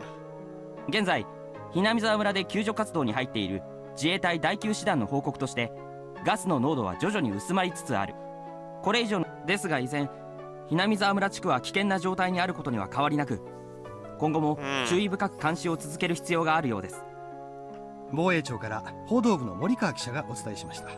That was 続 definitely きま not し a て、 miss. 避難を余儀なくされている沖宮地区住民の模様をリポートします。現在、避難所の一つとなっている下篠崎小学校に報道部の現地記者がお伝えいたします。何ですかそれ？ That's my reaction, KG. Inside the jeep, clambering and bouncing along the rough road, none answered my muttered question. An unprecedented catastrophe had destroyed Hinamizawa in a single night. Where was Hinamizawa village anyway? Oh no, he's gonna be like, I wished for the village to be destroyed, and then it was! And then he's gonna get thrown into a straitjacket. Someplace deep in the mountains, right? Names of places I'd heard about on the radio were always like that. They were all places I'd never heard of, much less knew the locations of. Wiped out? What does that mean? Don't they usually say how many died and how many were injured? How many people were alive? Where did everyone evacuate to? Eventually we came into view of Coach's clinic. For the first time I saw the flag of Japan hanging on a pole outside.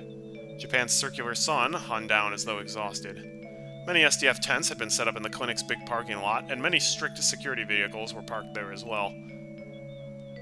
When they saw the jeep coming, men in white clothing and gas masks came running out of the clinic, frantic and carrying a stretcher. もう大丈夫だよ。具合は歩けるかい？歩けます。And because of my ows, they forced me to lay in the stretcher anyway. People who seemed like doctors were looking at me and notifying others of my condition via radio. 外傷多数。骨折もしくは内臓損傷の可能性大。頭部に大きな裂傷。動向正常。眼底に出血なくも脳内損傷の可能性は否定できず。 And then, from the clinic entrance, people lying on stretchers were brought outside to replace me. Judging by their clothing, they were from Hinamizawa, and that's how I knew they were victims. They brought the stretchers in front of a truck.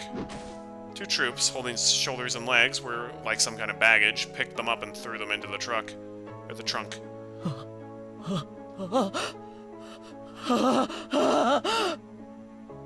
In the trunk of the truck, people's bodies piled in heaps.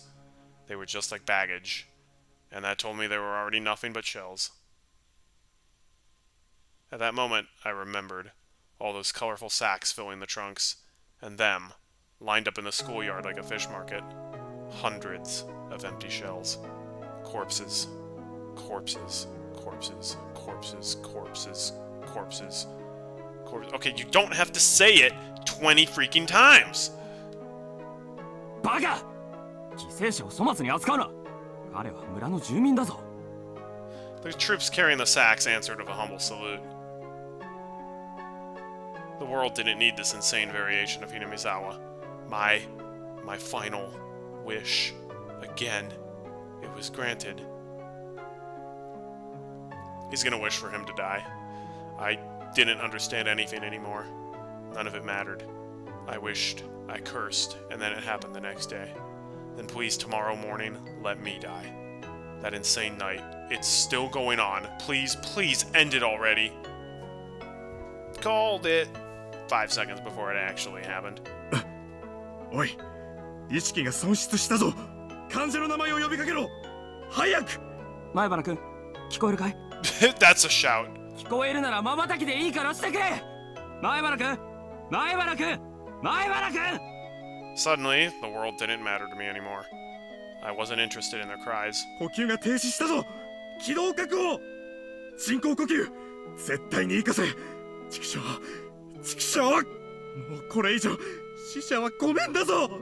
死んでもいい命なんかないんだ。殺すな。殺すな。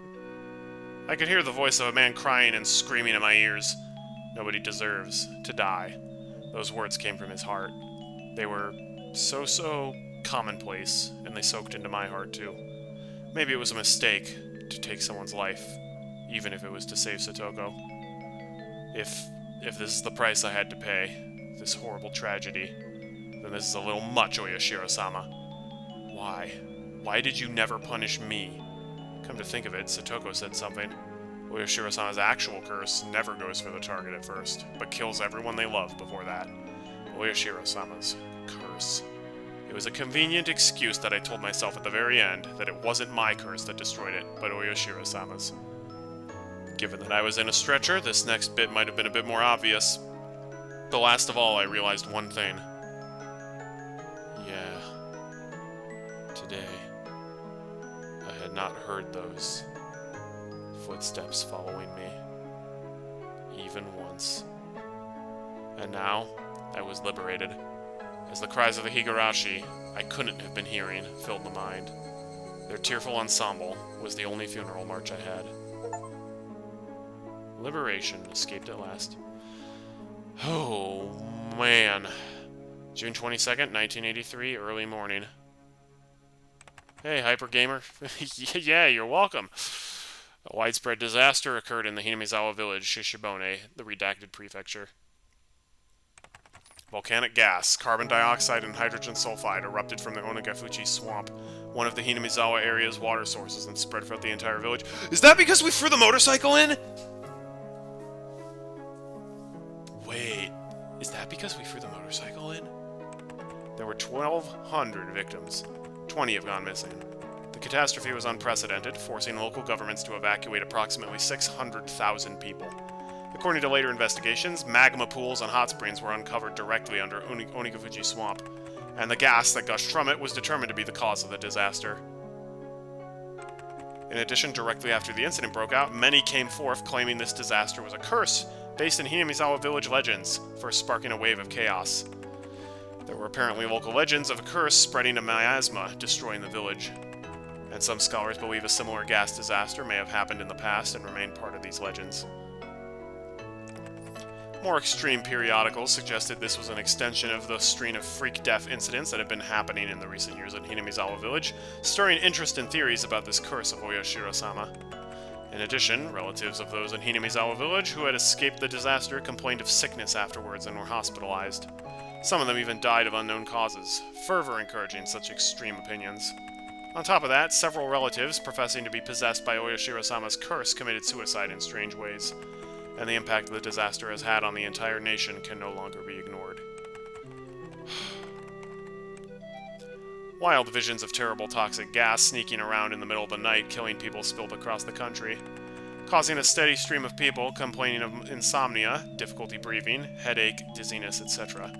Some who identified themselves as being obsessed began doing odd things. Most of them were mistakenly attributed by the tabloid press. But afterwards, some even began to call the mental issues arising from the Hinamizawa tragedy the Hinamizawa syndrome. The Hinamizawa village region, the object of all kinds of rumors and speculation, is currently closed off, and even flying overhead is prohibited. The prohibition was, at one point, undone as a result of a decrease in the gas's density, but that autumn another gas burst was confirmed, leaving the area being cordoned off again. Word is that the area is sound asleep, all traces of its former life intact and left to rot. Only one survivor remains, Keiichi Maebara, age redacted, who lived at redacted Hinamizawa village. At the time of rescue, he had some trouble breathing due to fluid buildup in his lungs, but as a result of life-saving procedures, he was kept alive. Oh! He's currently in a general hospital somewhere in the prefecture. The press have been asking him for some time, but all interviews are being refused. What did he see in Hinamizawa? What happened between June 21st and June 22nd in Hinamizawa village? Today he remains silent, unwilling to speak of it.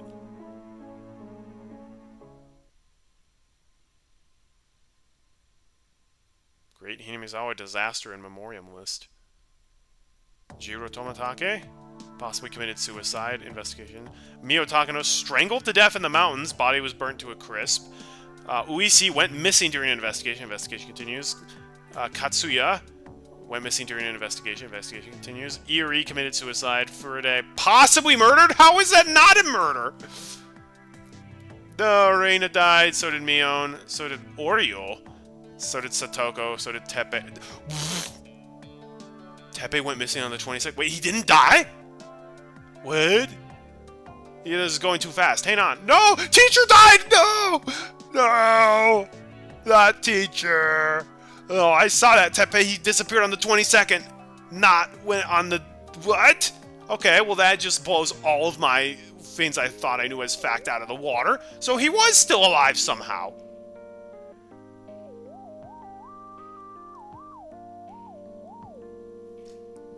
They both went missing. Maybe nobody... No, they would have confirmed he was missing beforehand, though. What the heck is going on? So that's what they mean by you're not going to be able to have a theory on that. I love how it's like, Rika, her body's on. It might be murder. Like, how the fuck would it not be a murder? He was disemboweled. The crows did it. Dear Lord. Okay, why is the music this happy? Higurashi when they cry. It's like that, literally everyone died in that ending. Happy music.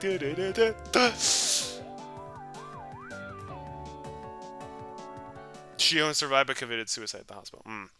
June Exif in 2003. This is a long time later. An elderly couple living in the Osaka prefecture discovered a cassette tape while organizing the possessions of their son, who passed away 8 years ago. Their son went missing when his fishing boat capsized in 1995. He was 47 at the time of his death.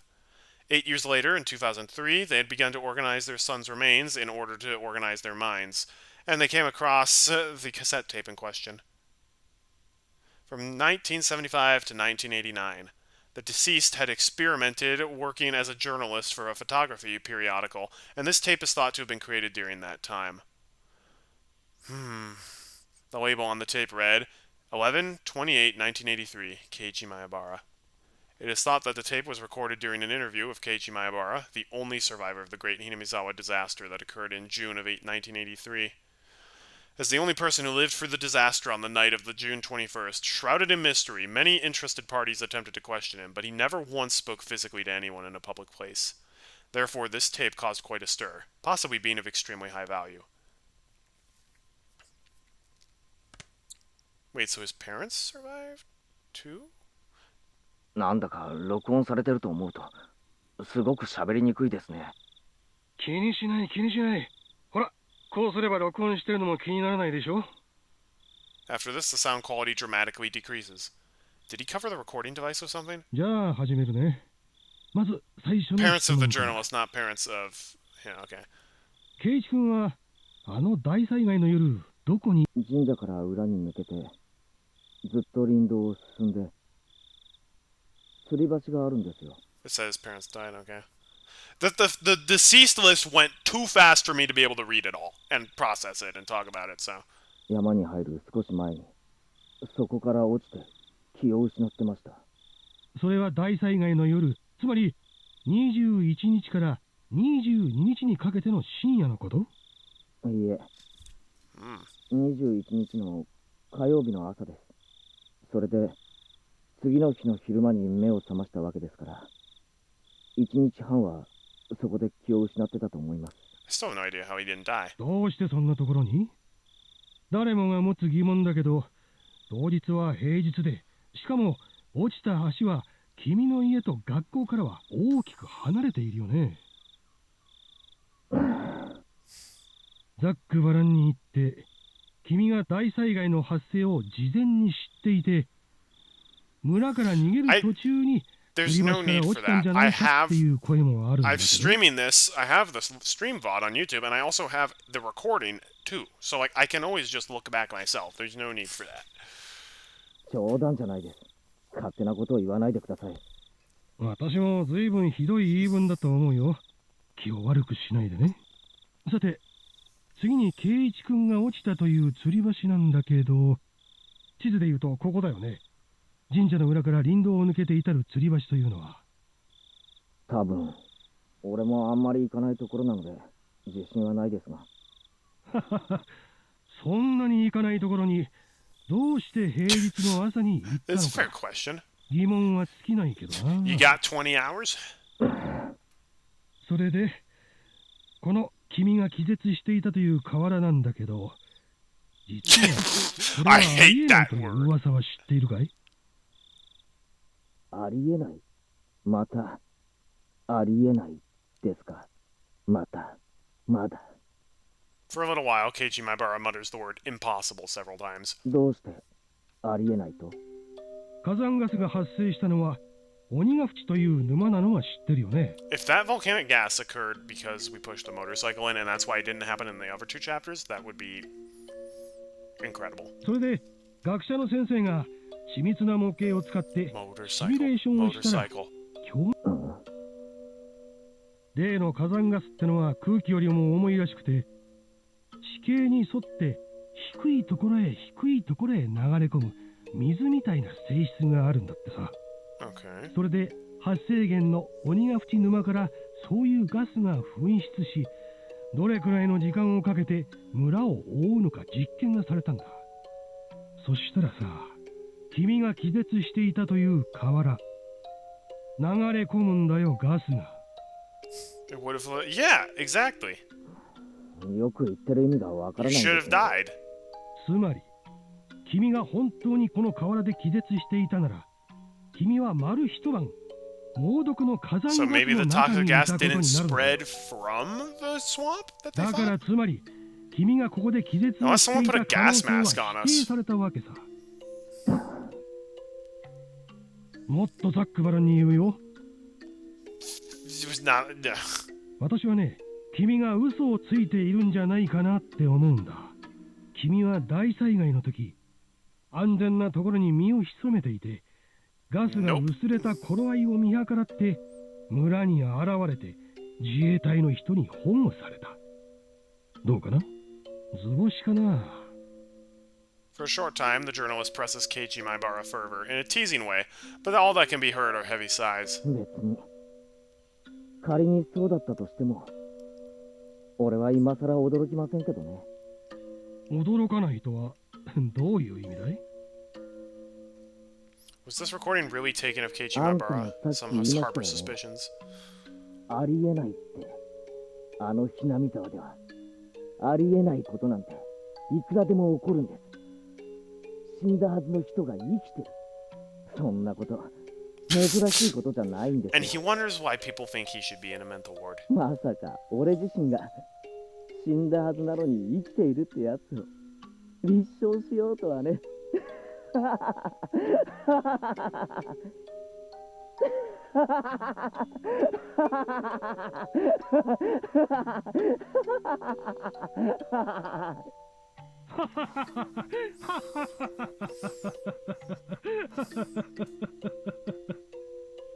The journalist and Keiichi Maibara both laughed for a while. To verify its authenticity, I had the others in the Maibara family check the tapes with his voice in it. However, the sound was not clear and much time had passed, so the relatives I checked with couldn't remember what he sounded like. I was unable to gain positive proof it was actually his voice. あの大災害がひなみ沢連続開始事件の5年目のたたりではないかという話についてはどう思う？いや、それはないですね。5年目のたたりは俺ですから。え？何のこと？何のことって、あんたの話に対する答えですよ。Doubts also remain regarding the date 11/28 written on the tape. まあ、言っても信じないでしょうけど、俺が起こしたんです。俺がね、こんな村、丸ごと死んじまえって願ったから怒ったんです。そりゃ、豪快な Reporter's like, oh, it's been great, but I have to go and buy a dog and wash him. 豪快？そういう面白い言い方もあるんですね。After Keiichi Maibara's failed suicide attempt on a certain August day 2 months after the disaster, he was diagnosed with a mental disorder and transported to a treatment facility. It took that long! He was diagnosed with a mental disorder. I feel like he has multiple at this point. Oh boy. あの時の俺にはね、何か神がかり的な力が宿ってたんですよ。そう。例えるなら、足音かな。足音？ってなんだいそれ。あんた、足音を聞いたこともないんですか？ペタペタ、ひたひた。The facility never allowed any news coverage, so it's extremely unlikely that a tape from the media dated after August 1983 would have his voice on it. Huh. それでね。How the heck was he the only guy who survived? Like, literally how? He died like 3 different ways. 自分がちゃんと立ち止まったにもかかわらず。Also, how does nobody know that he committed murder? 聞こえたなら、気をつけた方がいいですよ。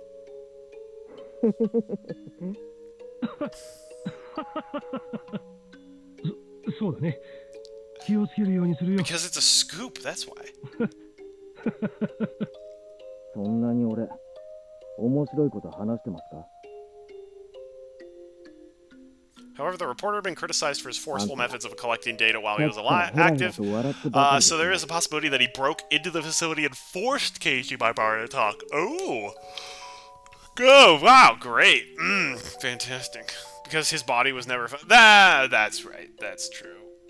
But he still confessed to Coach. And, like, okay.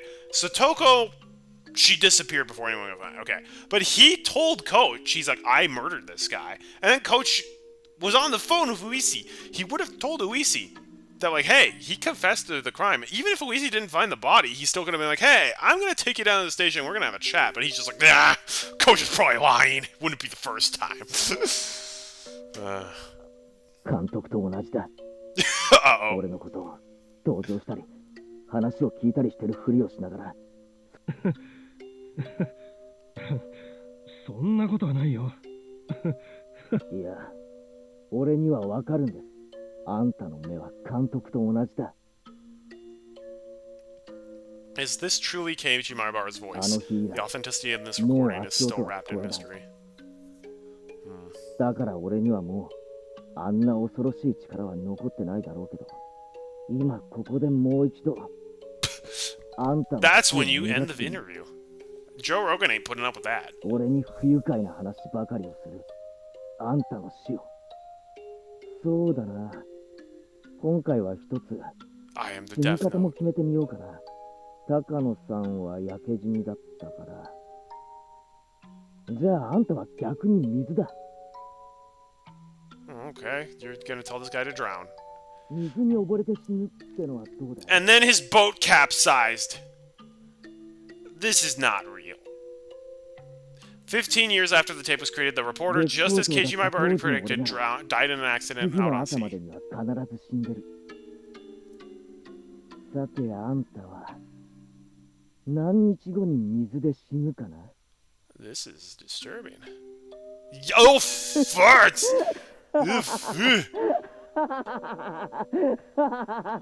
That is okay. That took me by surprise. I was not expecting a CG of crazy Keiichi in a straitjacket. あんたも気をつけろよ。 So he did bust into the mental 俺 institution. ごときにたたり殺されるな。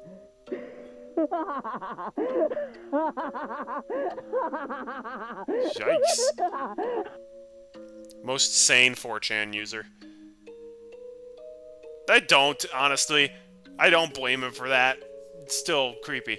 The recording ends in the middle of Keiichi Maibara's laughter. And Keiichi Maibara.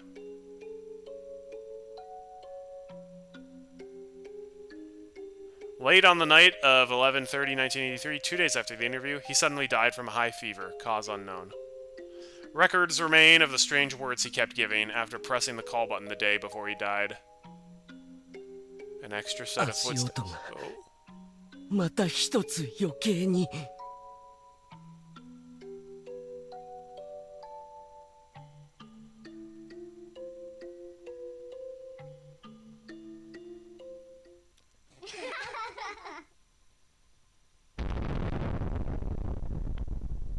All right. That was a pretty creepy ending. Higurashi still got it in the horror department. Alright. A new scenario's been unlocked. All cast review session. Oh yeah, we gotta do that. Oh, does it have to be at Hooters, though? We went so well. We did so good with not having Hooters in the story. The Great Hinamizawa disaster. Learned what happened next.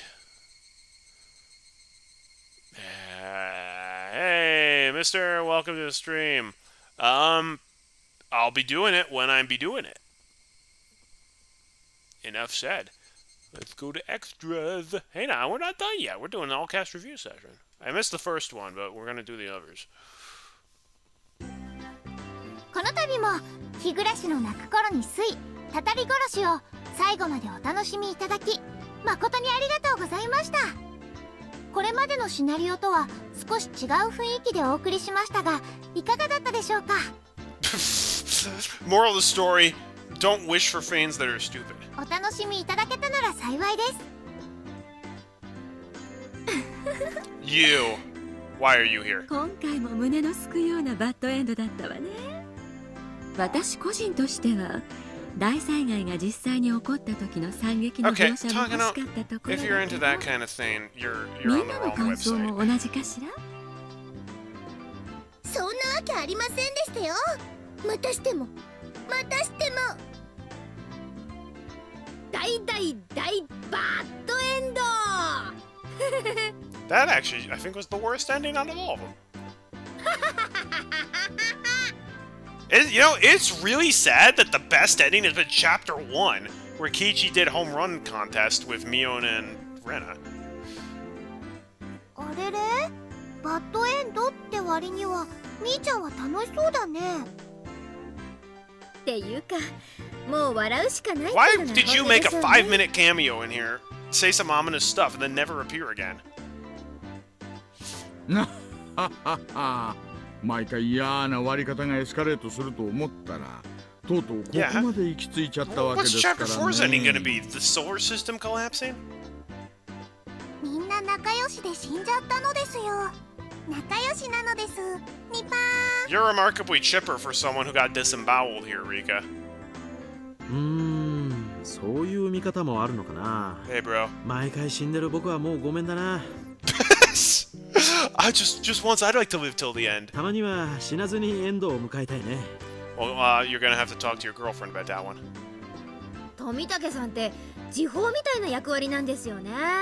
富武さんが死んだら、あ、後半戦突入だ he died way after the second half in this story. みたいな。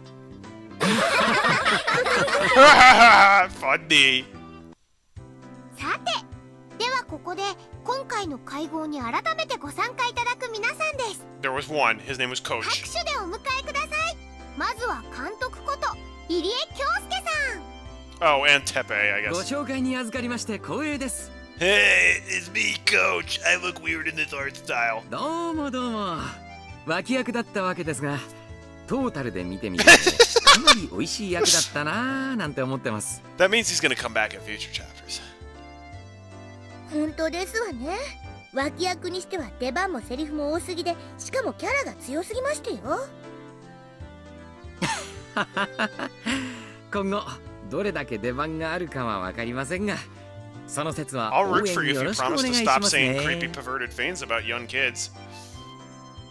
ありがとうございました。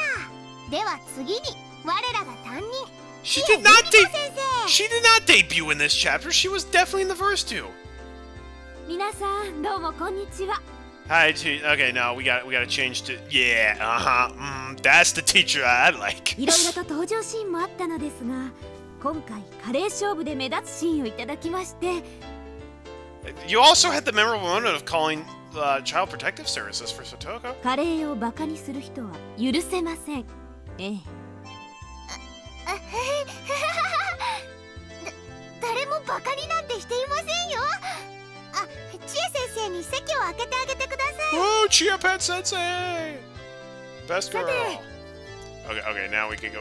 Now we can go back to こ console. れでとりあえず全員揃ったね。レナ、また乾杯をよろしくね。では皆さん、各卓のコップをお持ちになってください。お飲み物はいろいろありますよ。 She didn't originally have a Sprite until this chapter. It was added later. Oh, that's why they did it. Okay. 本当に I お thought 疲 they れ were gonna 様 be. 会も It's 賑やかにな Tepe, りま even した though he didn't ね have a Sprite. 今何人ぐらいいるんです？私たちを加えて多分10人くらいはいると思います。未成年人と成年人の人数比がこれでやっと互角かな。これで胸を張ってアルコールが飲めるね。ビールってなんで冷えてるとあんなに美味しいのに、ぬるくなるとあんなにまずくなるのかしら。 Beer doesn't taste good when it's cold. 七不思議の一つよね。 Okay, you need to have higher standards for Wonders of the World than Takano. なんででしょうね。さあビールを継ぎますよ。12345あれ、大人は6人でしたっけ？ You are not old 僕 enough も for that. 泡麦茶がいいのです。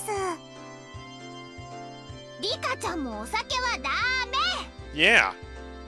ではレナさん、そろそろお願いします。 Why would I want to learn to taste beer? Sounds like a bad idea. はいはい、皆さんご清聴ですわよ。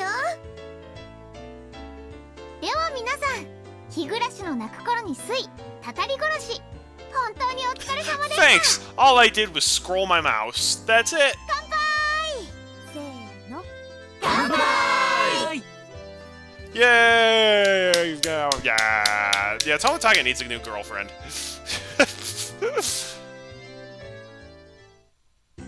さて、では毎回恒例の今回のシナリオ議論でもやってみますかね。 Yeah. とは言ったものの、今回のシナリオもケムに巻かれっぱなし。 Yeah, I feel like I had the chapter figured out until they told me that Teppei disappeared on the 22nd and not on the night of Watanagashi. That's what blew my mind. 意見のある方は挙手をお願いしますね。お、みんな慎重。挙手ないね。じゃあ私が先陣を切ろうかしら。 Takano, I'm sure you already know what's going on. 申し訳ないんだけど、音楽を変えてもらってもいいかしら。Yeah, let's do that. もう少しミステリアスな感じの。ああ、それがいいわね。I like that sound. ムードが出まくりなのです。では高野さんお願いします。多分ね、たたり殺しのシナリオだけを吟味しても謎は解けないんじゃないかと思うの。You have to play all 8 chapters. そりゃ同感だね。ここまで物語が重なればそういう仕掛けがあることは明白だしね。そんな仕掛けありましたかしら。これが正しい例かはわからないけど、鬼隠しで前原くんが大石さんとレストランで食事をして、それが園崎さんに知られていて不思議だったってくだりがありますよね。That did happen in chapter 1. 鬼隠しだけだと実に不思議な出来事ですけど、綿流しを読めば別に不思議でも何でもないことがわかります。 Did it? 劇中の私が入ったレストランは園崎系列の店だったということですね。園崎一族はこの辺りの飲食店やら何やらを経営しているわけですから。で、ケイちゃんの顔を知る者があの店にいて、それを私に伝えたと考えれば比較的筋は通るでしょ。Yeah, that makes more sense. そういうことだね。日暮の物語は微細に異なる場所もありますけど、大筋の設定においては多分4つのシナリオは共通していると思います。例えばキャラクター設定。鬼隠しのレナは怖い人だけど、それは鬼隠しだけの設定。Rena's like, I was doing a good acting in that. レナはレナで4つのシナリオに全く変わらない設定で出演しているということですね。No, you were only a crazy stalker in the first story. 全く変わらない設定というのは同感。There are new chapters that were released sometime in 2024. They're mostly fan service and not suitable for work. Well, I'm not playing them then. 僕がどのシナリオでも常に同じ場所で同じ死に方をするのはその最たるものだね。I stopped playing Grisea for a lot of the same reasons, so I technically never actually cleared everything in Grisea, and I'm not going to. どんな物語になっても必ず同じ日に死にますですよ。I hope not. 綿流し編でお祭りの最中に高野さんと富武さんが西宮殿に忍び込むというシーンがありますけど、あのシーンも他のシナリオでは描かれなかっただけで起こったことになってるのかもしれませんね。That's true. なっているそうです。綿流し当日のお天気や部活の内容、里子のおじさんの帰宅などいくつかのイベントを除けばほとんどが共通するそうです。 That's something that was been nagging in the back of my head. Why was the weather different only in this timeline? Was that the one thing that was different about this one? Like, first story, Shion didn't exist. Second story, Shion does exist. And then third story, it's either bad weather on Tatarigoroshi or booty call girl getting murdered. だとすると新しい疑問がいくつか湧きますね。全く同じ環境で語られる物語なのになぜああも違う物語に派生するのか。Yeah. What's the force at work here? That's making things 一 happen 般的な differently. サスペンスアドベンチャーの視点で考えると、物語が派生する But there are no 分 choices 岐 in these 点が games. 存在したってことになりますね。綿流しで言うと、お姉に人形を渡した、あるいは渡さなかったというあたり。 You didn't give me that choice. あんな序盤の選択肢1個でバッド確定とは恐ろしい選択肢だね。I'm sorry. Is the whole thing for chapter 2, all of that just branched off of you didn't give Mion the doll, so now she's going on a murder spree? Again, I don't think Mion was the murderer. I still think Shion was the murderer in chapter 2. ではたたり殺しに話を戻しますと、この場合ですとおじを殺そうと決意するあたりですかしら。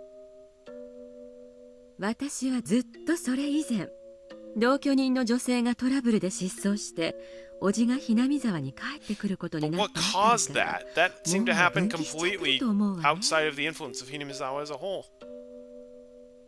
では Thanks for 一 joining 番最 NDX. 初の Have a 鬼 great 隠 night. しの分岐はどこなのですか。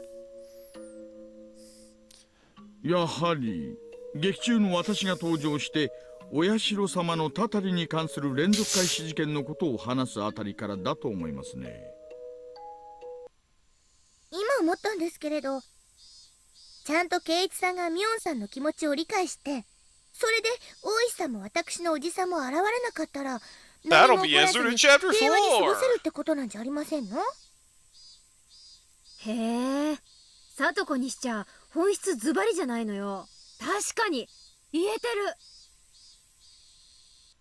じゃあこの暗い物語は大石さんとおじさんが現れないことを祈りつつ、園崎さんのご機嫌を損ねないようにすれば、So Mia's just this murderer who's about to blow at any moment, according to them. Yeah, I don't believe it. I don't buy it. イエーイ、お姉バッドエンド要員。みんな気をつけてね。お姉の機嫌を損ねるとバッドエンド確定ですよ。何よそれ。シオン、あんたには次は容赦なく痛い目見させてやるからね。Screenshot this right here. Screen cap it. Save it for next year. We'll use that as a reference. 泣いた謝ったって許してやるもんか。待てこらOh, funny! Frets for future violence. こ That's れまでの hilarious. 物語の謎は全然解けないけど、どうやったらこの物語が大団円で終わるかのグッドエンドの推理はできちゃいましたね。 I don't think it's gonna be that simple because there are 5 chapters left. 本当にそれで幸せになれるんでしょうか。 I was gonna kill myself regardless. 大石さんと北条哲平さんの不登場、ミオンさんのお人形の件、本当にそれさえ気をつければいいんですかね。そうそう。We need to figure out what's causing people to go crazy. みんなは一つ大きな最後を忘れてるよ。His death. ひなみ沢大災害という天災を忘れたかい？ That too. That's easy. We just won't throw the motorbike in the swamp. I'm convinced the motorbike caused the accident because the disaster did not happen in chapter 1 or 2. Because in this one, the disaster with the gas attack happened only a couple days after Watanagashi. Whereas in chapter 1 and 2, we played for quite a while after Watanagashi. And it didn't happen. As far as I can tell, if they are absolutely certain it came from the swamp, then the only thing that we did differently is that we threw the baseball bat in, which wouldn't make any sense, and we threw the motorcycle in. While it was still running, keep in mind. We didn't turn the motorcycle's ignition off. It was still running. So I'm pretty sure that's what caused it. 天災は防ぎようがないですわよ。村のみんなにガスマスクを配って引っ越しでもしますの？あれはきっとお社様のたたりなのです。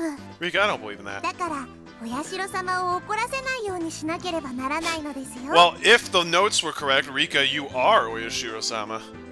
I also don't believe that. ややこしい話になってきましたね。つまりお社様も怒らせてはダメと。お社様を怒らせないためにはどうすればいいのでしたっけ？ダムの計画そのものがきっとダメなんでしょうね。ダム計画がそもそもなければよかったんじゃないでしょうか。Gotta build a time machine. それはだとしたらお怒りになったお社様を鎮める儀式が必要ね。鬼ヶ淵の沼に捧げ物を鎮めるあの儀式ですね。捧げ物って何をお社様に捧げるって言うんですか？そりゃあ決まってるでしょう。どんな分岐にも関係なく話の流れから脱落が確定している人だよ。 We're not sacrificing best boy. どうせ死ぬならひなみ沢のための人柱になってもらわなくちゃね。その脱落が確定している人ってやっぱり僕のことかな。やっぱり二郎さんはこの物語に欠かせない重要な役割の人だと信じてたわ。お役目を立派に果たしてちょうだいね。これで今度こそグッドエンドの大団円シナリオの青写真ができましたね。 You're also forgetting chapter 2. Because chapter 2 we had a lot of time pass after. Like Watanagashi was quite literally the halfway point in that. And it wasn't just like, oh, it's just a really long day. Like, there was a lot of days afterwards. So it definitely, if the disaster is something that happens regardless of what we do in the story, then it definitely would have triggered already in Chapter 2. せっかくだからちょっとやってみましょうか。役者は全員揃ってることですしね。First, we stop Uncle Hojo, whose lover ran out on him from returning to Hinamizawa. いやー、私が北条おじですよ。Okay. はいはーい。行き場をなくしてロンリーブルー。早くひなみ沢に帰って、さとこちゃんをお持ち帰りしてじっくり教育。that's actually not 未 super 来はご inaccurate. 方針メイドですよ。 Creeper. では、ひなみ沢にバイクで帰りますか。キーを入れて、カチッとカチッ。カブーム。成敗。怪人に着せでございますわよ。さとこちゃん、火薬の量多すぎじゃないかな。Nah, that's okay. Next, we stop Oishi from showing up. 今度は私ですか。私の名前はクラウド大石。ジャジーでブルースな感じがだいぶイケてるナイスミドルですよ。カブーム。I'm noticing a pattern here. 成敗なのです。そして忘れちゃいけないのがお姉へのアフターフォロー。ささお姉、可愛らしいお人形さんですよ。よかったでちゅね。 If she blows up too. なんだか納得いかない。で、最後にお社様の怒りを鎮めなくちゃならないと。では最後のお役目よろ Don't しく push him ね。 in the swamp. He deserves better than this. 踏んじばってすまきにして吊るして3日かけて沈めるんでしたっけ。 Oh, how horrible. 面倒くさいですから、ここは一気にいっ Just ちゃい wait ま it し with ょう。 rocks. ガボガボガボガボガボ。 Well, that was a sound. これにて一件落着。 Yeah. Maybe. The end. Yeah, somehow I don't think that's gonna happen. なんで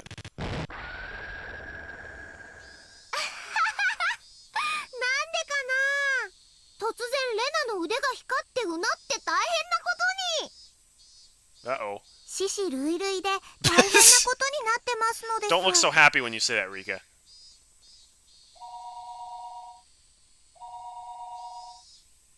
あれ、電話だ。もしもし。あ、ケイチくん、お疲れ様です。おうおう、相変わらず大盛り上がりみたいじゃねえか。こっちは次回の台本読みで相変わらず忙しいってのに。まあいいや、今日の俺は機嫌がいいから嫌味はなしにしてやるぜ。 Hey, Keiichi, how's your time in the insane asylum? シオ Shut ンはいる up. か？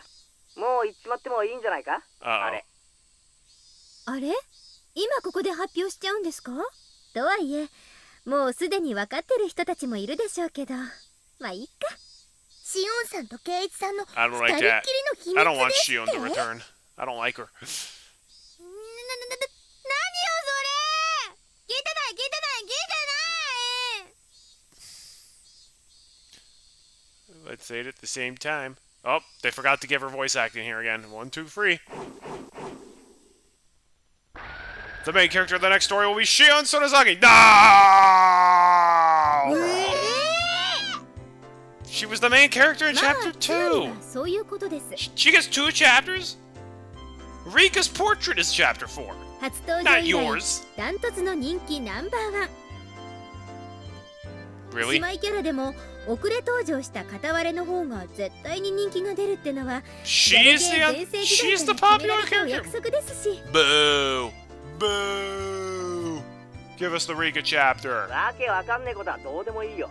とにかく俺はそのシナリオでは The next main character will be Coach. It's annoying, especially because she already had chapter 2. Chapter 2 is the Shion chapter. 俺のボイス数を超えてるとか。 I might even get a portrait. 俺の苦労を。まあケイちゃんのボイス数は異常ですから、まあ園崎姉妹の実力ってやつをとくと皆さんにお見せして差し上げますよ。でもいいんですの、シオンさん。主人公は毎回ろくでもない最後を迎えると決まってましたよ。That's true. まあこれまではね。でもね、次回からは必ずしもそうはならないんですよね。日暮の泣く頃に水も今回のたたり殺しと外伝の染め写しで一区切り。ミステリアスな謎を次々と提示してきた出題編はここで折り返しになり、次の章からはこれまでの謎に挑み、そしてさらなるドラマの幕開けとなります。Mysteries will start being solved in the second. Okay. つまり私が名探偵になって理不尽な謎をバスバス解決していく痛快ストーリーなわけです。今のうちから決め台詞を考えておかないとね。あなたを犯人ですみたいな。It's not a catchphrase. 納得いかない、納得いかない。御三家の秘密に近づきすぎて閉じ込められていたぶられて悲惨な最後を遂げる役に決まってる。お姉こそ私に全ての謎と秘密をカンパされて謝罪の言葉を口にしながら自害なされる心の準備は OK です。 I don't think that's happening. お社様のたたりの可能性はなしなのですか？さて、そのしーちゃんが主役の目明かしに進むためには新しい警察資料が必要です。初めからを選んでゲームを開始すると主人公にシオンが追加されているので、それを選んで進めてください。 Okay. 鬼隠し、綿流し、そしてたたり殺し、この3つのシナリオを重ね透かして皆さんにはどんな真実が見えてくるでしょうか。推理はまとまるどころかますます煙に巻かれていくだけ。 Honestly. レナも全然わからないです。For all of you warriors who never yielded to these mysteries and kept on fighting, we present you with one final scenario as thanks for your enthusiasm, one which we never originally planned on giving to you. Please enjoy it. Wait, what? Like right now? Or is that going to be chapter 4? Is chapter 4 going to be like a really short one?